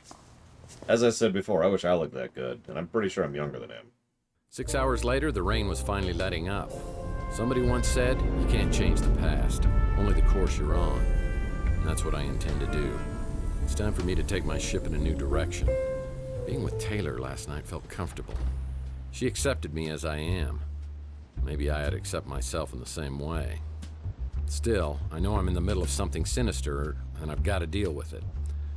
I've got to find a way to get my recent memory back. Then I can go forward and start a new day.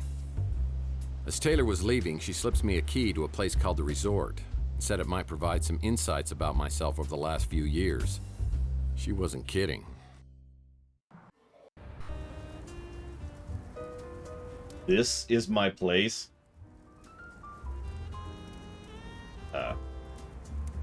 Yeah, just... Nitro case shattered? By Tex Murphy? When did I become an attention seeker? Also, dogs learn to fly. These watches are worth a small fortune.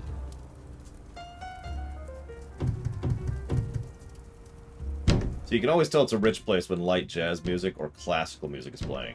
It's jazz if they're a good rich person. It's classical music if they're an evil rich person.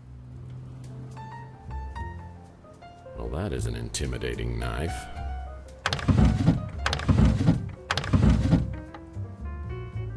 When I think of women in my past who were black book quality, Regan Madsen from my Pandora case always comes to mind.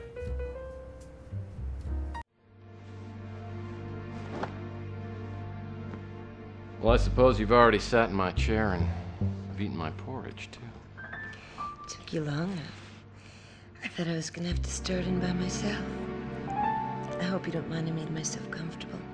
And I'm very comfortable. Yeah, you look it. How long does it take you to smoke that cigarette? Oh, you'd be surprised. He always burns himself, even in the past. She was vicious, mean, nasty, and rotten to the core. I still think fondly of her almost every day. Maybe I should go get checked out at a medical clinic for reasons other than my head injury.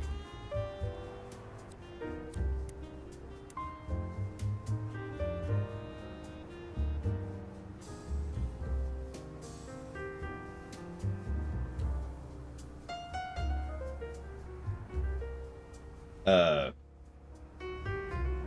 141, I think? That doesn't sound right. 16 times 9. Tex, I know you hate Maldonado, but he has his uses. I will throw in an additional 5,000 if you work with him peaceably. Mason.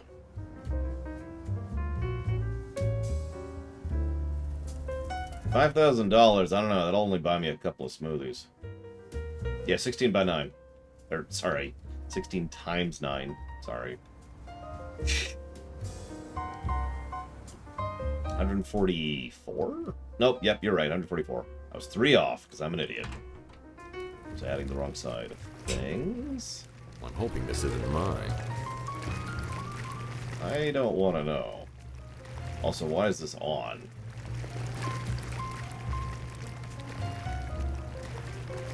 You know, I'd say nice place, but actually this place kind of sucks.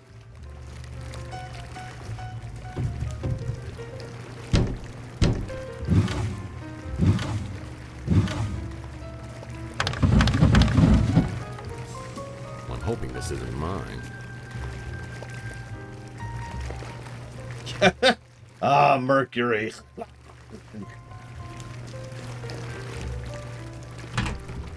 Alright, Tex Murphy died. Hang on, let me pull up the picture. This is Tex Murphy died in the Mercury. I might not mind hot tubs, but yeah. I've got another job for you. Absolutely half measures. Wait a second. I'm pen pals with Big Jim Slade? I don't think I like what I'm discovering about the last 7 years. Black leather gloves? Are we an assassin? Did we become... Oh my god, are we an assassin? Rio brass knuckles. Let's That's a big departure from my non-lethal weapons collection. God dang it.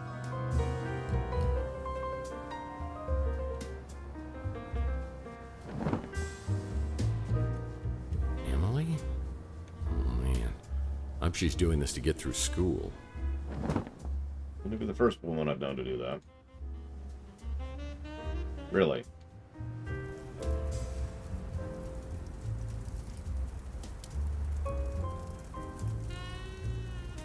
Thank you, Jesse's Mask. Always. And no, Gum Gum. Although, honestly, it took a while, probably till about Halo 4-ish, for him to get there. But even early on, Master Chief had a personality. Okay, show. I mean, Gordon Freeman? Yeah, no, Gordon Freeman is an avatar, but Master Chief is a character. Ugh!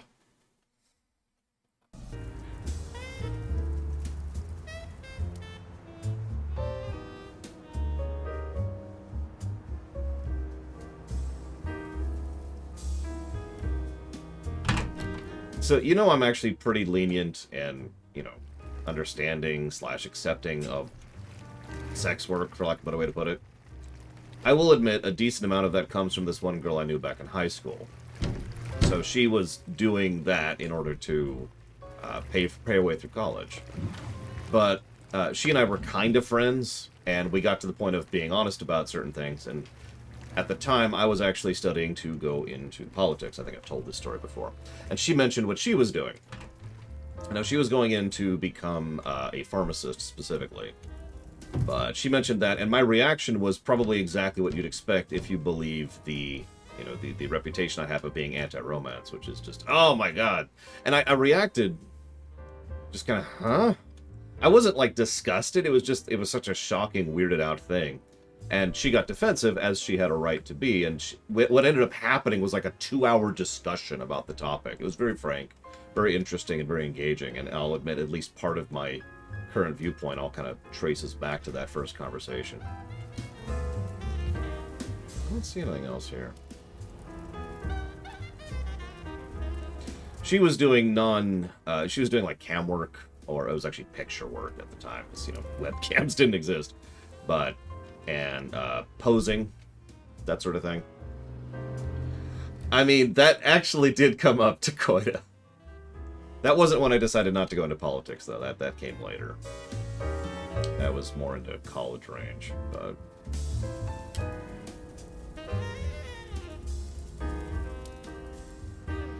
yeah, no, she was pretty legit. I hope she's doing cool, because, you know, she was a cool person. I always think that, you know. I remember, you know me, good memory. And I remember a lot of people quite distinctly. And I'm sure they don't remember me, and that's fine. But what I really wonder every now and again is, what's going on with their lives? Like, are they fine? Did they find someone? Are they still single? Did they get their career going? You know? Are they alive? It's weird thoughts. Is this it? This doesn't feel right. Hang on. Let's hit the hint book. Sure, what do we got here? I don't know what any of that nonsense is. But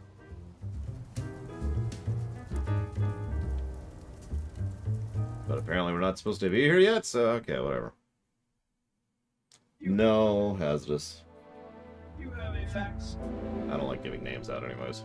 Looks like Archie's back in town. I should check out his 3 Cards to Midnight shop and see if he knows anything. I didn't even need that hint. He literally told me to go to the Archie's place as soon as I leave.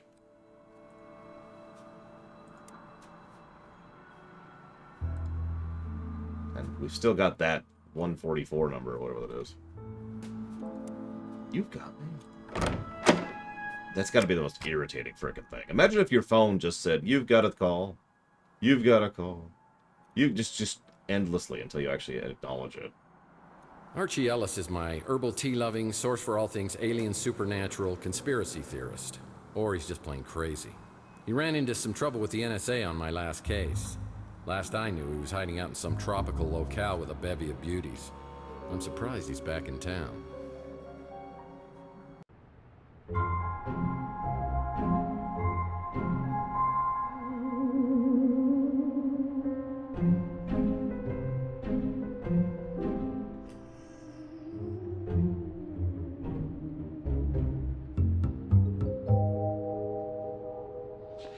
Murphy, how you doing?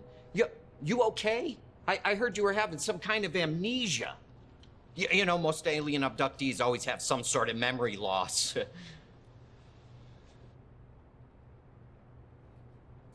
Whoever gave me this lump on my head wasn't some midget alien.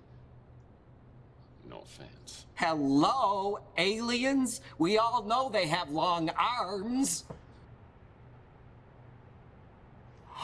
Yowza!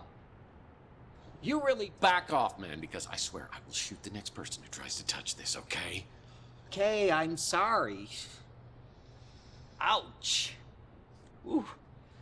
So, I guess you do need some catching up then. A few months ago, I moved back here from the islands and I opened up this place, and I was hoping that you and I could hang out together like old times, but you haven't been around much. So I haven't come by with the traditional welcome back fruit basket? I have turned into a bastard. Sounded like the same Murph to me, making jokes and putting your cigarette out in my herbal tea before I'm done with it. So, did I happen to tell you anything about the case I'm working on? Not yet, but you know I'm always ready to be Robin to your Batman. Without the homoerotic undertones, of course. Sorry, Arch, but it's a package deal. If you're gonna be in this with me, you're gonna have to be in all the way. You had me going there, Murph.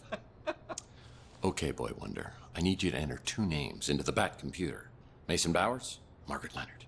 Well, I don't know about Mason Bowers, but Margaret Leonard, she's connected to one of the greatest mysteries of all time. I mean, you know who Nikola Tesla was, right? Who the hell doesn't know who Tesla was? The cough drop? Nikola Tesla was a genius. Probably one of the greatest geniuses ever. I mean, it was Tesla, not Marconi, who was the true inventor of the radio. He invented a Tesla coil, the AC electricity, remote control. He even pioneered cryogenics. So are we almost to the part about Margaret Leonard? Right. Well, Tesla died in 1943 when the FBI just swooped in and confiscated all his papers and designs. Then in about 2012, all this stuff, the Tesla cash just disappeared. And you want to know who the #1 suspect was? Margaret Leonard. No, an FBI agent named Charles Johansson. Now, I know they could never prove that he did it, but then he quits the FBI and joins some Tesla fanatic group called the Tesla Legacy Society, a group dedicated to making the world better through technology. And that's where he meets... Margaret Leonard? Bingo! They fall in love, they get married. I think they even had a kid together. So where's Margaret now? Not a clue. Johansson died a couple years later, cancer, I think. After that, Margaret just dropped out of circulation. So all this happened, what, 37 years ago. I mean, no one's found the Tesla cash since then? It's one of the great mysteries, the lost inventions of Nikola Tesla. What's the big deal with the Tesla inventions? I mean, there must be some reason they were never made. Oh, you ever hear of a little thing called Tunguska? Have I ever? Picked up a bad case when I was down in Mexico.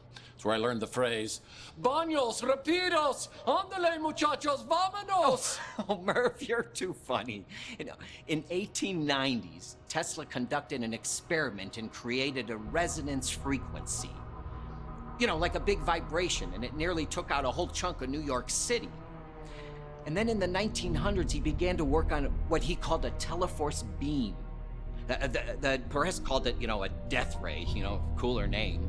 But a few years later in Russia, remote area called Tunguska, something caused an explosion 1,000 times greater than the atomic bomb. 1,000 times greater than the atomic bomb 40 years before we invented it? But that was the last anyone ever heard of the death ray. Tesla never got funding. Instead, they made him out to be some crackpot, and he was broke for the rest of his life. Some people think the plans for it were part of the Tesla cash. Just think how much someone would pay to get their hands on that.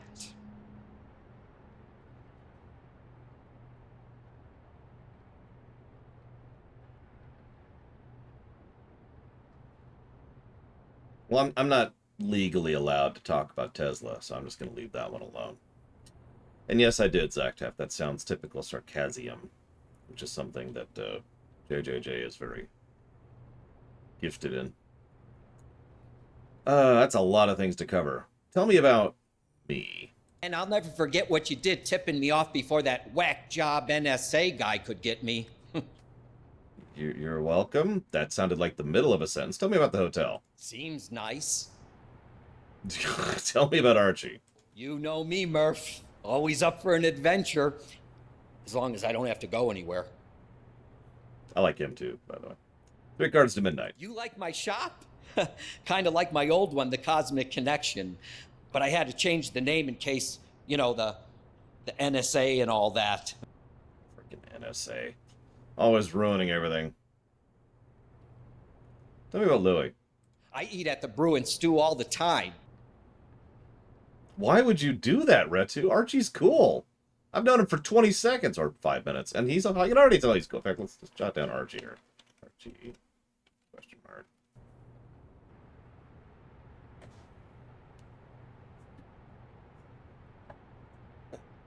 I keep telling them to not mess with the antediluvian saluta. They never listen to me. Nobody ever listens to me. Hey, maybe you shouldn't... Oh, okay. Never mind. I'm going to be 7,000 miles that way. Peace.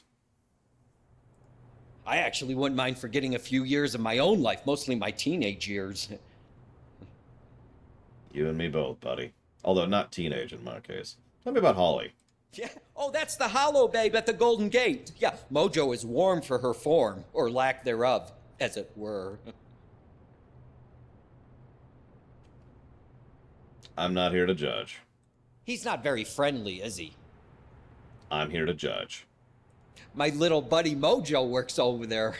We hang out a lot, but I can't stay there too long. Something makes my eyeballs burn. We need to get Mojo a better job. Jesus. Tell me about the freeze gun. Don't know about that. Tell me about JT Donnelly. Donnelly's kind of a mysterious character. He was a private detective Tesla may have hired not long before he died. There's a mention of it in one of Tesla's letters. Tell me about my dreams. You know, both aliens and ghosts can communicate through their dreams. It's a proven fact.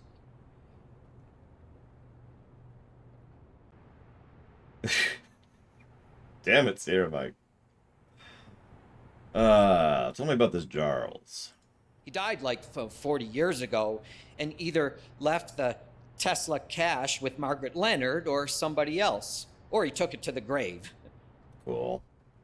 So, photo. Gosh, you'd think a sidekick would be a little more helpful, huh? Tell me about Margaret.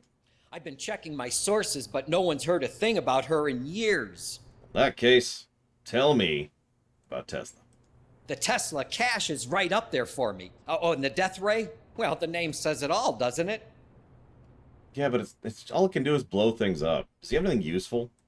As I leave, Archie hands me an old photograph of Margaret Leonard. Maybe someone else on Chandler will recognize her from the picture. All right, right now, real quick. Guess who here recognizes Margaret Leonard? Go ahead and get your guesses in. We've got Rook, we've got Mojo, we've got Louie, we've got Clint if he's there. They're still closed. And we've got Holly. Copy wrong. My first guess is Holly. Hey, Tex. How's your case progressing? Well, Sorry, I don't know a lot of people, except the ones that come in here. damn. All right. Thanks.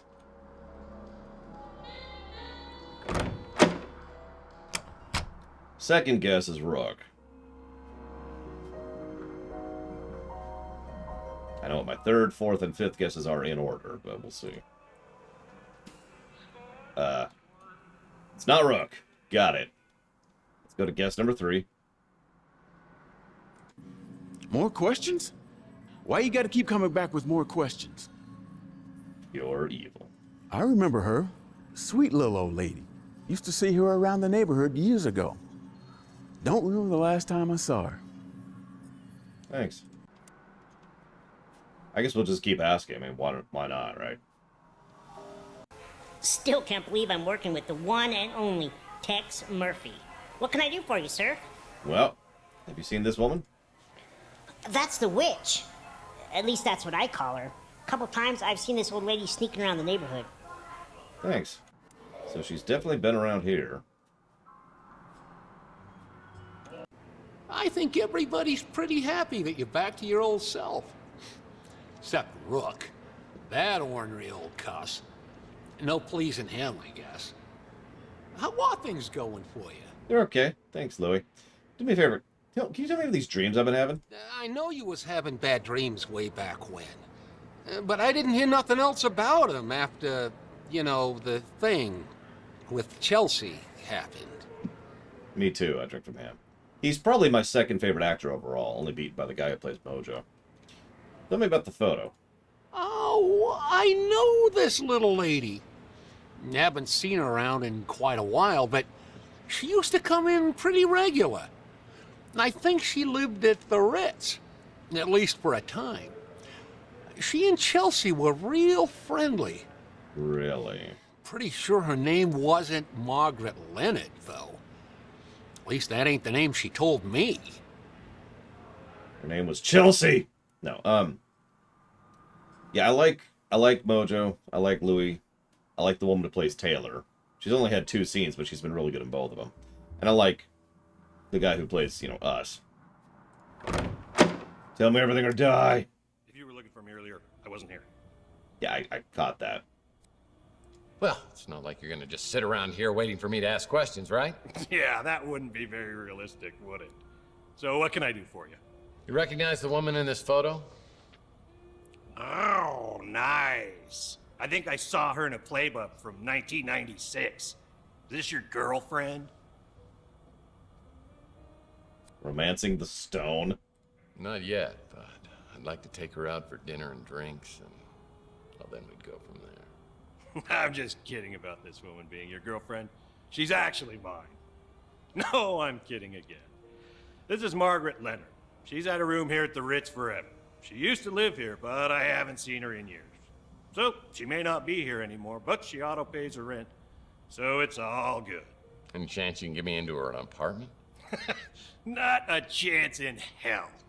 I let her install her own security system, just like you, except hers is a real one. I can't tell you which apartment it is, but you won't get in without a passcode or a personal invitation. Maybe I could try to help you with something else. Tell me about the Margaret Leonard. All I know about her is she's got a room here. I hardly ever see her, so I don't know when she's here and when she isn't. Tell me about Margaret Leonard again. I'll bet she was something back in the day. Way back in the day.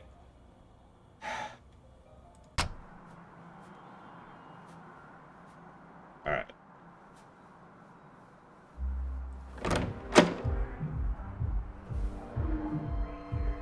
Sapphire, eh? That sounds like a fun new neighbor. Nope.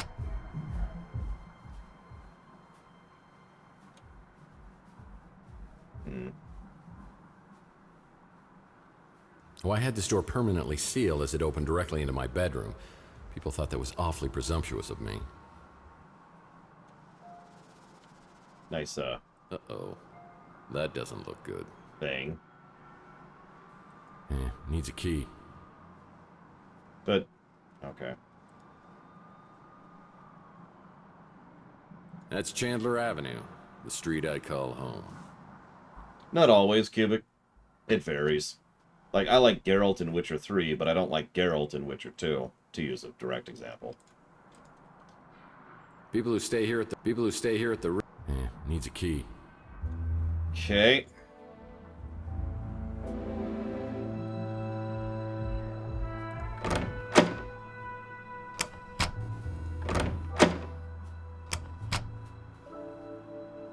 Yeah, I don't want anybody getting to my room. Excuse me, I'm going to take the outdoor entrance into my room. I know it's my office, not my room, but whatever. The door to my back storage room is locked. That's strange. Whoa. I've never seen this much money in my life. This is my money. What were they paying me for? Murdering people. My camera books are great, but I prefer stories about his crazy nephews, Mike and Icammer. I try to collect all their candy comics. Ah, The Big Finish Detective by your Aaron Corners. Finns make the best detectives. We do not have a key at the moment, no. Oh! But thank you, Jesse Ward. As always. And I will jot that sucker down for White Knight Chronicles.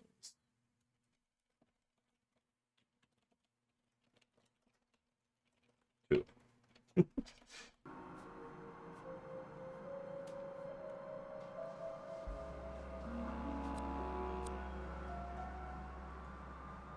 This memory stick probably works on the computer in Bauer's MRI room.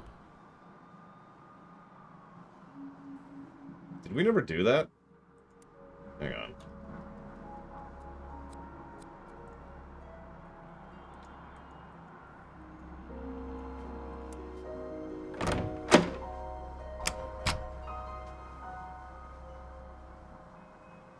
Yes, Arian.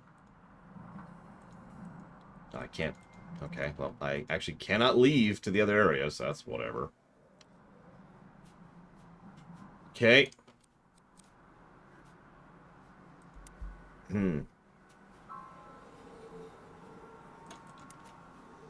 Oh, Rook's is open. God dang it. I've been thinking, Murphy, perhaps I should confide something to you. Oh, this should be good. Well, you believe Maldonado is spying on you, but it could have been someone else. Not Margaret Leonard by any chance. How did you know? Do the words P.I. mean anything to you? Margaret may be in grave danger. I've tried to contact her, but to no avail. Gosh, if only we knew someone with some detective skills. Do you know how to get into her apartment? No, but she may have left a clue. Some time ago, she left this in my care. It's for you. For me? She wanted you to have it in case anything happened. Tell me everything. I met Margaret years ago. She was a woman of secrets. Tell me everything. I have an interest in Tesla collectibles, so yes, I've heard of it. And no, I don't know where you could find it. I mean, they had color televisions in the 60s. It was actually a selling feature of the original Star Trek show. I met Margaret years ago. She was a woman of secrets. Okay. Got it. Again? Really? I don't like this any better than you do. Oh, it's all about you, isn't it? What about my feelings? You think this is easy for me? Sorry, that was a misclick. Alright, so, book. Book.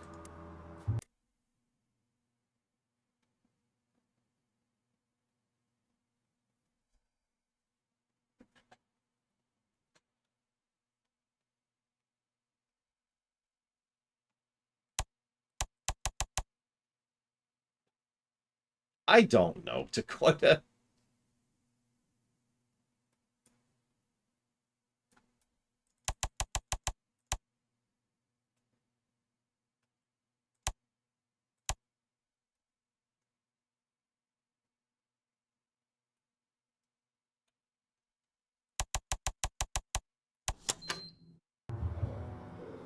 We have a key. Why would Margaret Leonard leave me a key? That's a good question. And we'll never know. Actually, we need to get this back.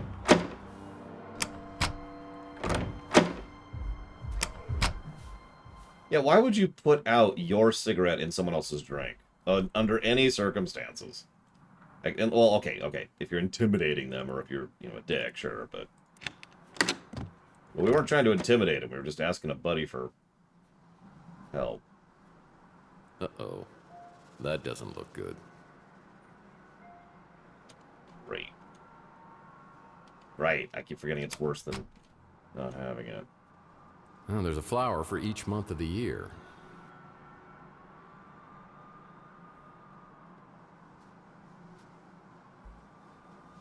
It's a business card for someone named Count Saint Germain. Count Saint Germain, love it. What's this? That is apparently a memory stick. I wonder what Margaret kept on here. Yeah, but it's tea, Harriet. I mean, okay, valid. That's not what I said. I said any drink. So what you're saying is Harriet is secretly a private dick.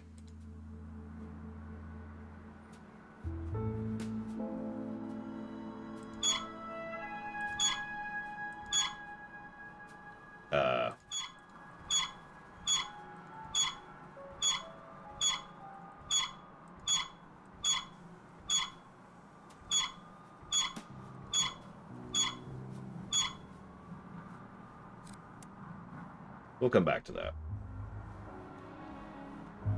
Looks like Margaret Leonard had a video journal. I'll need to find a memory stick to use on the vid player to watch them. Okay, let's use the memory stick on the vid watcher to watch them. The dream that Charles and I shared has become a nightmare. I wanted to believe, so it was easy to deceive myself, and to know that I have helped to bring it to pass is more than I can bear. I gave them everything, except for the key to it all. I must find the egg before they do. I have long suspected that Tex is a vital piece to the puzzle. His connection to Donnelly preceded the neural experiments. His coming to Chandler Avenue, a norm among mutants, to the Ritz, and even into Donnelly's same apartment. That was not coincidence. Was it fate, or something else that drew Tex here? It was right here all the time, under our noses. Tex has found the Tesla egg. Mason believes Tex is with us and will help us against the translator. But I have my suspicions. I think we need to get the egg away from him.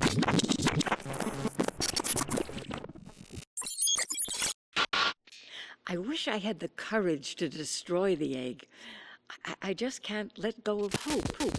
With the egg gone, the threat would likely be eliminated, but so would the glorious future we envisioned. I want to try one more time, and until I know one way or the other, I'm entrusting the egg to the only person I know who would die to defend it. The one who prays. I was working with Margaret Leonard and Mason Bowers in neural experiments? What's my connection with J.T. Donnelly and the egg found in my wall? Why would she steal it from me and entrust it to someone else? The one who prays. Why wouldn't she just leave, actual thoughts in her friggin' thing? I know. Ahem.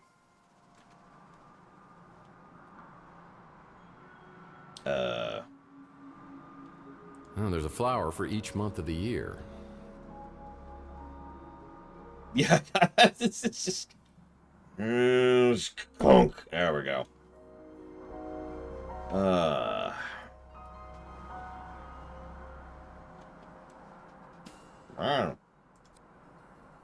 Yeah, what's inside here?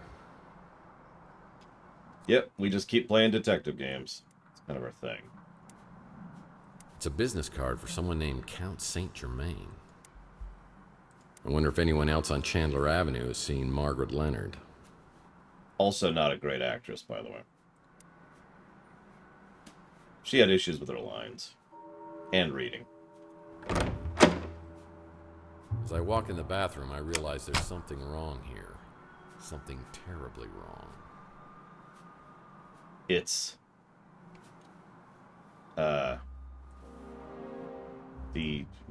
What's wrong?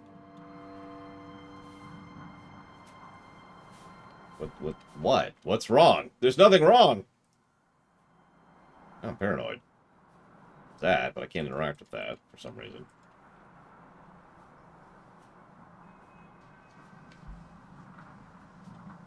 Oh, there we go.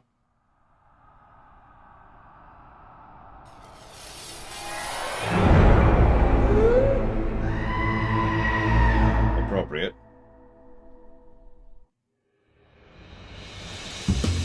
She didn't need that head.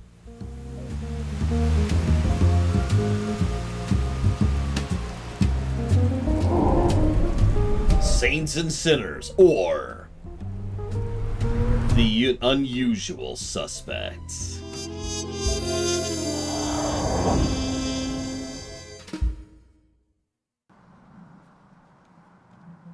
Oh, I think I found Margaret Leonard.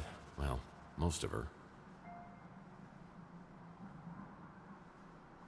Oh, I think I found Margaret Leonard. Well, most of her. Okay, well, that sucks. Yes, I know I can still get the frame. That explains the hacksaw. Oh, that doesn't look good. Why did they need her head? The dream. No, no, I already saw this. Become a nightmare. I already saw this. I was working with Margaret Leonard and Mason Bowers in neural experiments? What's my connection with J.T. Donnelly and the egg found in my wall? Why would she steal it from me and entrust it to someone else? The one who prays.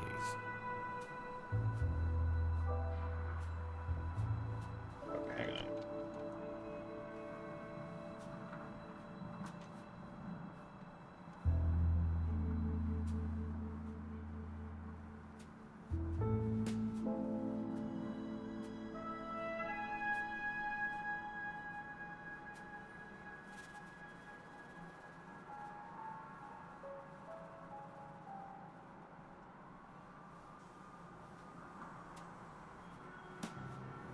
I'm actually not sure what to do on this one. Like, at all.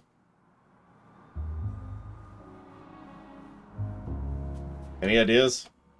Like, I'd just be randomly guessing since I don't have the beginnings. I was talking about this when it came to Return of the Obra Dinn. You need an anchor to start solving a puzzle, right?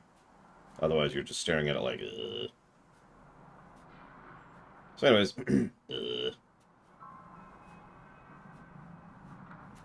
Yeah. I should probably go ahead and get my tier 6 ship and STO at some point.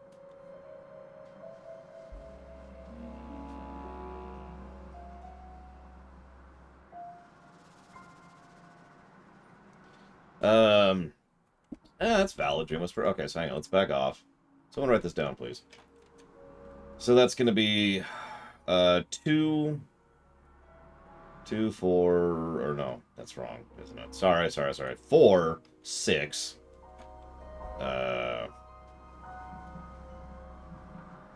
9 and 4, 6, 9 and 1. So, give me a minute here. There's 1. Okay, just give me a minute. It's just gonna 4.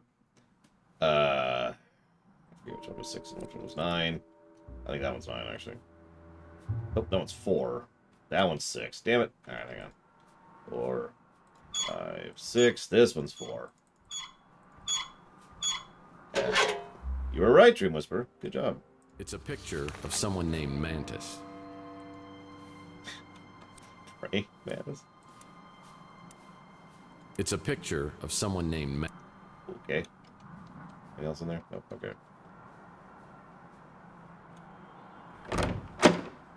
Police, you're under arrest.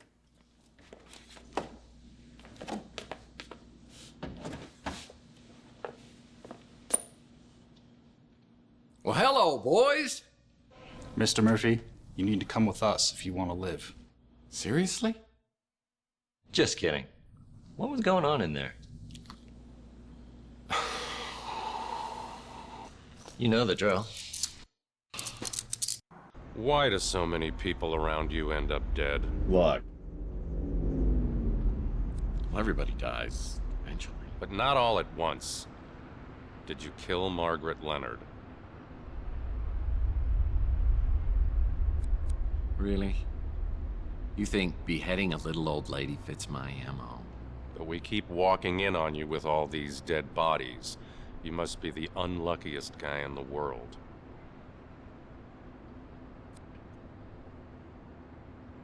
Well, I don't know if I'm number one, but I'll tell you, I'm in the top 10. I'm also in the top 10 of the luckiest, but don't ask me why.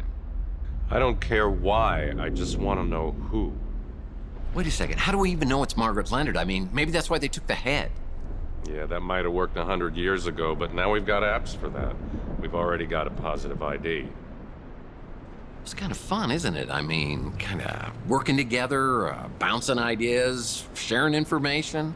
I mean, what if I said I had some information might help your investigation? I'd say you were withholding evidence. No, I said I might have something. No, you said you had something that might help. Yeah, oops. Look, Danwich, you seem like a stand-up guy, and I know you don't want any vigilantism, so I'll play it by the book. I think I have video that might have been shot by the guy who killed Margaret Leonard. I'm just gonna hand it to you and hope you'll cut me some slack. It's on your smart, Alex? Let's have it.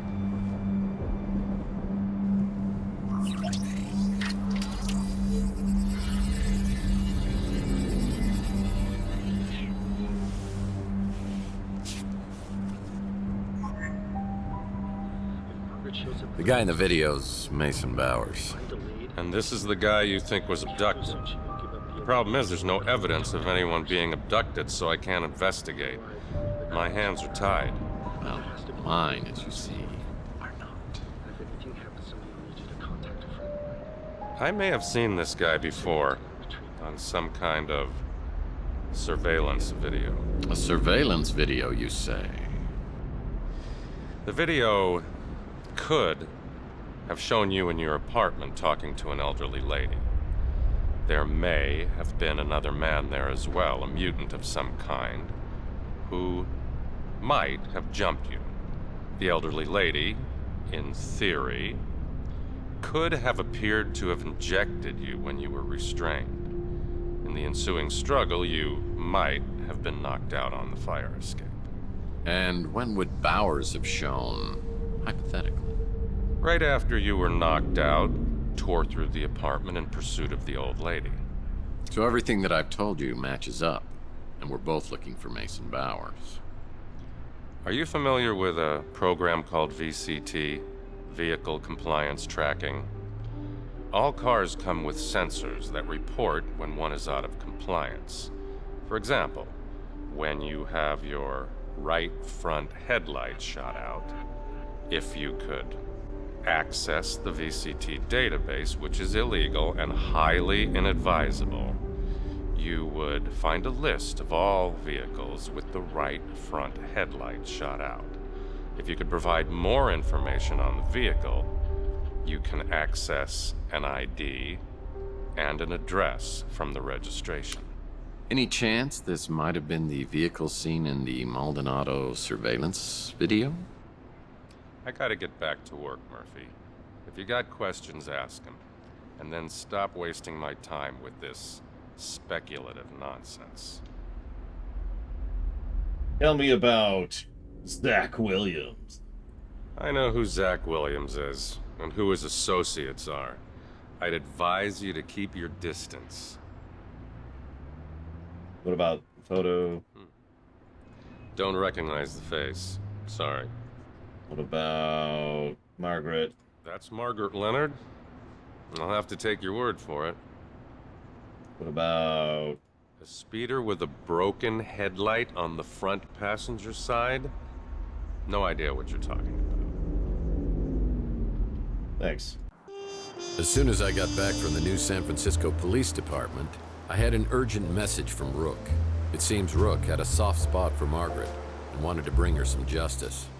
He told me he had another interested party in the Tesla cache, a Count Saint Germain, who was staying at the Golden Gate Hotel. Maybe he could divulge some answers. You know, normally I'd make fun about the fact that... One hears a great deal about Tex Murphy on Chandler Avenue. To what do I owe this pleasure? Word is you're a big fan of Nikola Tesla, or at least his stuff.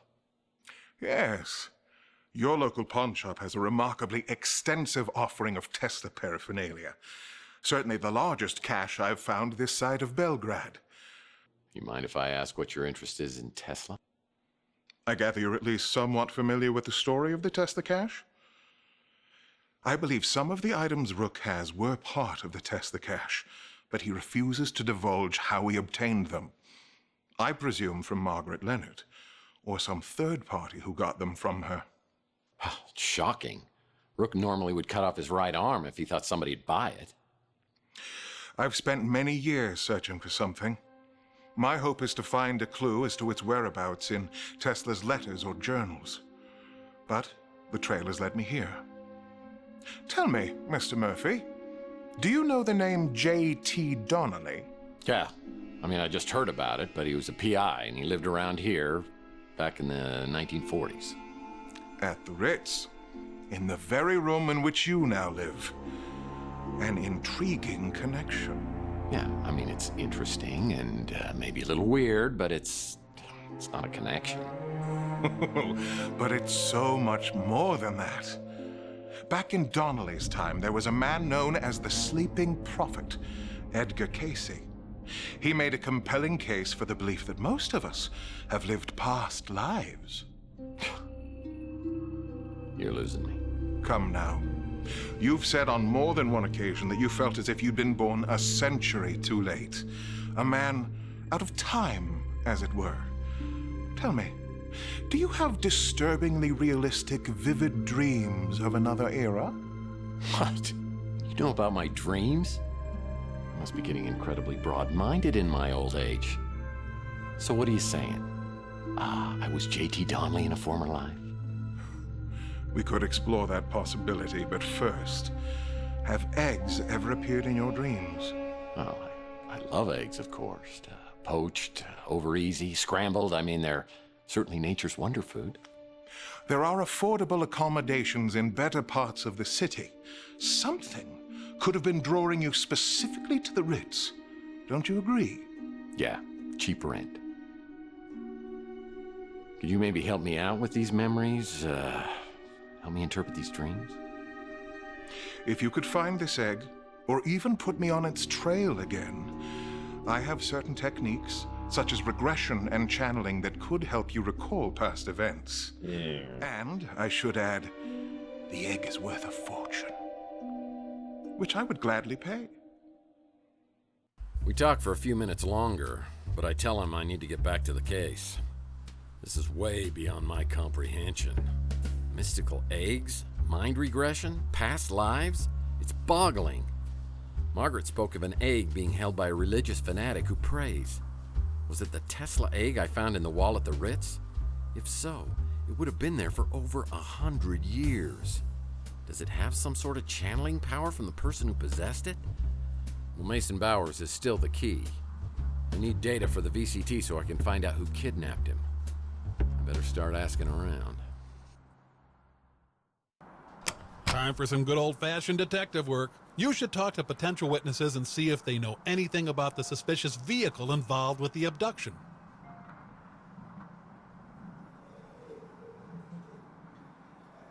Normally, I'd make fun of the fact that all of this stuff is literally like this. I have to walk farther from there to there just to go to my mailbox.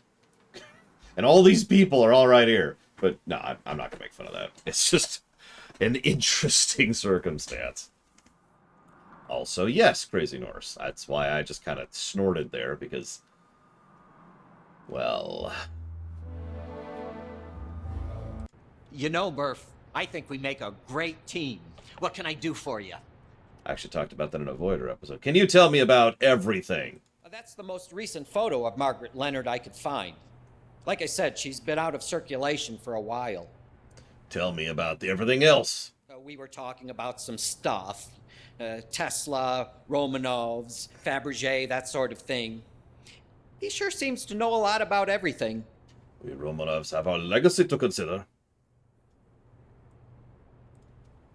No. Agreed. He'd go on into these weird trances and talk about past life stuff. Pretty intriguing until you get to where he starts going on about Atlantis. I don't understand the question, Sofcom. She's dead? And she was living right here for years. And How do you always find yourself right in the middle of everything? You have a gift, my friend. I'm afraid I have terminal PC-itis. There's no cure. Oh, they're not back.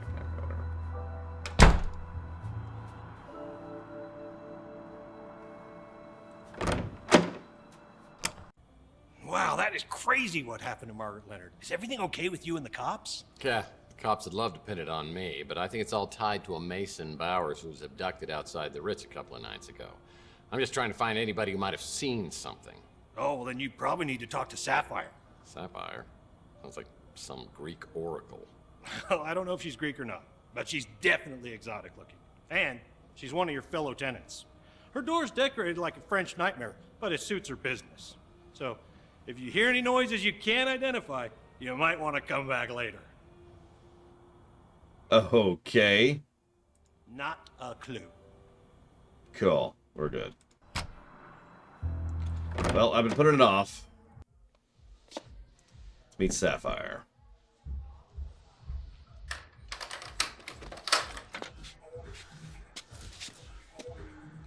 Well, this is a nice surprise.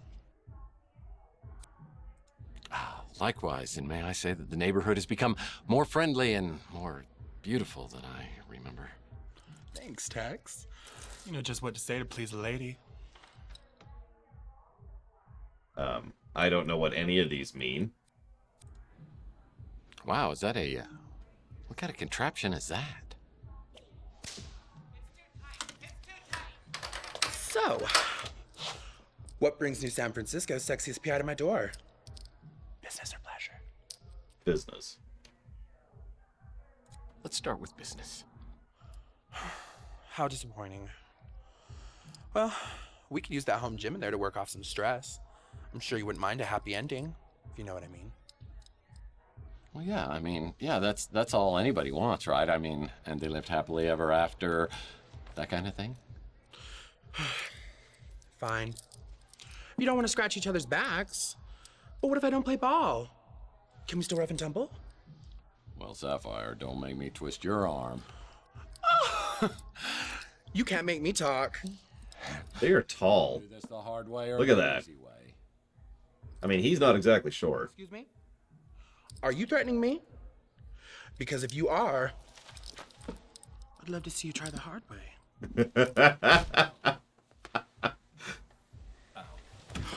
I'm sorry, Tex. I got carried away.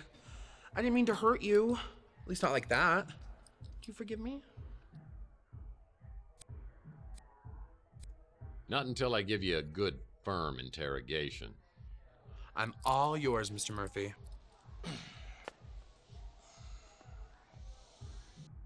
Oh my god.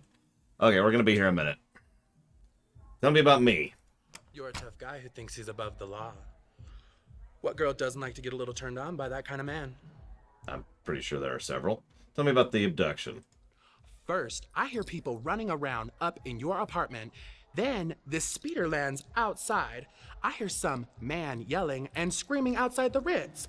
Then, he runs off with some other people chasing him. After a bit, he comes back, and I hear him outside my window. Sounds like he's talking to himself. Then, two other guys catch him, shove him into the speeder. Then, I hear gunshots, and the speeder takes off. I could almost get behind the necklace, but the earrings are too much, and I'm really not in favor of the eyelash thing, or the eyelid thing. Hey, Eclectic. We're here to please, or scream, as the case may be. It's not the nicest place in town, but you can't beat the price. It's a live and let live kind of place. Yeah, it literally looks physically painful, doesn't it, Bragon? I'm just looking at that like, oh, thank you. Like, yeah. Anyways. That's not my kind of store. What? What? Okay. Tell me about Taylor. What's she got that I don't? I can tell you one thing that I've got that she doesn't. Yeah, it's the eyelid thing. I get it. Gets along with everybody. Makes great food. That's because Louis is awesome. Memory loss? I only met you a couple years ago, so I don't know what you were like before. But I like what I see now. It ain't just your ass that's bad. Well, I mean, if you're paying attention, Savicom, her dress has glitter in it as well. And she's got wrist stuff, which is also glittery, and rings. Next time her hand pops up, you'll see what I mean. Let's talk about Holly. So spunky. And I love There, see? spunk. She only does periodically, but you can see she's pretty covered. We don't need to go even further, I don't think. That's the guy you think got abducted? I saw him around a few times coming to see you. I thought. Maybe about Carlos Maldonado. It's so hard not to make the joke. Okay, for those of you not getting why this is amusing to me, there was a Formula One driver named Maldonado. This is almost 10 years ago now. And he had a admittedly unfair but fairly common reputation of being a rather aggressive driver. He would get into so many wrecks that when we used to play a game, me and my friends, and you had to guess who would get knocked out by someone else. And it had to be, there was this whole, I'm not going to give you the whole, but you had to guess who would get knocked out of a race. Let's just summarize it that way.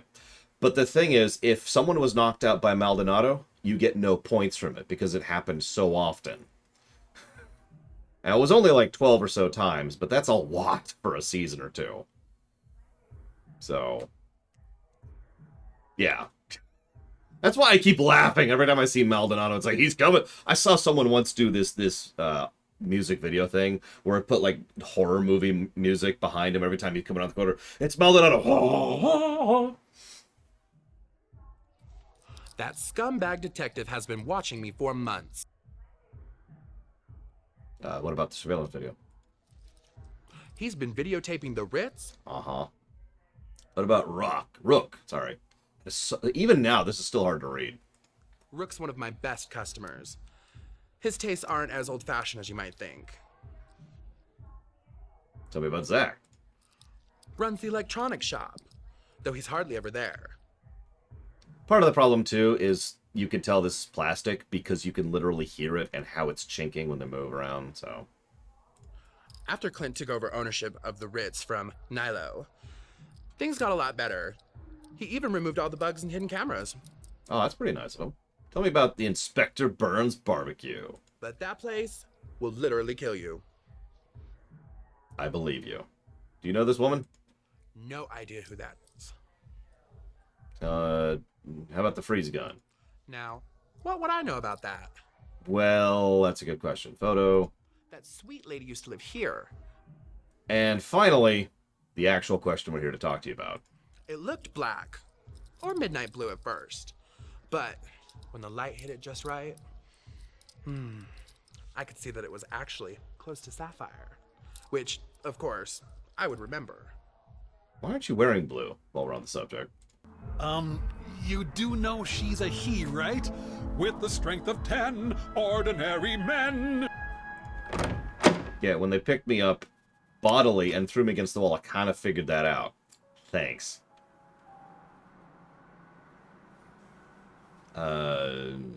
Okay, so now we need to get to the VTC. Let's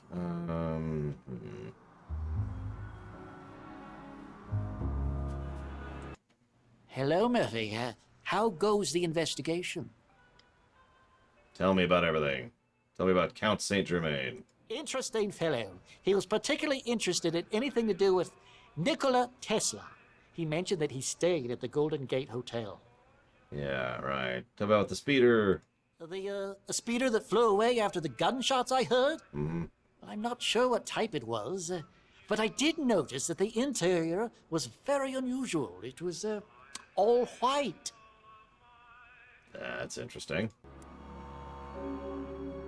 Yep, San Francisco. We saw it on the early thing, but you can actually see the Transamerica Pyramid somewhere. Along with Mr. Red. Not again. You're gonna get me fired.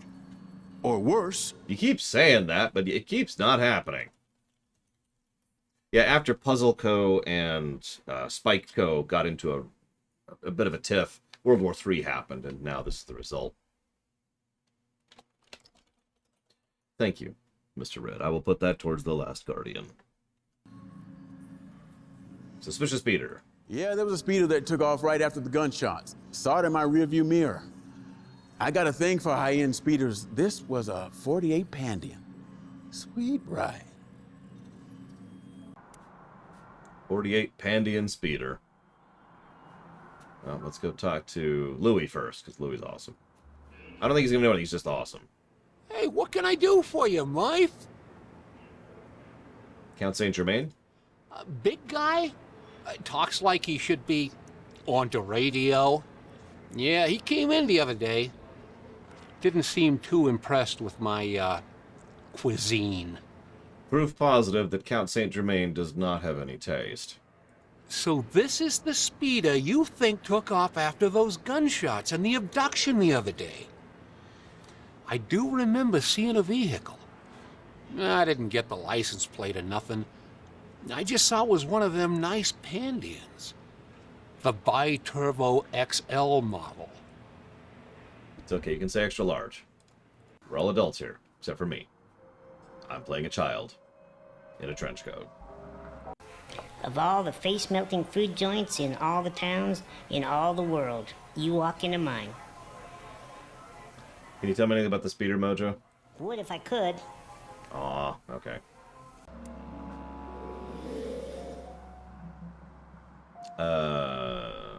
That's everyone, isn't it?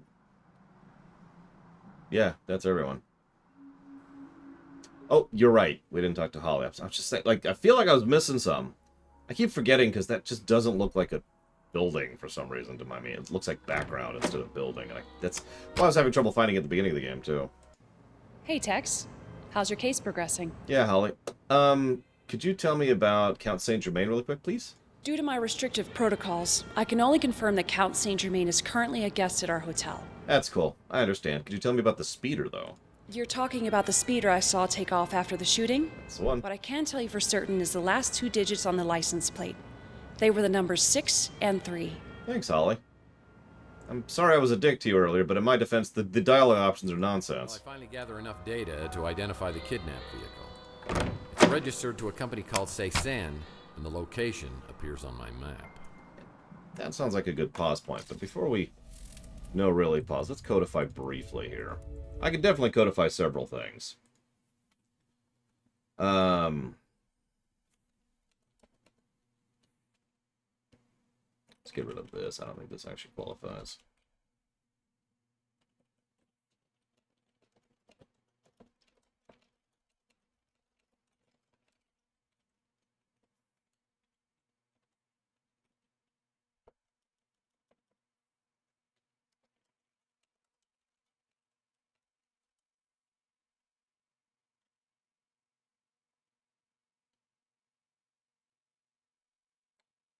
So we're definitely codifying the negative for font. That's just ridiculous.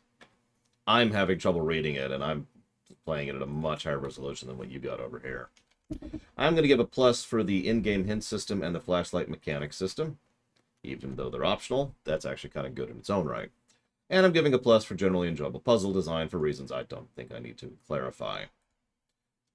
The game has made me laugh a little bit, so we're going to give a humor thing. Definitely an acting positive. Surprisingly good lighting design for cutscenes. Surprisingly good makeup design for cutscenes. Murphy is pretty awesome. Mojo's pretty awesome. Louis is pretty awesome. I'm also going to go with a directing positive. I don't remember who Alex is, so I'm not sure if I can give a positive to over this, because I don't remember. Who's Alex? Remind me.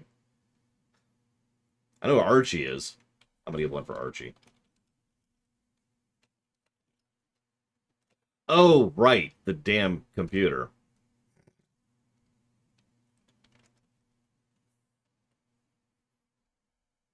Yeah, okay.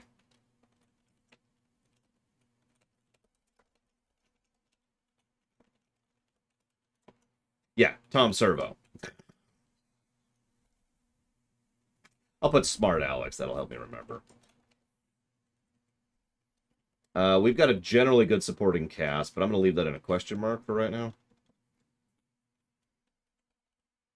So right now, we're looking at this.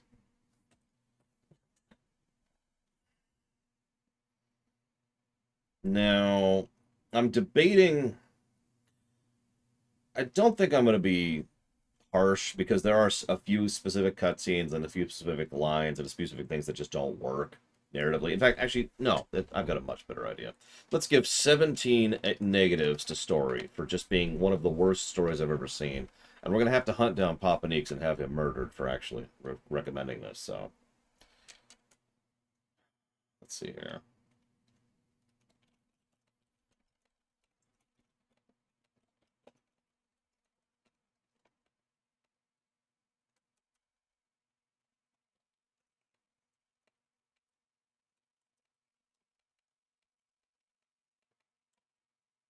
There we go.